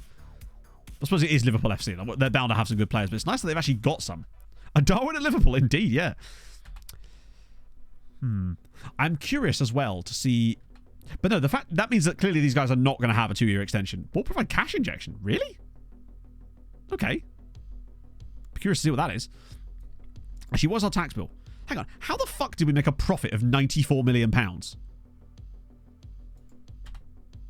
Oh, because we made a loss in the last year. That's fine. Phew. So, new continental sponsor, which is good. Our sponsorship is going to be massively higher this season as well. £3 injection. It does feel a bit like that, doesn't it? Competition prize money was huge. 20th of June as well. Interesting. So that's all fine. For 21 million quid. Huh. Suddenly we're at £97 million in the bank all of a sudden. Joe Labou putting his money where his mouth is. Maybe he borrowed some cash off of that rich benefactor I've heard so much about. Intriguing. I still probably think we need to move someone on. Because I can't rely on that every year.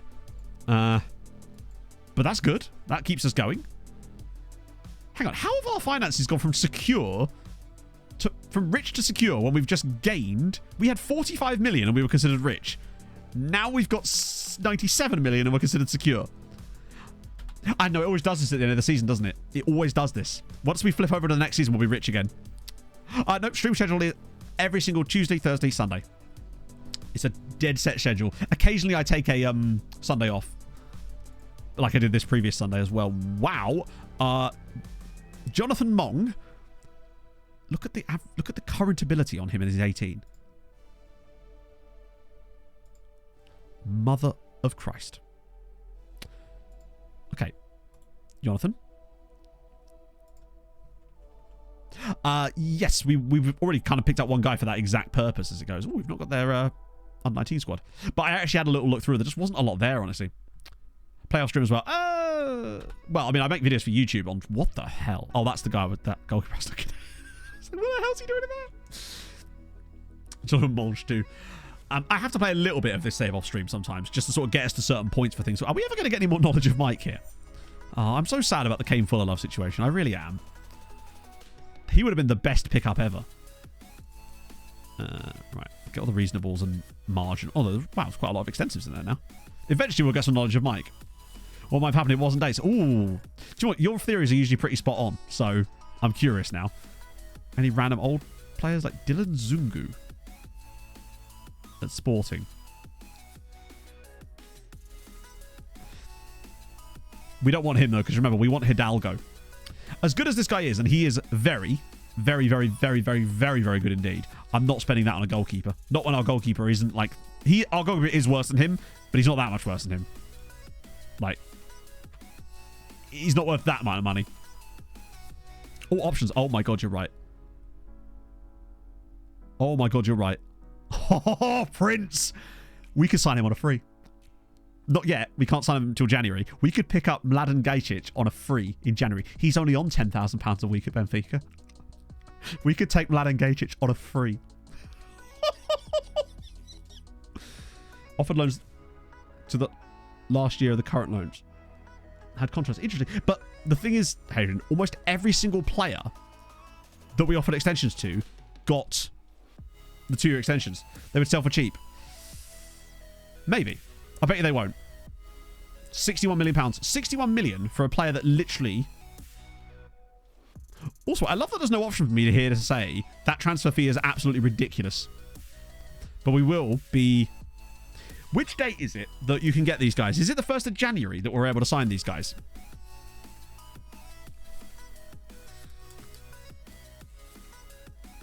Consider for everyone. So in that case, we'll just set a reminder on him. 31st of December. Wait, hang on. Which is it then? Contract date. I don't know. Oh, hang on. What was his contract? Let's just do 1st of January. I think 1st of January to be safe. Get me on a free. Because once they're exploring their options, they can't then not explore their options, can they? It's always like locked in. Because we pick him up on a free, and it's curtains. He would be a world-class keeper. Adds a shortlist for getting matches. True, but I sometimes forget stuff like that, and he's going to be on the shortlist anyway. But I will add him to the main shortlist too. But Simio with the 38 months. Intact. You love to see it. How are you, friend? 38 months is mad. Oh no, he's already on default. That's fine. Cool. Right, I want to sign Hidalgo right now as well. 31st of June. I think it was. But regardless, I think we'll be fine on January 1st at this point. Right, so Hidalgo. We just sign him, right? That's what we do. We sign Hidalgo because the value that he is going to be worth upon joining us is just not even worth discussing. He will be worth 30-40 million pounds. 27 years old, obviously. Now, I've already kind of done the sussing on this one, so I think we should be okay. Yeah. Hang on. 12 and 15 million? Sorry, what? Odd. Slightly. Ragnarok, thank you very much. Sorry, Ragnarok, thank you very much for the 2 months. It's very kind of you. I still think he's worth us signing. I don't know why that's changed, though. Did he sign a contract extension? He didn't, did he? No, he didn't. Huh. He's still definitely worth it. Wait till the end of the season and sign for someone else and less money? Yeah, probably. But, middle of the season, could be, yeah. Still, it's still not a lot of money for us. When you consider how much he'll clearly be worth when he joins us, I'm willing to pay, particularly if they'll let me do it in installments. Yeah, that's what it is, you're right. But I don't want to wait till the end of the season for him because I want him to actually be here this year. So if I offer them like 8, and then we can work from there. Oh. That's kind of what I was going to offer them anyway. But I'll break it down differently. Because we ain't doing that. But I was going to offer you a deal similar to that, just not in those particular installments. I really am going to stretch this one out. So.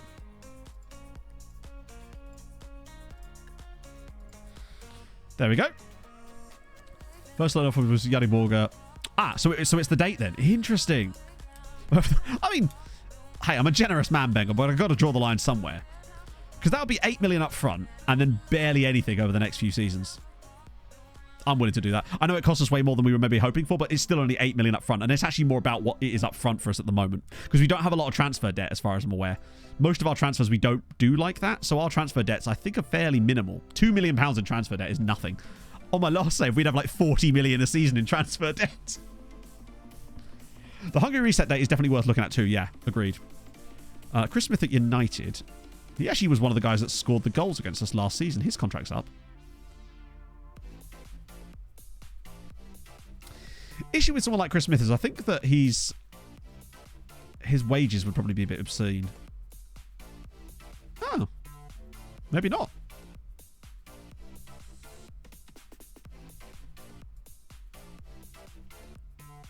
On a free.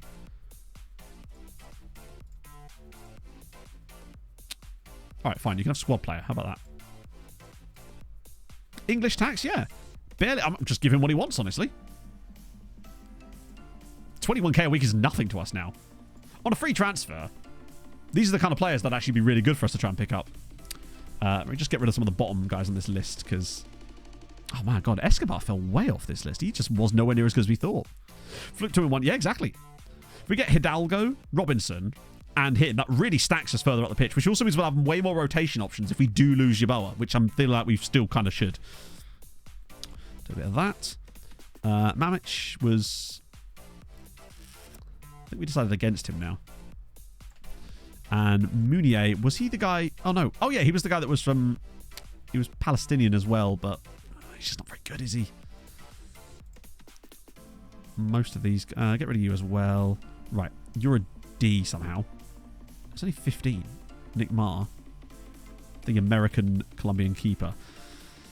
Unal's quite expensive, and is he actually that good? It's the 11 jumping reach that gets me on him. Not sure I'm that convinced on him. Kevin Griffith. Oh, we get Kevin. I forgot about Kevin.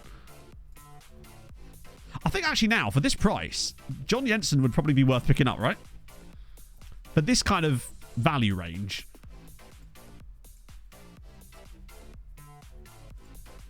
He's definitely worth it with that extra half star, which he may not actually have in truth.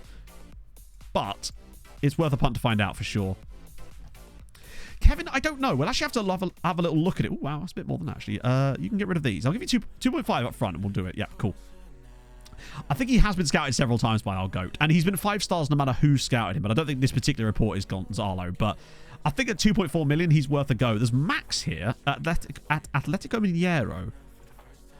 I think this guy is just too expensive for a 4-star potential player. And most of these guys are sort of similar story, honestly. Maybe not Barbosa. Let's have a look at Barbosa, actually. Because he's B-rated. Left back. Not for me. What about Max? Who is Max? Max, I think we need to have a Gonzalo report on him. Because Max is intriguing. He's a bit expensive. But I think that if we can see what Gonzalo thinks about him, that might work. I had a look at the other, I had a look through that same filter we were looking at, and it got real shit real quick. So there was a couple of guys at Fulham, but it dropped off from the quality we were looking at with Fuller Love and Robinson and some of these other guys to crap real quickly. Ability, not distributability. Yeah, that's true. But that is also a factor that's taken into account. Fully unbuttoned.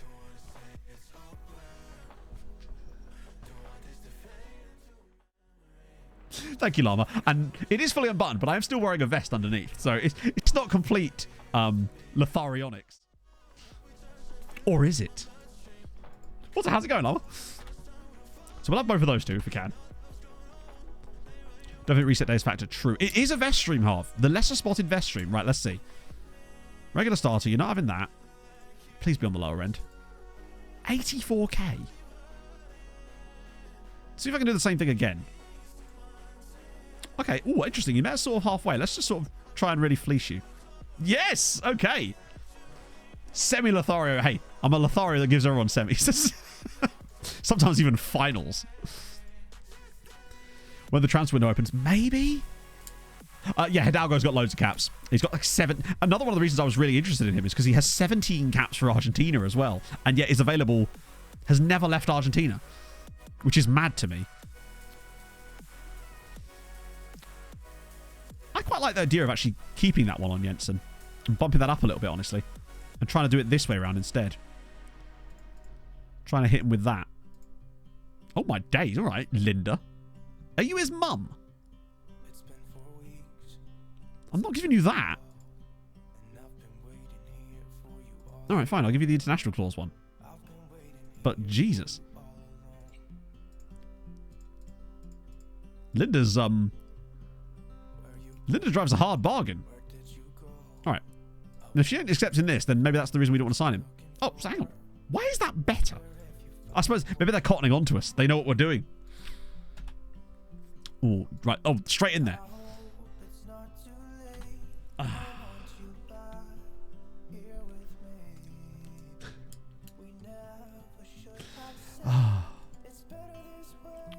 I feel like we have had the Linda's John's mum discourse before. So the question is, why didn't we sign him the previous time? Cats from Big Nation still playing there like Brazil, Argentina. True. The downside of that is that obviously that means that we would probably have to pay a lot of money for their contracts because of the fact that they have those caps. Oh, actually, wait, have you got any free money from Napoli? Why not? Just boost it up a little bit. We've signed a lot of Jensens. Do you have any idea how many Jensens I signed in a year? So Jensen's in. United showing off. I bet they're interested in silver. But what I do want is PSG interested in Yakubu Yaboa. So I can get that bidding war started.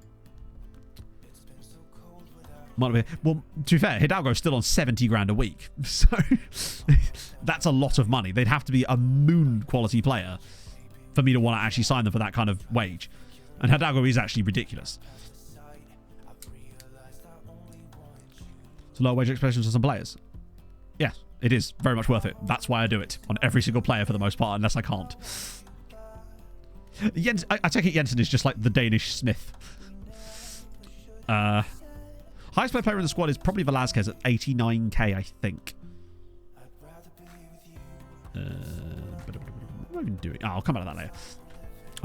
I think our highest paid player is on 89. Yeah, Velasquez at 89, Castillo at 86, and then Tex-Mex. It drops off quite quickly after that, but that's because some of these guys haven't got their new contracts yet. Dennis Johnson, I suppose that makes a lot more sense, doesn't it? Yeah. Ignore what I just said. Substitute that with what you just said. Which is interesting, because obviously Smith is the most common one. We did win the Champions League, yeah.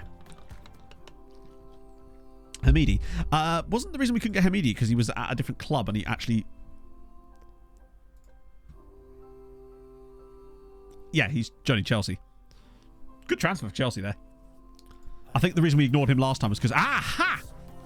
Right, here we go. Here we go. PSG starting the back... Hang on, why has his value dropped?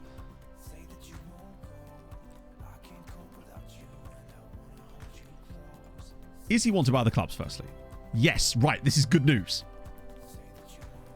Okay, so let's just start them off with a nice 60 million. Contract, true, yeah. Hasn't he still got like... He's still got 2 years on his deal. It's just annoying though, because you can't sell them before that tick. Also, it's not... His contract length is still 2 years, because we've not ticked over into that next year yet. Let's just try 74 at first. Okay, they're not having that, but they might still have that. I feel like I can push them up to it. No, okay, that's fine. It's early in the window so far. Who? Gurkhan Shan of... Oh, wow. Yeah, he's a bit alright. It's an okay start from PSG, but if they really want him, they're going to have to pay a bit more than that, because we're not quite as desperate as we were. Santiago Lopez. Hi! Hello, Santiago! Look at our highest paid player. We actually did that. It's a guy in Spain who's on like 600 grand a week. Although he might have left now. But there was a player in Spain who was on 600k a week. Oh, no, he's still there. There he is. Miguel Gutierrez at Atletico. 675 grand a week. Friends who've wanted to see buckets of... I mean, as long as it ain't a fetish bus driver, you know? What could possibly go wrong? I ask you. He must have a yearly wage rise clause. Or he certainly did, anyway. His contract is expiring. The thing is, they offered him a new contract there. His house. Didn't we ask his agent how much he wanted? And he still wanted like 300 grand. 300 grand a week. He's 34. Like, bruv. What are you doing? I mean, he's still playing a lot for them, but like, you know, that wage is absolutely absurd. Hopefully, we can still get some more bids on Yaboa, because I have noticed that sometimes it... so Chris Smith, free transfer from Manchester United. Nice. We take that. Another player that's actually scored for us. Hidalgo's in as well. This is a nice little bit of business. Robinson and Smith on free transfers and Hidalgo for technically only 8 million up front. That's a nice piece of business for barely any cash. For the quality of their players. Full off managers. You know, I don't think I will, actually. I've decided against it. I've talked to my wife, and she said that actually we don't need that man right there. 280 million on Alex Scott. Wow, that's more than we've seen in this save. I think the highest transfer fee in this save is actually still fairly small in the grand scheme. Squeaky Deaky, thank you for the follow. It was weird how few contracts, loan extensions we had to do this year, because there wasn't that many. But if we do... Oh, wow. Yes, please. Nicolas Perez. Oh. Peñarol have had a good time. Let's have a little preview. He looks a bit okay, but this guy here, Nicolas Perez. 20 determination, driven personality. Okay. And then Maciel.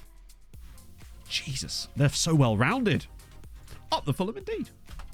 We did indeed win the Champions League. Yeah, exclamation mark CL. I've got a screenshot of like all the stats and stuff. Why June offer it next season? Yet June have that up. It could be FM weirdness, but it could be FM weirdness that we could massively take advantage of. Massively. So that's what we have to look at next year. Is specifically doing it on the 2nd of June. Or the 1st. Cypress and success. Yeah, I don't think we can stretch the 600 grand. River Davey just got his first cap. Wait, hang on. For Brazil? No, you keep getting those caps, Buddo. Because I'm looking to... You would be a very fun sale. Hey, Zora. The lack of Hoyd? Maybe. Very interested in negotiating terms. Oh, Bay fucking is. Like, you... Yeah. If we get a bid on you, you are out the door, Sonny Jim. I would quite like to find a good right back this summer if one appears to us, but not if it's, you know, nothing obvious. Oh, now who's... Oh. Did he get a wage cap? Or was I smart enough not to put one of those in his contract? Oh, it's 5 caps. Hopefully we can sell him before then. It's the dream. Might cost a bit. Yeah, I think when he moved, he was worth like 100... No, wasn't he worth like 200 million upon that move happening? Ooh, we do have Montiel. And now that we've got Radovanovic back, actually, we do have more depth in the centre-back spot, because I don't think I actually want to send Radovanovic back out on loan again. Him and Durin, I think, are going to stay and be first-team squad members this year. Silva's value's already flying up. Right, so who joins us here? We got a few guys here, including the most boring man in the world, Kevin Griffiths. He's coming in. Please tell me he's going to be good. Okay, look at that on Hidalgo. 3.5 stars. Jarju actually wants to talk to both Jensen and Griffiths. Of course he'd want to talk to Griffiths. He's like... He just wants to see what the big deal is about Big Kevin. Okay, the next question is, what about their values? So, Abdul Karim Boya was just a guy we picked up at random. Straight to the dev list with you. Straight to the offer you out to other clubs. Not a problem. Good stuff. Also, we'll look at him in a second. Oh, I didn't look at... Sorry, there's some more lookups I need to do in a second as well. So, right, John Jensen. 2.5 million. Worth way more than that. Gorgeous. He's a very good player. He will do really nice work for someone. Hidalgo. Worth 33 to 36 million pounds. Not bad at all. And now we've got more options. Which is lovely. Wait, I'll just get working on as an advanced forward, even though we don't technically use it because it just gives you more rounded. God, he's good, isn't he? Gorgeous. And what about Kevin Griffiths? C+. Okay, that means he might have been because we thought... Oh, no, he's still amazing. Kevin Griffiths is still amazing. 5-star potential English player. We spent 17 million on him, but it's Big Kev. Can play on both sides. Can play through the middle as well. Oh. And the value is great. At 18 as well. He's not going out on loan. I think Kevin is the guy that, again, has a... Question is, what do I do? I might even trade him here. Because that composure is a little low. Oh. We'll get him so that he can play in all 3 of these roles. I think he can trek. I think he has the... He's got the great passing too, which is really nice. That's exciting. He's got an international... Or an under one Not a great trick rate. Nah, but that's just FM being FM, innit? Like, he's only 18. I like him too. He's not going to go on the dev list either. I want him to stay around. Boring AF, indeed. Oh. Well, well, well. Look at this. They're actually coming straight for our players now. Oh, piss off.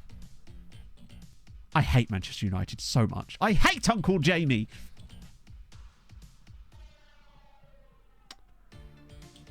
Man United are about to spend £83 million on a goalkeeper that could be free to them in 6 months' time.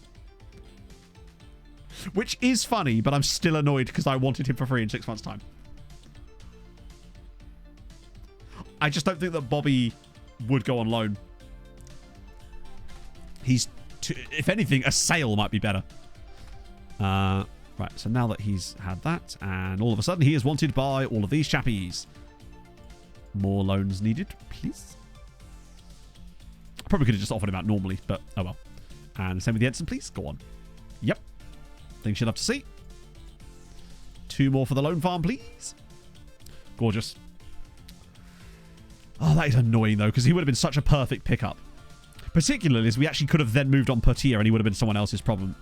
Right, so lots of offers there. Squad player, important player. Definitely the important player one. Jensen, squad player, regular starter, so you can go to Pakshi or Juri.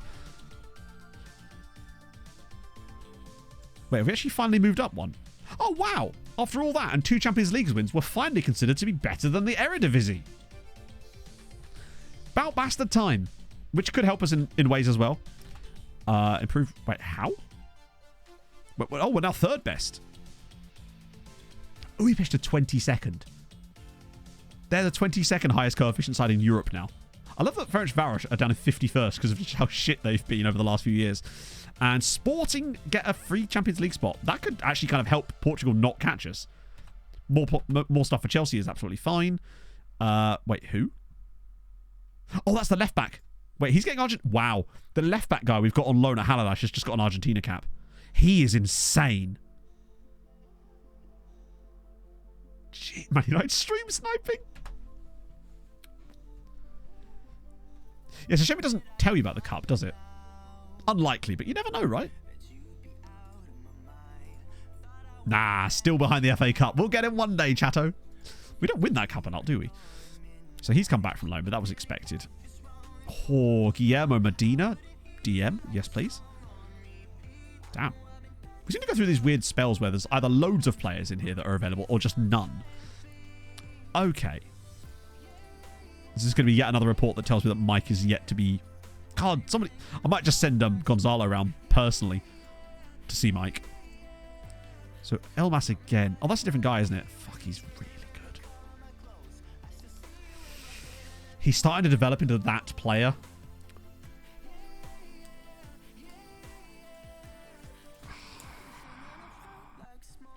I actually think that we might need to sign Elmas as well. Not immediately. Ah, so interestingly, Gonzalo has updated us on Max and now reckons he's not as good as we thought he was.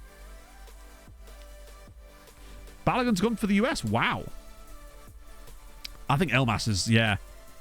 We'd have to make a sale first. But that will come in time. And no one else is wanting him at the moment, but I think Elmas is definitely one for us. It would also mean that we probably have to move someone on again, but that's fine. That's what we do. Yeah, Max is good, but you're right. I mean, 5 million is not awful for him, actually. It's just that. If Gonzalo thinks that he's not got that perfect potential, generally speaking, he's actually going to be even worse than that. Because even he tends to overestimate people. What about Pablo Rubinic? Bit all over the place. Not bad player, though, by any means. Ian Robinson's already joining us, which is going to be great. In fact, when does Robinson join us? Oh, yeah, we've got a few more guys to join us because of the contract expiries. Gombar, Hernandez, nah. Oh, we did with the final. Yep, 3-1. Absolutely battered them. Like 4 XG or some shit. I think Galinovic is probably past our ability to sign him now.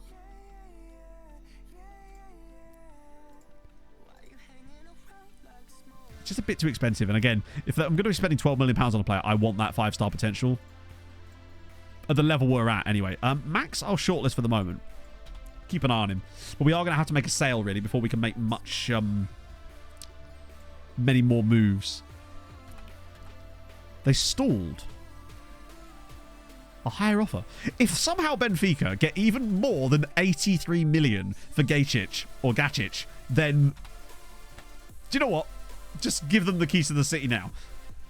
They're fleecing Manchester United here. I love it. I say that, the main reason I'm disappointed because I was hoping to fleece them and now it's not happened. They're going for another Enzo deal. Exactly, yeah. Ah, close. But this is their first team, admittedly. So my guess is any decent player that's in there would have already gone. Fair play regulations, that's fine. How are we on the finances for that, actually, while we're talking about it? FFP, we're looking good?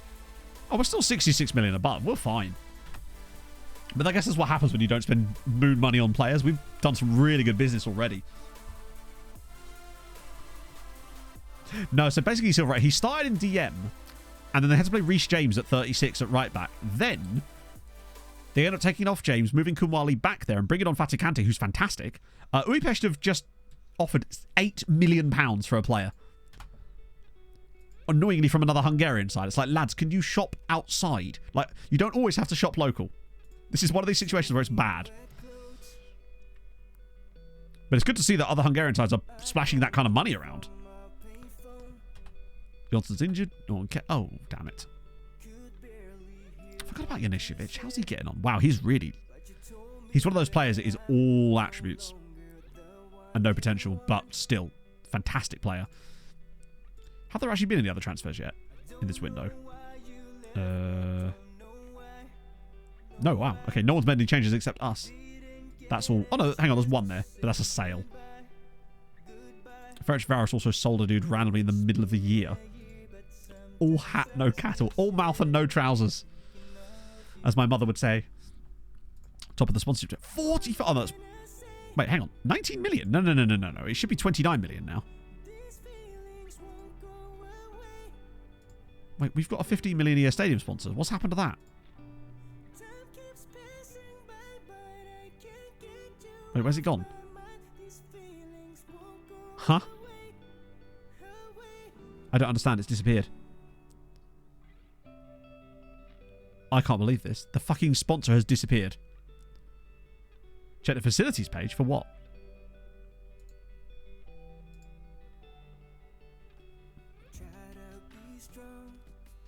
That's annoying. It's... Why is it... We lost... Yeah, but we... That's fucking stupid. So just to clarify, what's happened here is...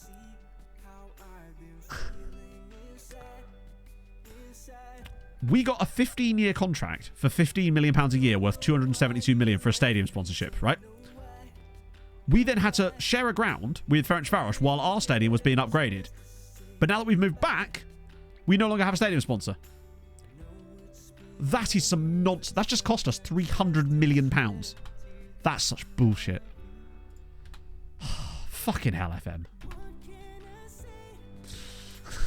I can't believe that. What are we on these now? Oh, back to minus 100. Ferencváros sponsorship? I don't think so. Because I got that notification before we... Bear in mind, I could see it in... Please don't tell me they've got a sponsorship now. Nope. The sponsorship and finance. I just did that. That's what we were looking at. That's how I noticed that it wasn't there. There is no stadium sponsor. So basically, when I first looked at this, we had a contract in here till like 2051 or something. Or, no, it would have been 20... It was either 2049 or 2050 or something like that when I noticed it. And it said £15 million a season. And the total value was $272 million.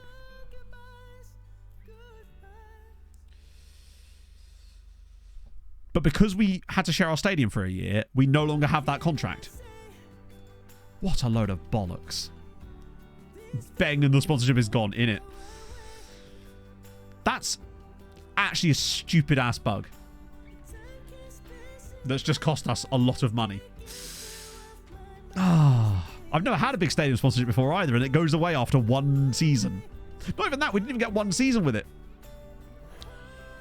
Damn, these guys are quite... a bit alright, actually. Even him, to be fair. How did the final go? Thank you for the 22 months. We went and bloody won it. 3-1 very, very comfortably indeed, in fact. Right, I should do these lookups, in fact. My apologies. So Wrexham are in the Championship in this save currently. Wow. That's progression.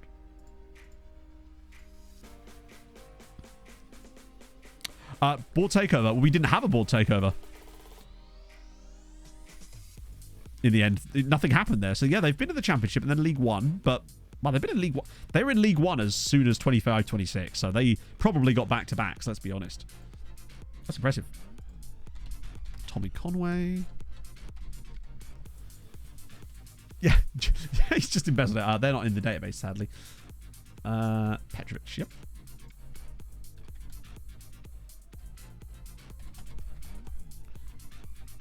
Ah, there he is.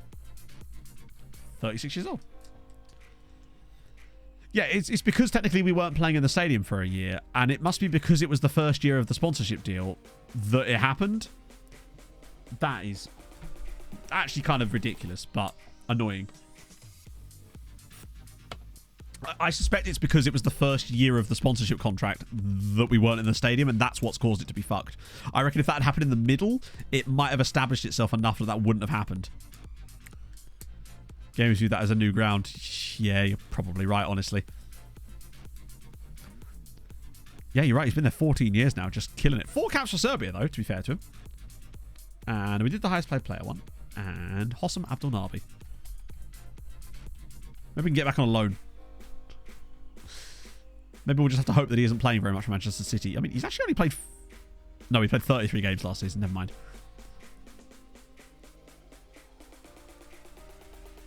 Yeah, that was a January move, wasn't it? God, he's been good. I say he's been good. Like, he has been good. But he's now moved for huge money to a team who are not playing even in the knockouts of the Champions League now. Club improvement. Oh, what could this be? I love how we've just won the Champions League and we've got a B. Like, what do you have to do to get an A from the board? 2 Champions Leagues in 3 years. Oh, okay, so it's the 19th, actually, interestingly, which might give more credence to it. So it's the 19th is the crossover point for the next season. Get a stadium sponsor? It's true. I should have known better, really. I still think it has to be down to the date that we offered those things in the first place. But now we can start to press on a little bit. Now I can actually schedule some friendlies. Get us prepped and ready to go. Boom, boom. Hit the FOT baddies around a little bit. Bit of Erd in there too. Can I play FOT yet? Yes, there we go. Slap FOT around. Oh, that's nearby teams. Wait, I want very small reputation teams. We must be on a training camp there then. That's true. That's what you really need. You've got to get them 3 Champions Leagues in 2 years. What you're saying is I'm just not trying hard enough, and I agree. I fully agree.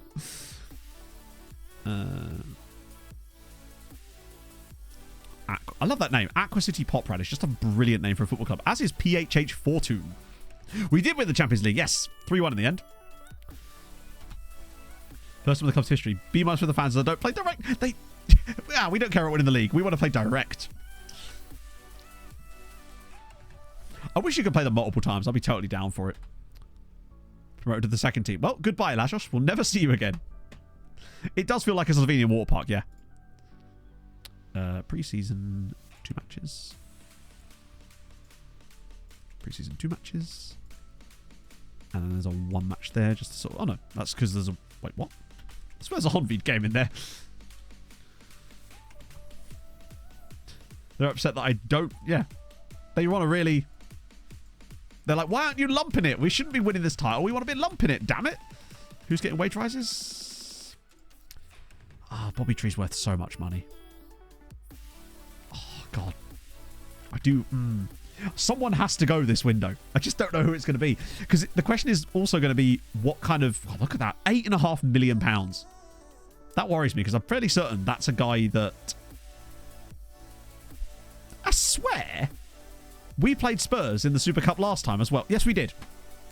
The last time we won the Champions League, we also played Spurs. Oh, no, we didn't. Yeah, no, we did. Yeah. We've played Spurs in 2 Super Cups now. So if Spurs win the Europa League, we'll now know that that means we're going to win the Champions League that season. Individual training. I use RDF's individual training setup, which is essentially slap them on their role training, and that's it. Basically. I used to use a lot more individual focuses than the other way around, but this year's game rather, it seems to be the opposite of that. And, ooh, Bobby.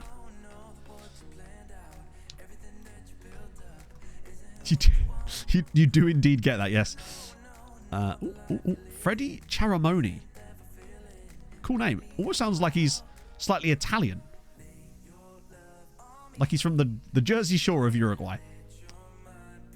Get a report on them as well. Cool. What was that? Yamin wants an improved contract. I mean, to be fair... Actually, yes. I mean, I'm going to... Obviously, he's going to say, no. Oh, wait. Do you know what? Yeah. He's got 2 years left. We don't want to let them go to 18 months. So, yeah, Yamin is perfect candidate for a new contract. Playing time down a little bit. Look at what he wants. He barely even wants... Wow. Alexis. You beautiful. Even more reason to give him a new contract. 42 grand a week he wants. Alexis, my friend. I wish I could offer you a 6th year.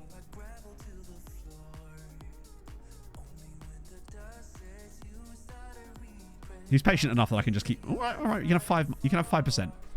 That's glorious. I was expecting him to want like 80k. Look at the state of him. He's only going to get... He's only 21 as well.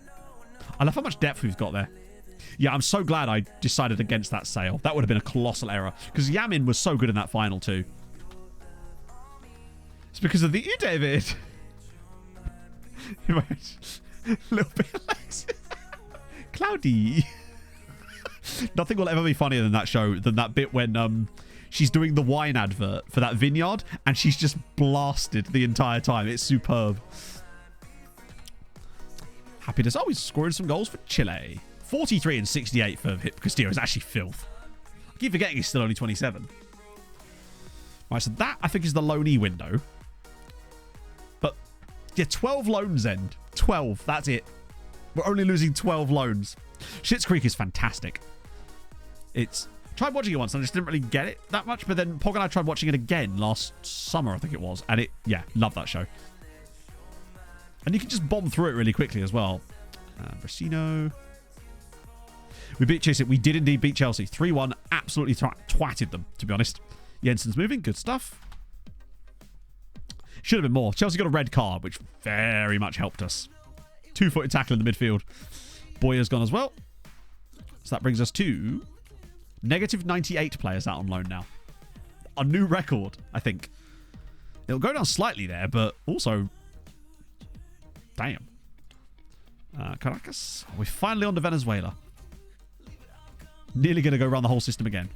Right, Mike Holford. Okay, this... I'm sending Gonzalo round. I don't understand why we can't seem to get any knowledge of Mike. Gonzalo's going around for a proper look. He's going to go meet his mum. That's how they do it in the movies. A few of these guys are all reasonable, but that's fine. I think some of those guys might be players I don't want to actually look at. So Gaston Maciel. Oh, I thought his name was Chinchilla. Close, but no cigar. Hebo Tejera isn't actually as good as we thought. Pickle as well. Right, what about Gaston Maciel? 16. High potential. Scout forgot the microscope. I will not stand for this mic slander. What was the report? It was Scouty Neck that did that one. Hello, Pog. How going, Chief? Pog will actually be here for Thursday's stream because she's off on Thursday and Friday this week. And Pog applied for a new job. Science Day, yeah, we got a couple of guys. And there's a few more that are joining us on freeze. So, I hate that so much. So we picked up, ignore him because he's a free random transfer. We got John Jensen for 2.5 million pounds.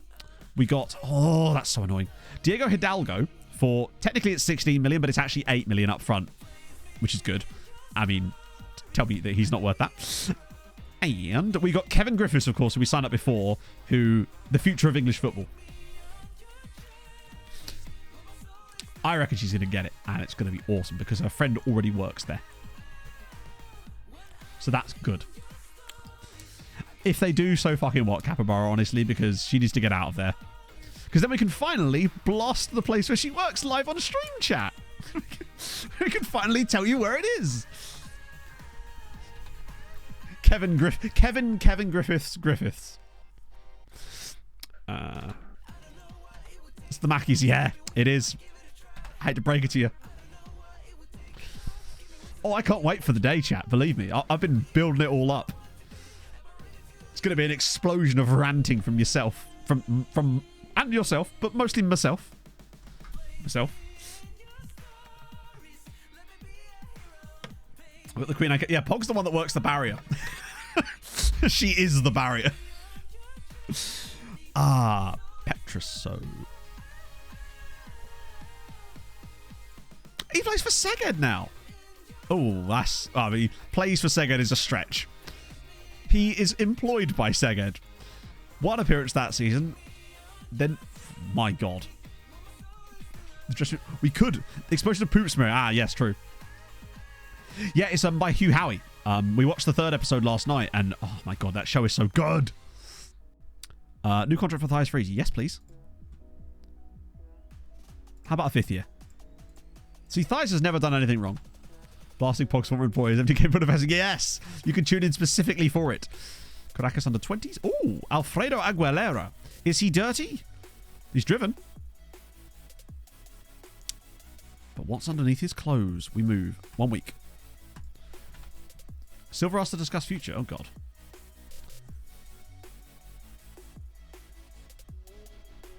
What if we can go back in and try this again? Because it's a shame about Artechko.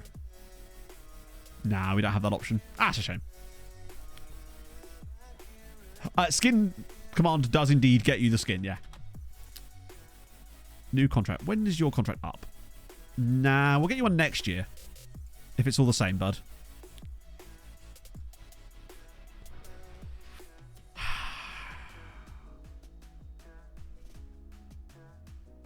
I suppose I might as well. As long as he wants a 5... I'll give him... As long as he has a 5-year deal. I just don't want him to want stupid money. Because I feel like he's the type of player that will. That's not too bad, actually. That's fair. But he's getting a 5-year contract.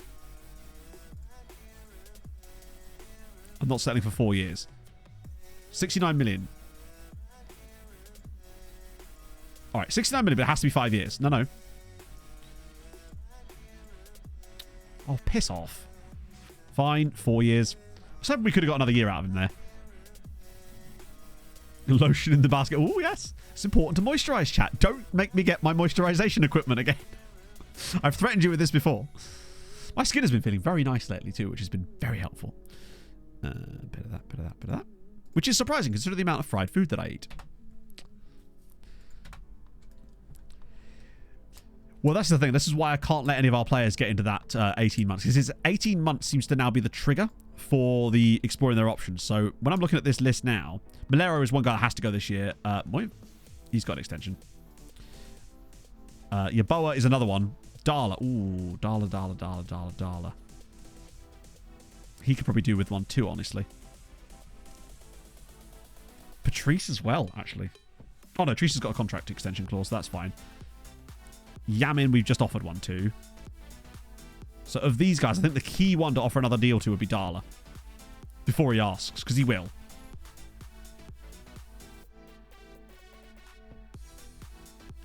What? How does he want so little? Emmanuel, you scored the equaliser in the Champions League final, and now you only want that. Defender right. No, you're a left back. I can't let you do that. That was a risk there. He's a simple man. But this time I am going to try to... honestly, I'll actually offer him a bigger contract so I can get that extra year. No, come on. This is nonsense now. I've offered you more money. I'll give you the agent 300 grand. Why are they insistent on 4 years instead of 5? For fuck's sake. Thank you. Like, I'd much rather give him a bit more money now and have a bit more security, because it's not like he wants that much money anyway. Ooh, Pushkas signing up people. This is probably going to be a big spending summer from them. Okay, it's a free transfer. Ignore that. Chat, Uipest have just dropped 16 million on a player. Uipest have spent 16 million pounds on a footballer. That's easily the biggest transfer in the history of Hungarian football that isn't one of ours.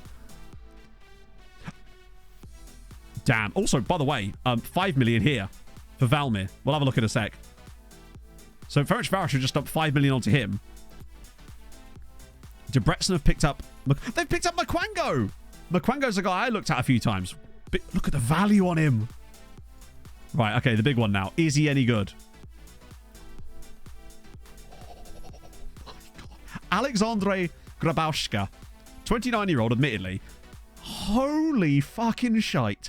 Budapest are killing it. He's a legitimately... Yeah, the 29 isn't ideal, but what a signing.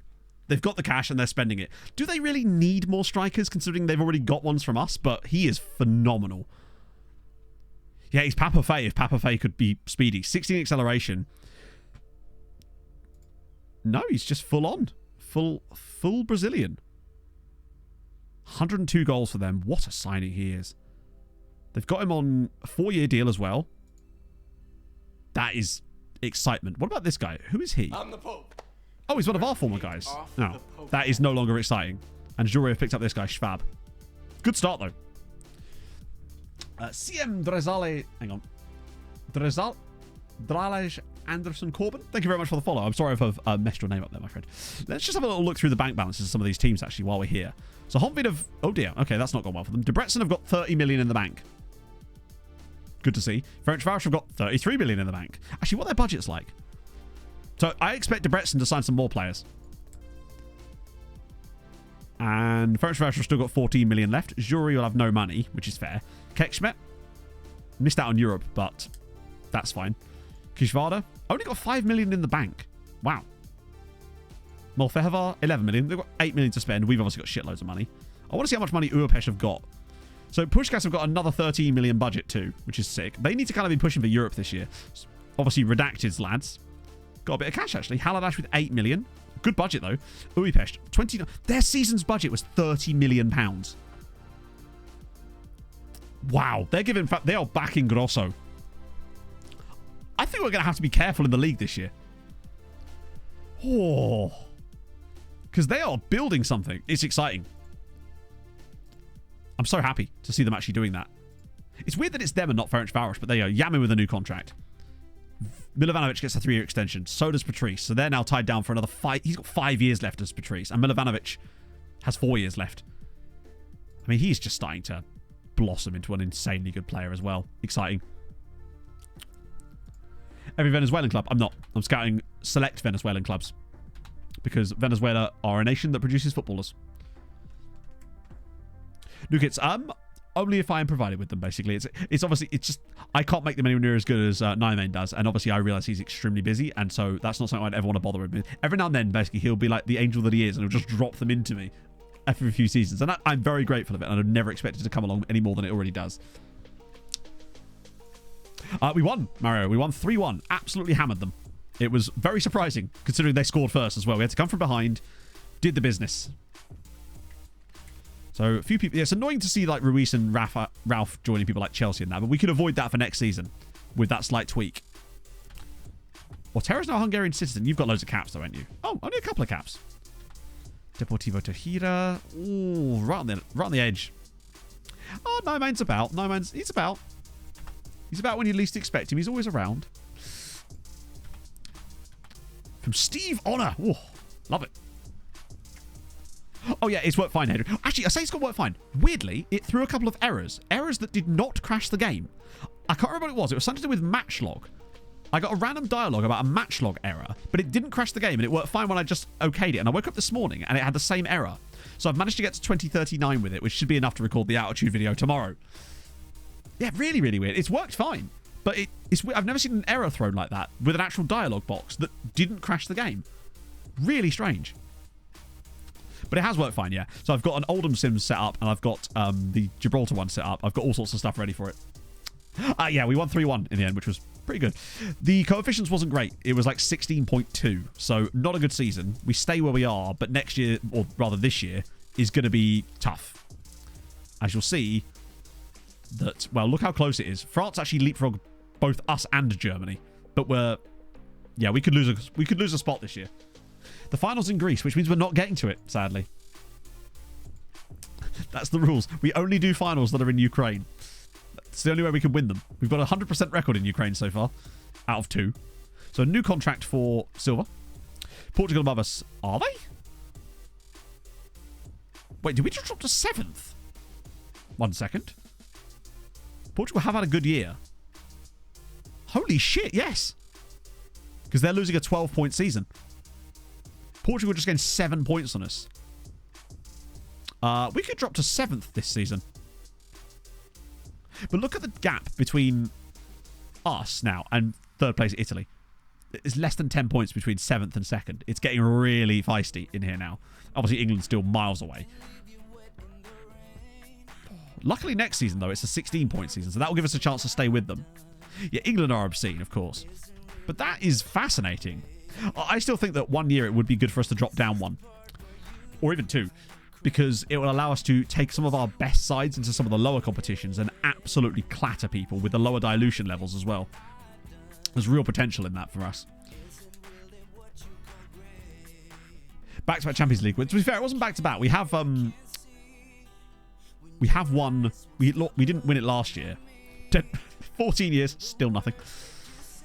Right, lone players returned. That's fine. I don't think there's a lot I can do about it. But truth be told, some of them are leaving. And I'm happy with Radovanovic to stick around. I think Bartechko we can get another loan for. Darla signs a new deal. Oh, right, now we're back into Europe again. What a cool name.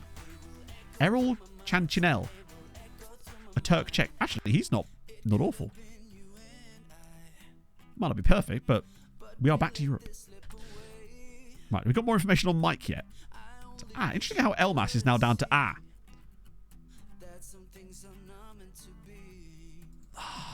Still think there's something there. Just need to draw up some cash first. Well, we just know nothing about Mike, do we? Oh, hang on. Who is that Fluminense guy?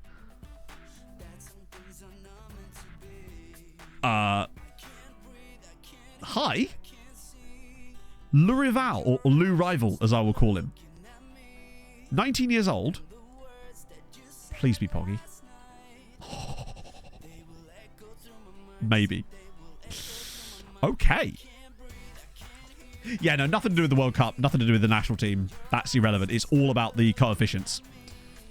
I totally understand why people think that, though. But see, when I did the first Building a Nation save, and this was always the goal, I hadn't even considered that that would be a thing people would then do as Building a Nation later. And as a result, most Building a Nation saves now are national team stuff. Random guy at Spurs, who is very good, but why am I being shown him? Like I can afford that. These guys, however, intriguing. Just say Louvre. The bloody Louvre.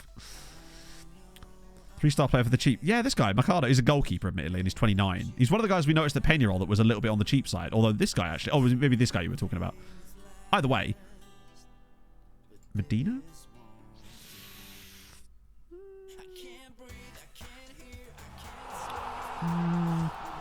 God damn, it's tough now because we just don't have a lot of cash floating around at the moment. Hey, sorry, RPG have man. not been here in a while, but still excited. Phoebe back.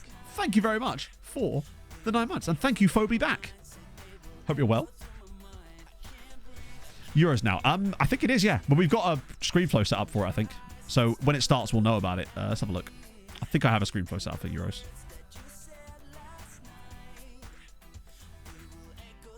Oh, no, we don't. We have one for the World Cup, but not the Euros. European Championship. Sick. We want profile on match day evening. Sick. Cool. That'll keep us in touch. Borex. Sorry if I've messed your name up there, sir, but thank you so much for the Prime. That's very, very nice of you, friend.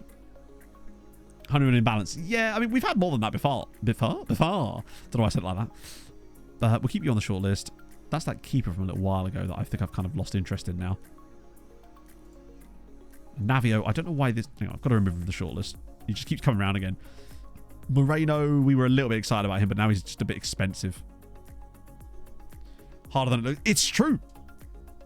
A wise man once said it. You don't confirm at the bottom. Wait, I thought I confirmed it. Do you have to press confirm twice? Or is this yet more over-designed where it doesn't need to be?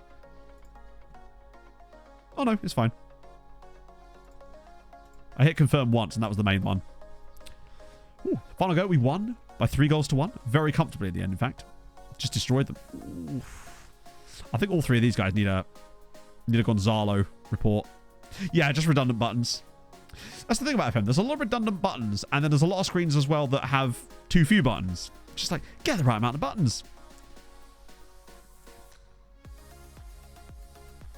I mean, we said we were looking for another centre-back to just sort of tighten us. He is literally LMS again. He's the next coming of LMS.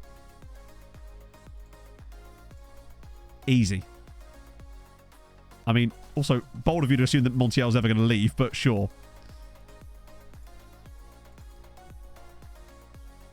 Perfect. He's literally LM. He's LM.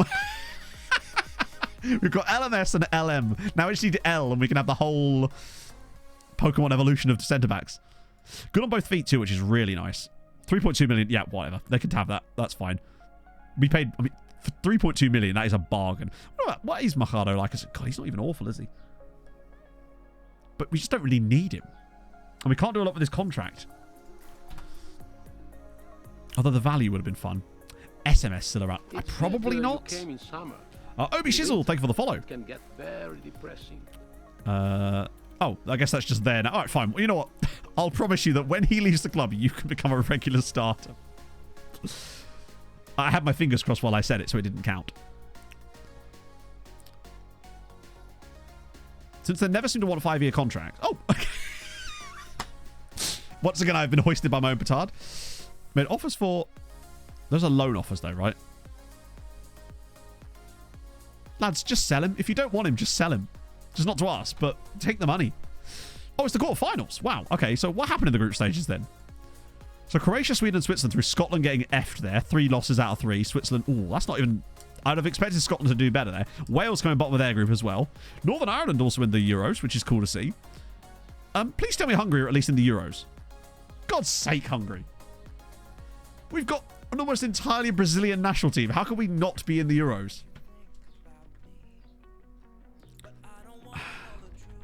I kind of want to see just how many non-Hungarians are now in the Hungarian national team. Yep. 3. Puskás, Bertush, and Sultan. All these Brazilian chappies. We're in the Copa America.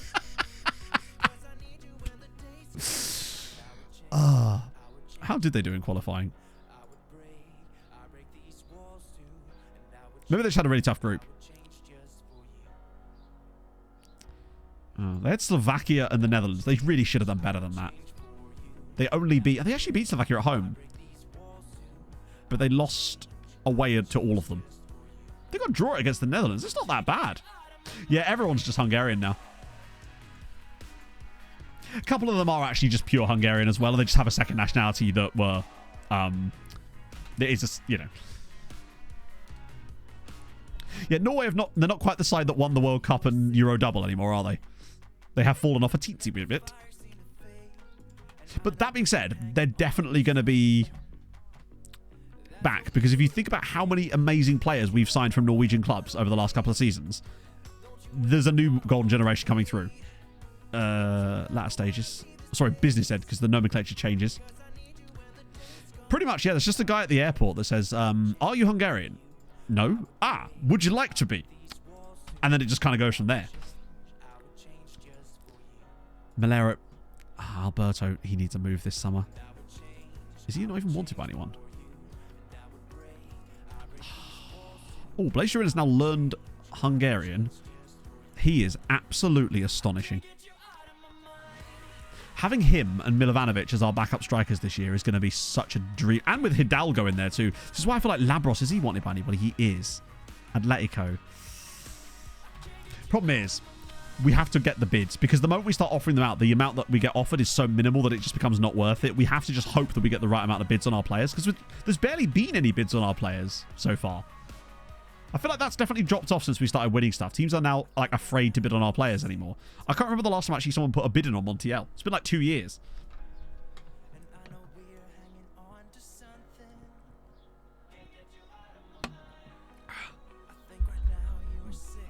That's exactly it. You're either Hungarian or waiting to be Hungarian. You're pre-Hungarian. So that's all happening now. Fee-fi, fo-fum. I smell a resub. Thank you very much, friend. Hope you're well. And thank you for the 26 months. That's mad. Right, hang on. So he's 27. How long has he been out on loan? A while.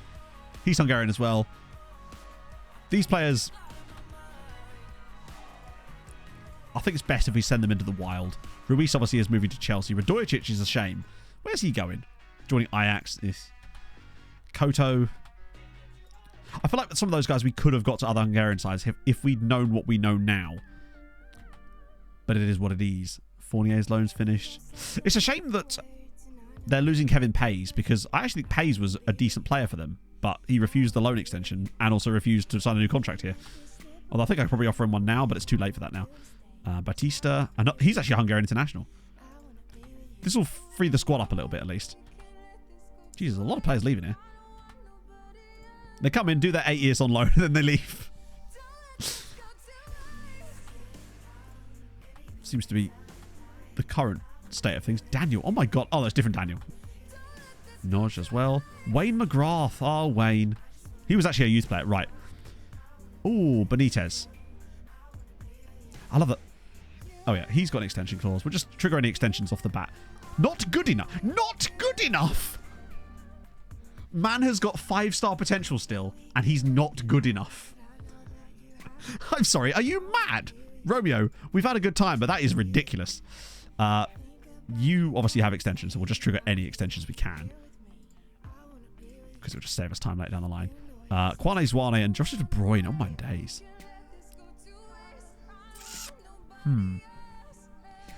I think we might try and offer players like De Bruyne out.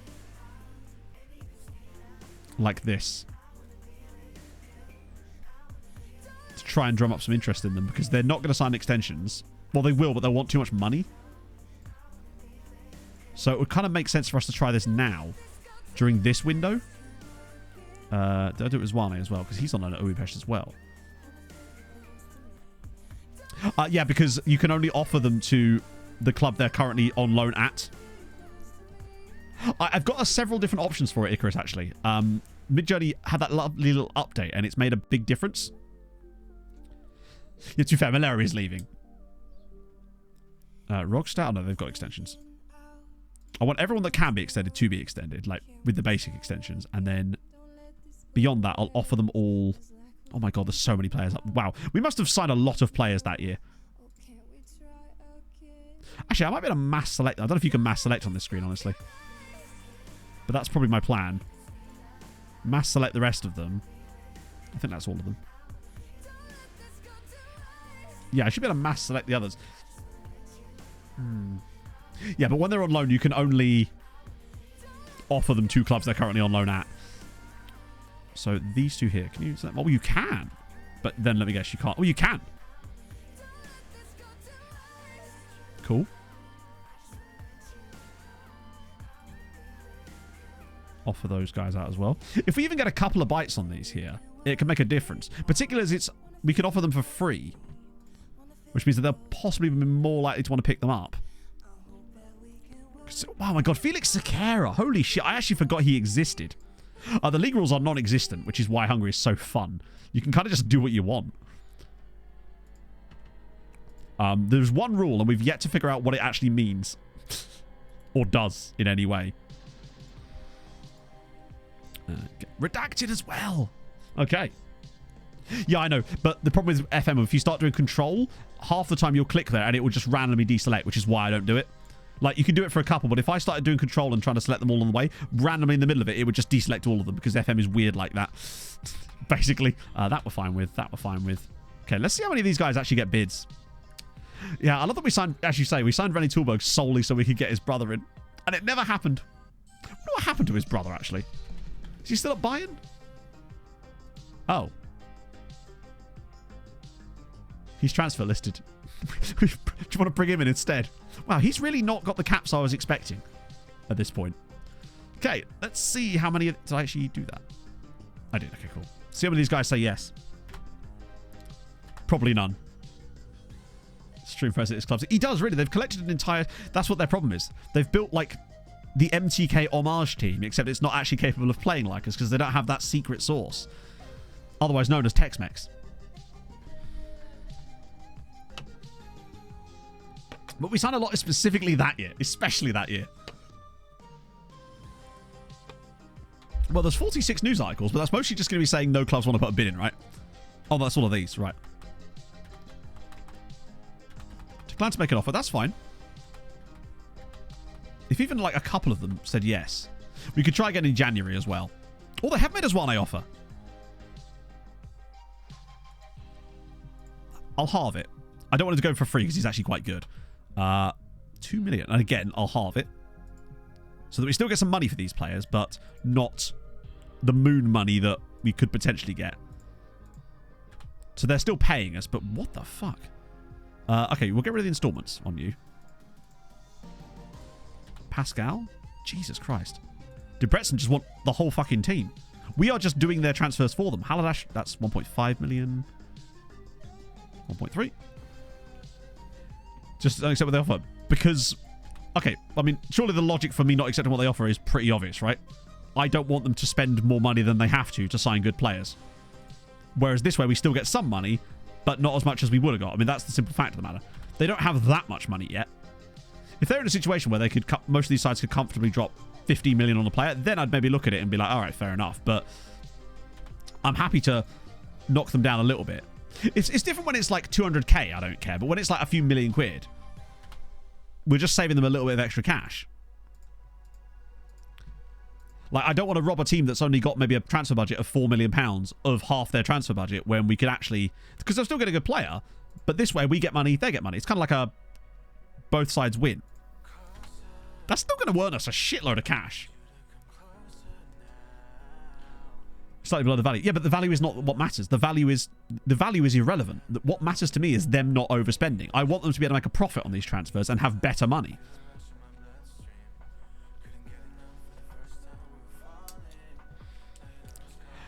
And the board will get super funny if you... We have got away with a few freebies, but they will get super funny if we try and do a load of them. We free up a crap ton of wage budget. Most of these guys probably weren't on huge wages. It's the ones that have a contract extension while they're on loan that tend to get the big wages. But it will definitely free up a decent amount. That's probably still going to earn us like 15 million quid.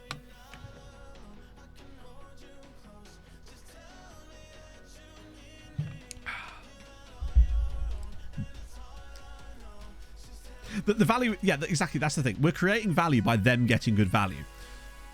Oh, wow. B- on Robinson. Particularly as it's going to free up the money we use for these guys too. So let's see. Chris Smith. Now remember, both of these guys were free transfers. So no matter what they're worth, if we move this guy on in a year for £10 million, it's obviously there's a signing on fee as well. But that's fine. And it just gives us a bit of strength that we can use for some league games. And then Robinson.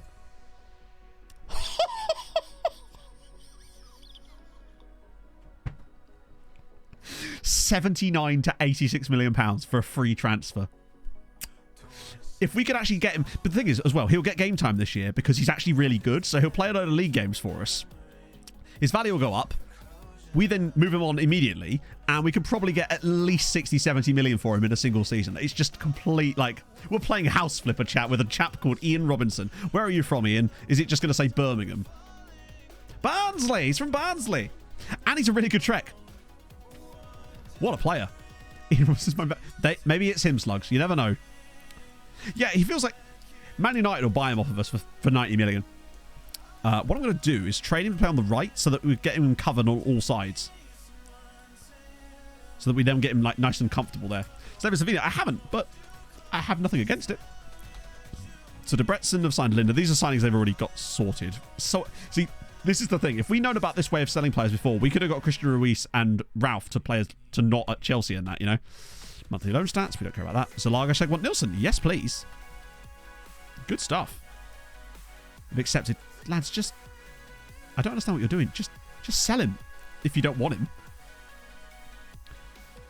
From a Hungary club. Nah, that for me is not how I want to play the game. I realise that's a weird, like, principle thing I have. It's just like, I'm happy to give them little discounts on the deals. I don't feel the same way about buying one of their players for stupid money. Because to me, firstly, we don't have that much money. And secondly, to me, that's just not a line I want to cross. New way of selling players. Basically, we can just... Hello. You just offer their...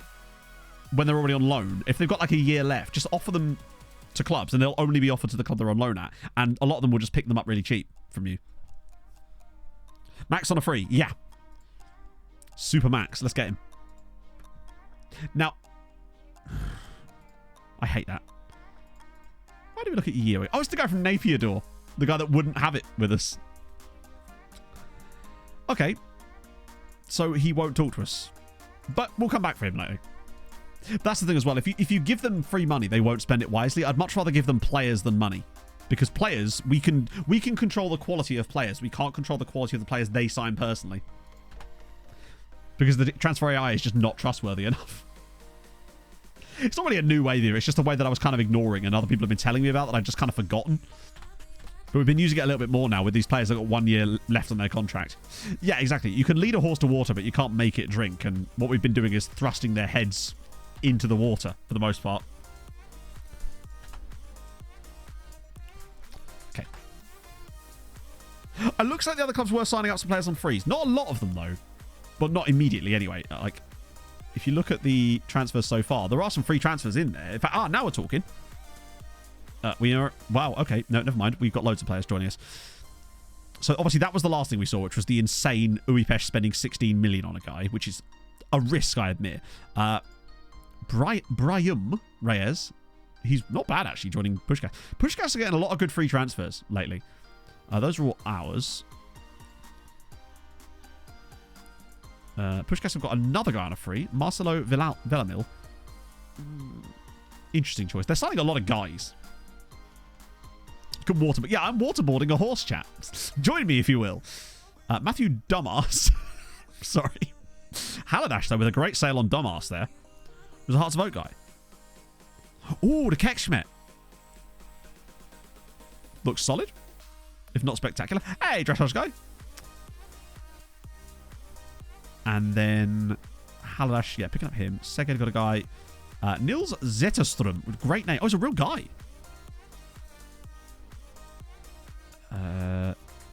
57k for Baranek.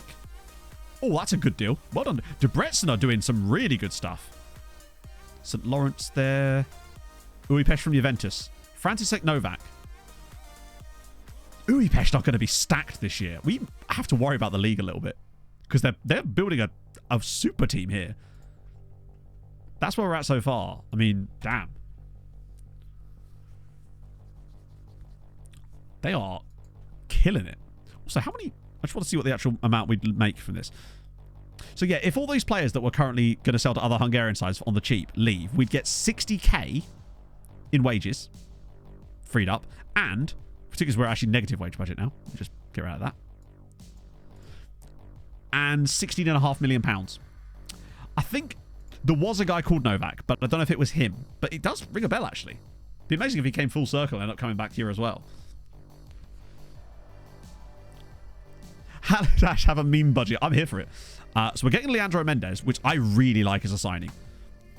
Particularly as I think his value will increase the moment he joins us. And if nothing else, he's just the next LMS.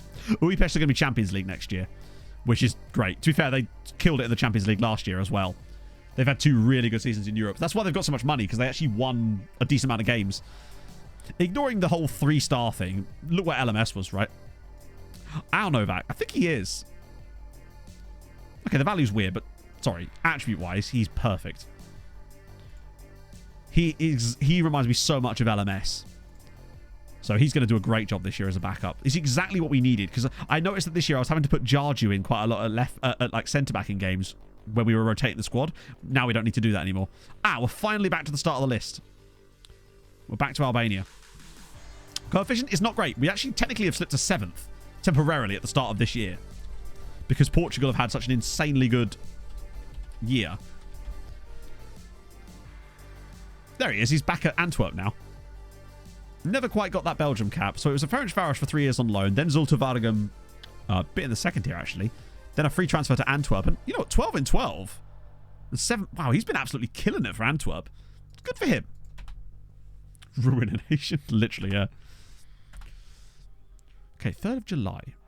Randy numbers 15. Thank you very much for the 11 months, Randy. That's very nice of you, friend. Having a lovely Tuesday. We've done... Oh. So, yep, 600k to Kekschmidt. Plus, we know that there's a certain level of quality in these players that they're getting as well. And I'd much rather have them have these guys on permanent transfers. Because it means that their values are going to be through the roof the moment they join them, I would suspect. I feel a bit for Sekera. Wow, I totally forgot about Sekera. Like, he did that one season here with us, and we were like, yeah. But then we signed Montiel, and it was like, do we need Sekera as much? Went out on loan, has been there ever since. 10 years on loan at Budapest, and now he's going to join them permanently. And I think there's something really fitting about that. 80 caps for Costa Rica. What an absolute gent. Really pleased for him to finally get that move. Which means I must have given him a contract extension at some point, because there's no way he could have been out on loan for 10 years otherwise. Now, the AI are definitely much better at that this year, and part of that, I suspect, is due to the transfer preferences, but I've heard that it's not solely that. Free players. I suppose we could look at free players and then sort by the reputation. Sorry, the world rep thing, see if there's any mad ones. So I want unattached. So there's 5,000 players unattached. What is this screen? Oh, of course it is. Amateur final. I don't want like random guys in their mid-30s to join us because I want to be like drawing a hard line at like 29 or something for that.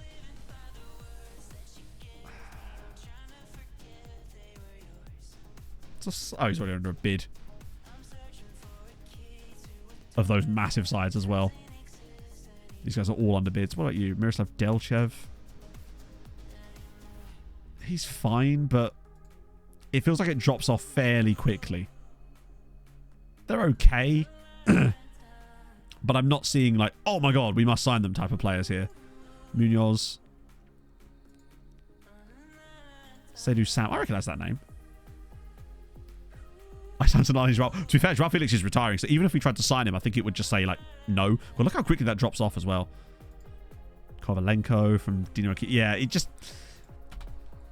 I think the key ones that we could have got were the... God, I love that even with the knockdown report, it's still that amount. This child with a speech disorder. What kind? What kind of speech disorder are we talking? Does he talk real fast like me? Is that considered a speech disorder? Wonderkid description? If they have the Wonderkid description, it doesn't always mean they're good as well. I've actually seen players with the Wonderkid description that are dreadful, but we can have a look. But the thing is with that, if we haven't already found them, unless they're somehow still at their original club, which is very unlikely, they're probably at a club that it would not behoove us to sign them from anyway. Where is media description? Is it in general? How do you... Where is the media description one that you can sort by? I'm curious. Club. I thought it would have been under general, right? Because that's media handling style, but not media description. You can't filter for it. Yeah, you also need them to be scouted in order to see it, don't you? So if that's the case, surely we would have already seen the player, and then we would have decided against them in the first place. Is this just all the players? What have I set this up with? Oh, that's just all players under 29. God, I'm so annoyed we didn't get Kane. That's the most disappointing one of all. Yeah, I don't want to sort through 80,000 players. We won the Champions League final. We won 3-1. Very comfortable in the end, actually. A lot more comfortable than I'd expected. Chelsea got a red card in like the 75th minute, and then we were able to get a second and a third goal that really kind of muddied them. But it was a very strong performance for us. I feel like now we should be semi-finals or more most seasons in the Champions League now, unless we get a little bit unlucky, because our performances against most sides have been great. We were a little bit lucky to get to the Champions League final in the end because of the Man United game. So another £1 million for Zwane there. I want to see the one that says he's signed for them so I can see what his new... Rejected it. All right, then don't go there, mate. Oh, of course. Wait, why isn't he... Oh! So it doesn't get converted. Interesting. Oh, I see. So he'll sign for them at the end of his contract. Does that mean we just don't get the money until the end of the deal? Oh, that's kind of annoying. But fine. It at least allows them like long... It gets their moves tied down. If you wanted to do, I suppose I could, but like I just don't really see what we'd get. I would be very amazed if we saw anyone in there that was actually worth signing. that we hadn't already looked at for some reason and decided against signing, basically. Wow,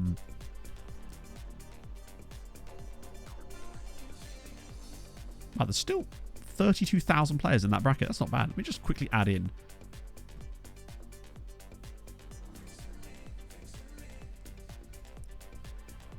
Damn it, I was hoping that it would be the very end, but it's not. I was hoping that, because it's obviously a W. We did indeed win the final, yes, 3-1. Winger is further up. There's just really no other way of doing that, is there? Man's just going to scroll. Hey, chat, tune in and watch a man scroll up the screen forever. Because odds are, I try and move it using the bar again, and it would just take us straight back to young striker. God, there's a lot of wingers. Who knew? Ah, Runnekins. Okay, so. Already plays for us. Already plays for us. Already assessed him. Already plays for us. Already played for us. A couple of guys here that are slightly separate to that. Mostly at clubs that we can't afford to buy them from. Already plays for us. Already plays for us. Plays for a club that we can't afford to sign. So, yeah. Of the players that are considered wonder kids that we don't really know about, there's Chris Lewis, but he's at Everton, which is why we didn't bother with him. There's Jack Joyce. He's at Arsenal. That's why we didn't bother with him. There's him. He's at Marseille, which is why we didn't bother with him. There's Sorry, who is at Villarreal, which is, again, why we didn't bother. I think he had a really high release clause, which is why we didn't bother with him. The only one here, and we have looked at this guy in the past, but I just decided that actually I wasn't that arsed with him because he's not that... He's good, but he's not that good. But yeah, so basically we kind of already knew about all of them. Our scouting is so extensive, it would almost be ridiculous if we didn't, but they might have got they might have improved and actually got that sort of tag later, I suppose. We get a little deposit. Yeah, they're putting a little deposit down on our players. It just means that next season we'll behoove. Oh, behoove is a great word. Bequeath is another fantastic word as well.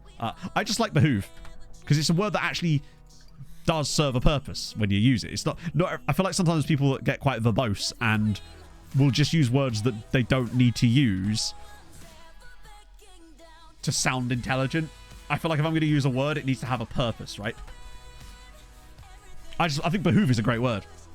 Oh, Effie's been on. Effie's a bit like Sikera, so he was one of those guys that was here for a bit, then got loaned out, and then I did extend his I extended his contract while he was on loan. We're not reached 0 loans.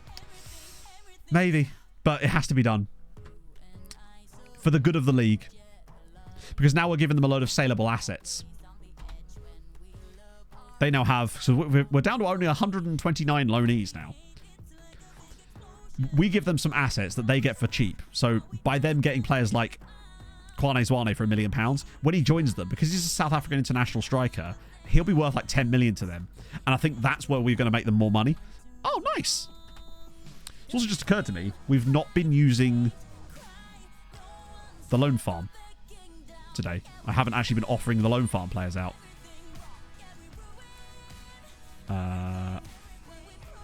To be fair, he needs to come off the dev list. So do these two, honestly. What happens if I click that? Nothing.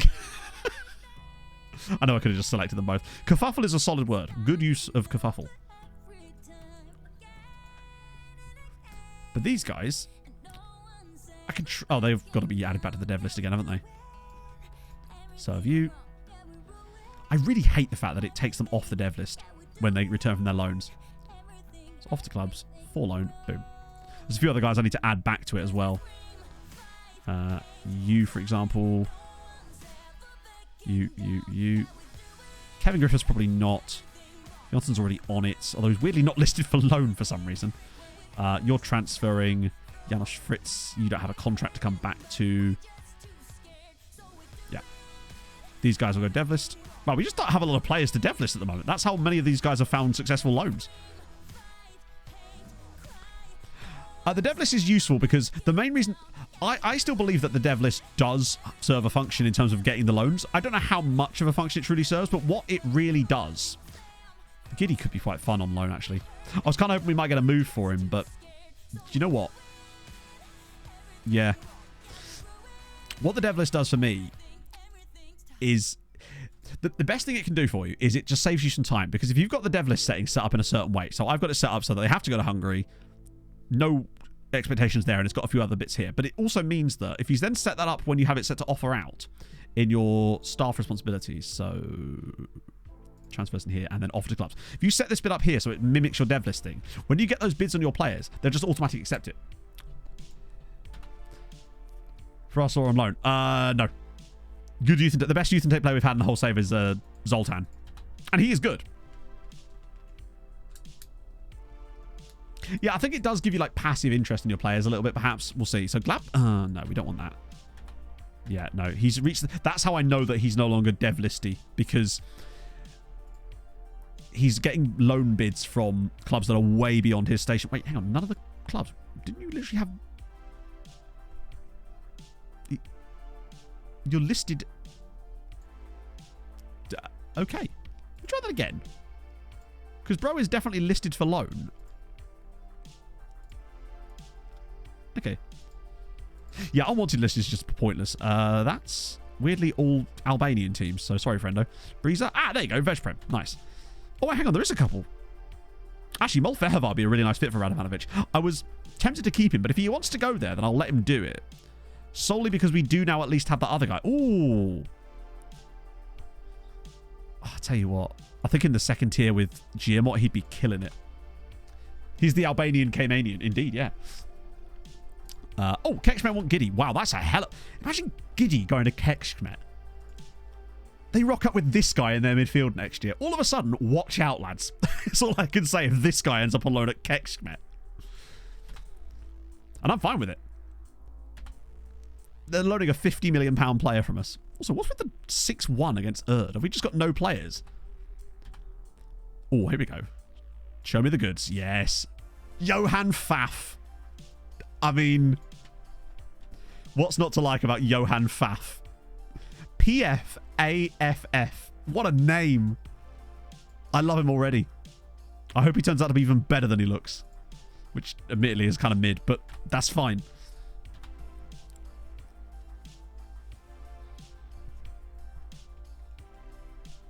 For our players' transfers. Which ones? Yeah, no, oh, you're right, yeah, that's what I mean. I think us winning the Champions League has genuinely, like, dissuaded teams from even bothering to put bids in on our players, which is concerning, because I don't want to have to be the ones driving the bids up, because, as you know, when you're the one trying to get the sale done, you need to get them to bite first, and then bid them all up. But if you try to offer them out, it doesn't seem to have the same effect, and they'll literally start at half the amount that you want, and then you end up in a Yamin situation where you have to ask yourself, is this even really worth it to me? Turkish region at the Euros. Fuck it. What should be the guy that we've been looking at all this time? But that's the reason I've not moved on any of these players yet, because we just don't have the cash available for it. Oh yeah, no, it's a different guy. Aliot at Dortmund, 25. From Bayern. I see a lot of players in this save go from Bayern to Dortmund, rather than the other way around. Came full enough with 5 goals for England. God, he could have been our striker this season. No offers for 5 players. That's fine. Yeah, reject that. God tier players. Not really God tier players. Most of the players we were looking for were players we were already aware of. I think there was a couple of guys in Uruguay that looked kind of interesting, but we're still waiting to get them fully scouted at the moment. And to be fair, some of the... Oh, wow. No one in the Austria under-19s. That's surprising. Unless it's their other team that actually generates the players for them. Anyone knowledge yet? Some of the Uruguayan guys aren't that good either. Ake Veke. This was the guy that I was trying to get Inferno to explain how I pronounce his name. Because I just... Octavio Ake Veke just doesn't sound right to me. But maybe it is. I don't know. I don't mind him, though. And we still know nothing about Mike. Mike is elusive to this day. Which is weird, considering I've sent Gonzalo specifically to his house. But the more you know. Gaston Michel, Romero, Aguilera's... I don't hate it. We're just so short of money at the moment. Overall, that I can't really be affording to splash on players like that currently. I'll just send them around again for the moment. I was kind of hoping we'd get like a nice big early sale in the window that would allow us freedom, because we've only got where I park my car. Only 20 million, but yeah. Sampled Matt, thank you very much for the follow. You want to be careful with sampling me. Download and give it... Yes, exactly. You give him a big slap and a big kiss. He deserves them both. What we've actually done better today is something we don't do very often, which is find really good free players to sign that we're then going to flip, especially Ian Robinson. Robinson being a free transfer that's worth £80 million. That's the sort of thing that could completely finance us for next season. Oh. Yeah, all right then, lads. Since there's loads of you, I'll just accept all of them. They're not particularly big bids anyway, so. Paul Goldrick. That's annoying. He's actually quite good, but...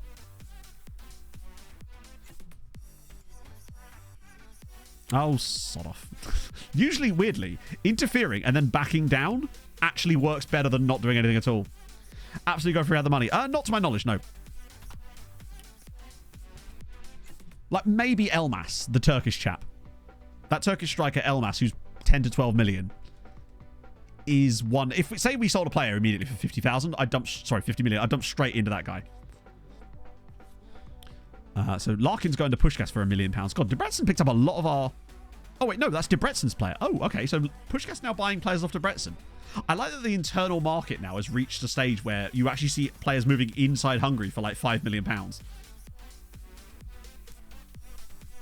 Yeah, we got the guy from Boca. So Hidalgo is in. We ended up paying more than I would have liked, but we structured it so it's actually only 8 million up front. And he's great. I think he's worth about 30-40 million now. And he's going to give us a nice... But despite the fact that it doesn't feel like we've done all that much in terms of signings, we still have. Because the players we've got, we've really like laser focused. We got one really good youngster, which is John Jensen. For 17. He's 17 years old, 2.5 million. But then you're looking at people more like Hidalgo, firstly, who for technically only 8 million up front is outrageous. And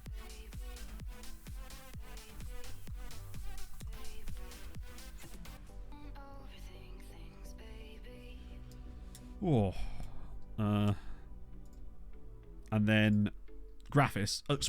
Oh no! Kevin! No!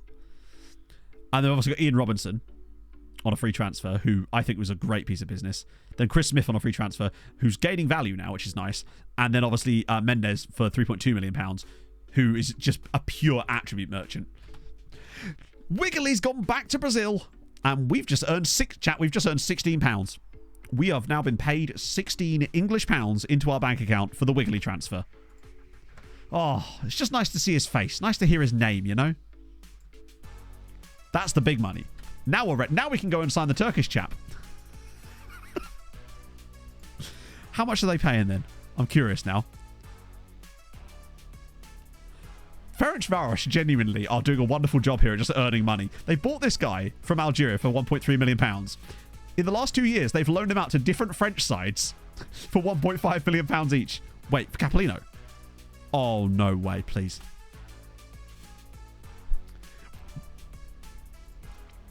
How much? 3 million quid. Wait, no, £7.5 million.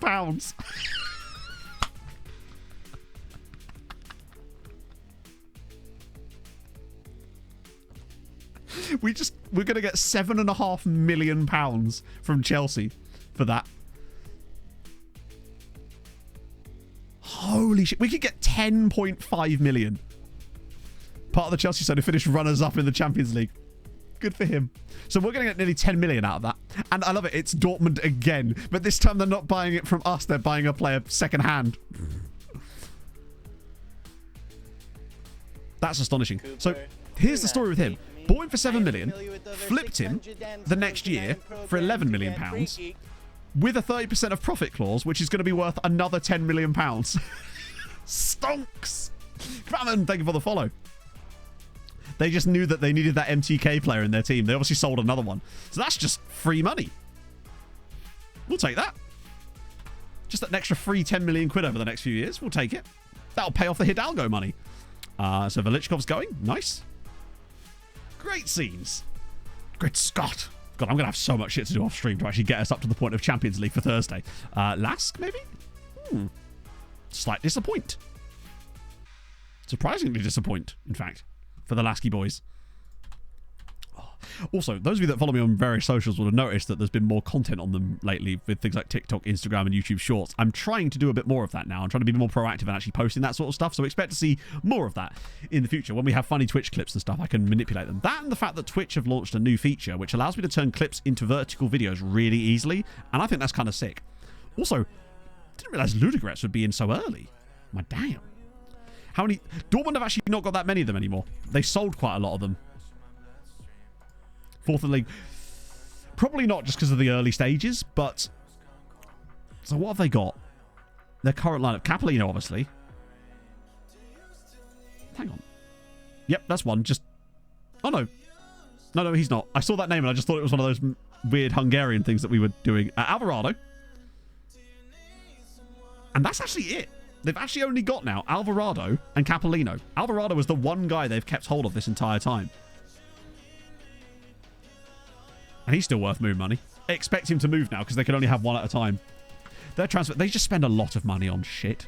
Honestly, I need to stop. Oh, dearie me. City have more, probably because they bought them all off of Dortmund. Honestly, it's mad. Arthur Chatto. Chatto, what a name. Thank you very much for that. That's very, very nice of you. And yeah, boom. Wait, did I click the right button? I think I did. What was Anaris lookup? I think I already did it. Oh my goodness, I'm going to have to stop now because I need a wee. And I'm going to be sat here for the next 3 hours anyway because I'm going to try and get us up to the... Just, every time a new player joins them, they're like, so have MTK got any more talent for us, potentially? And then eventually they all just sign for them. Where's my button? So.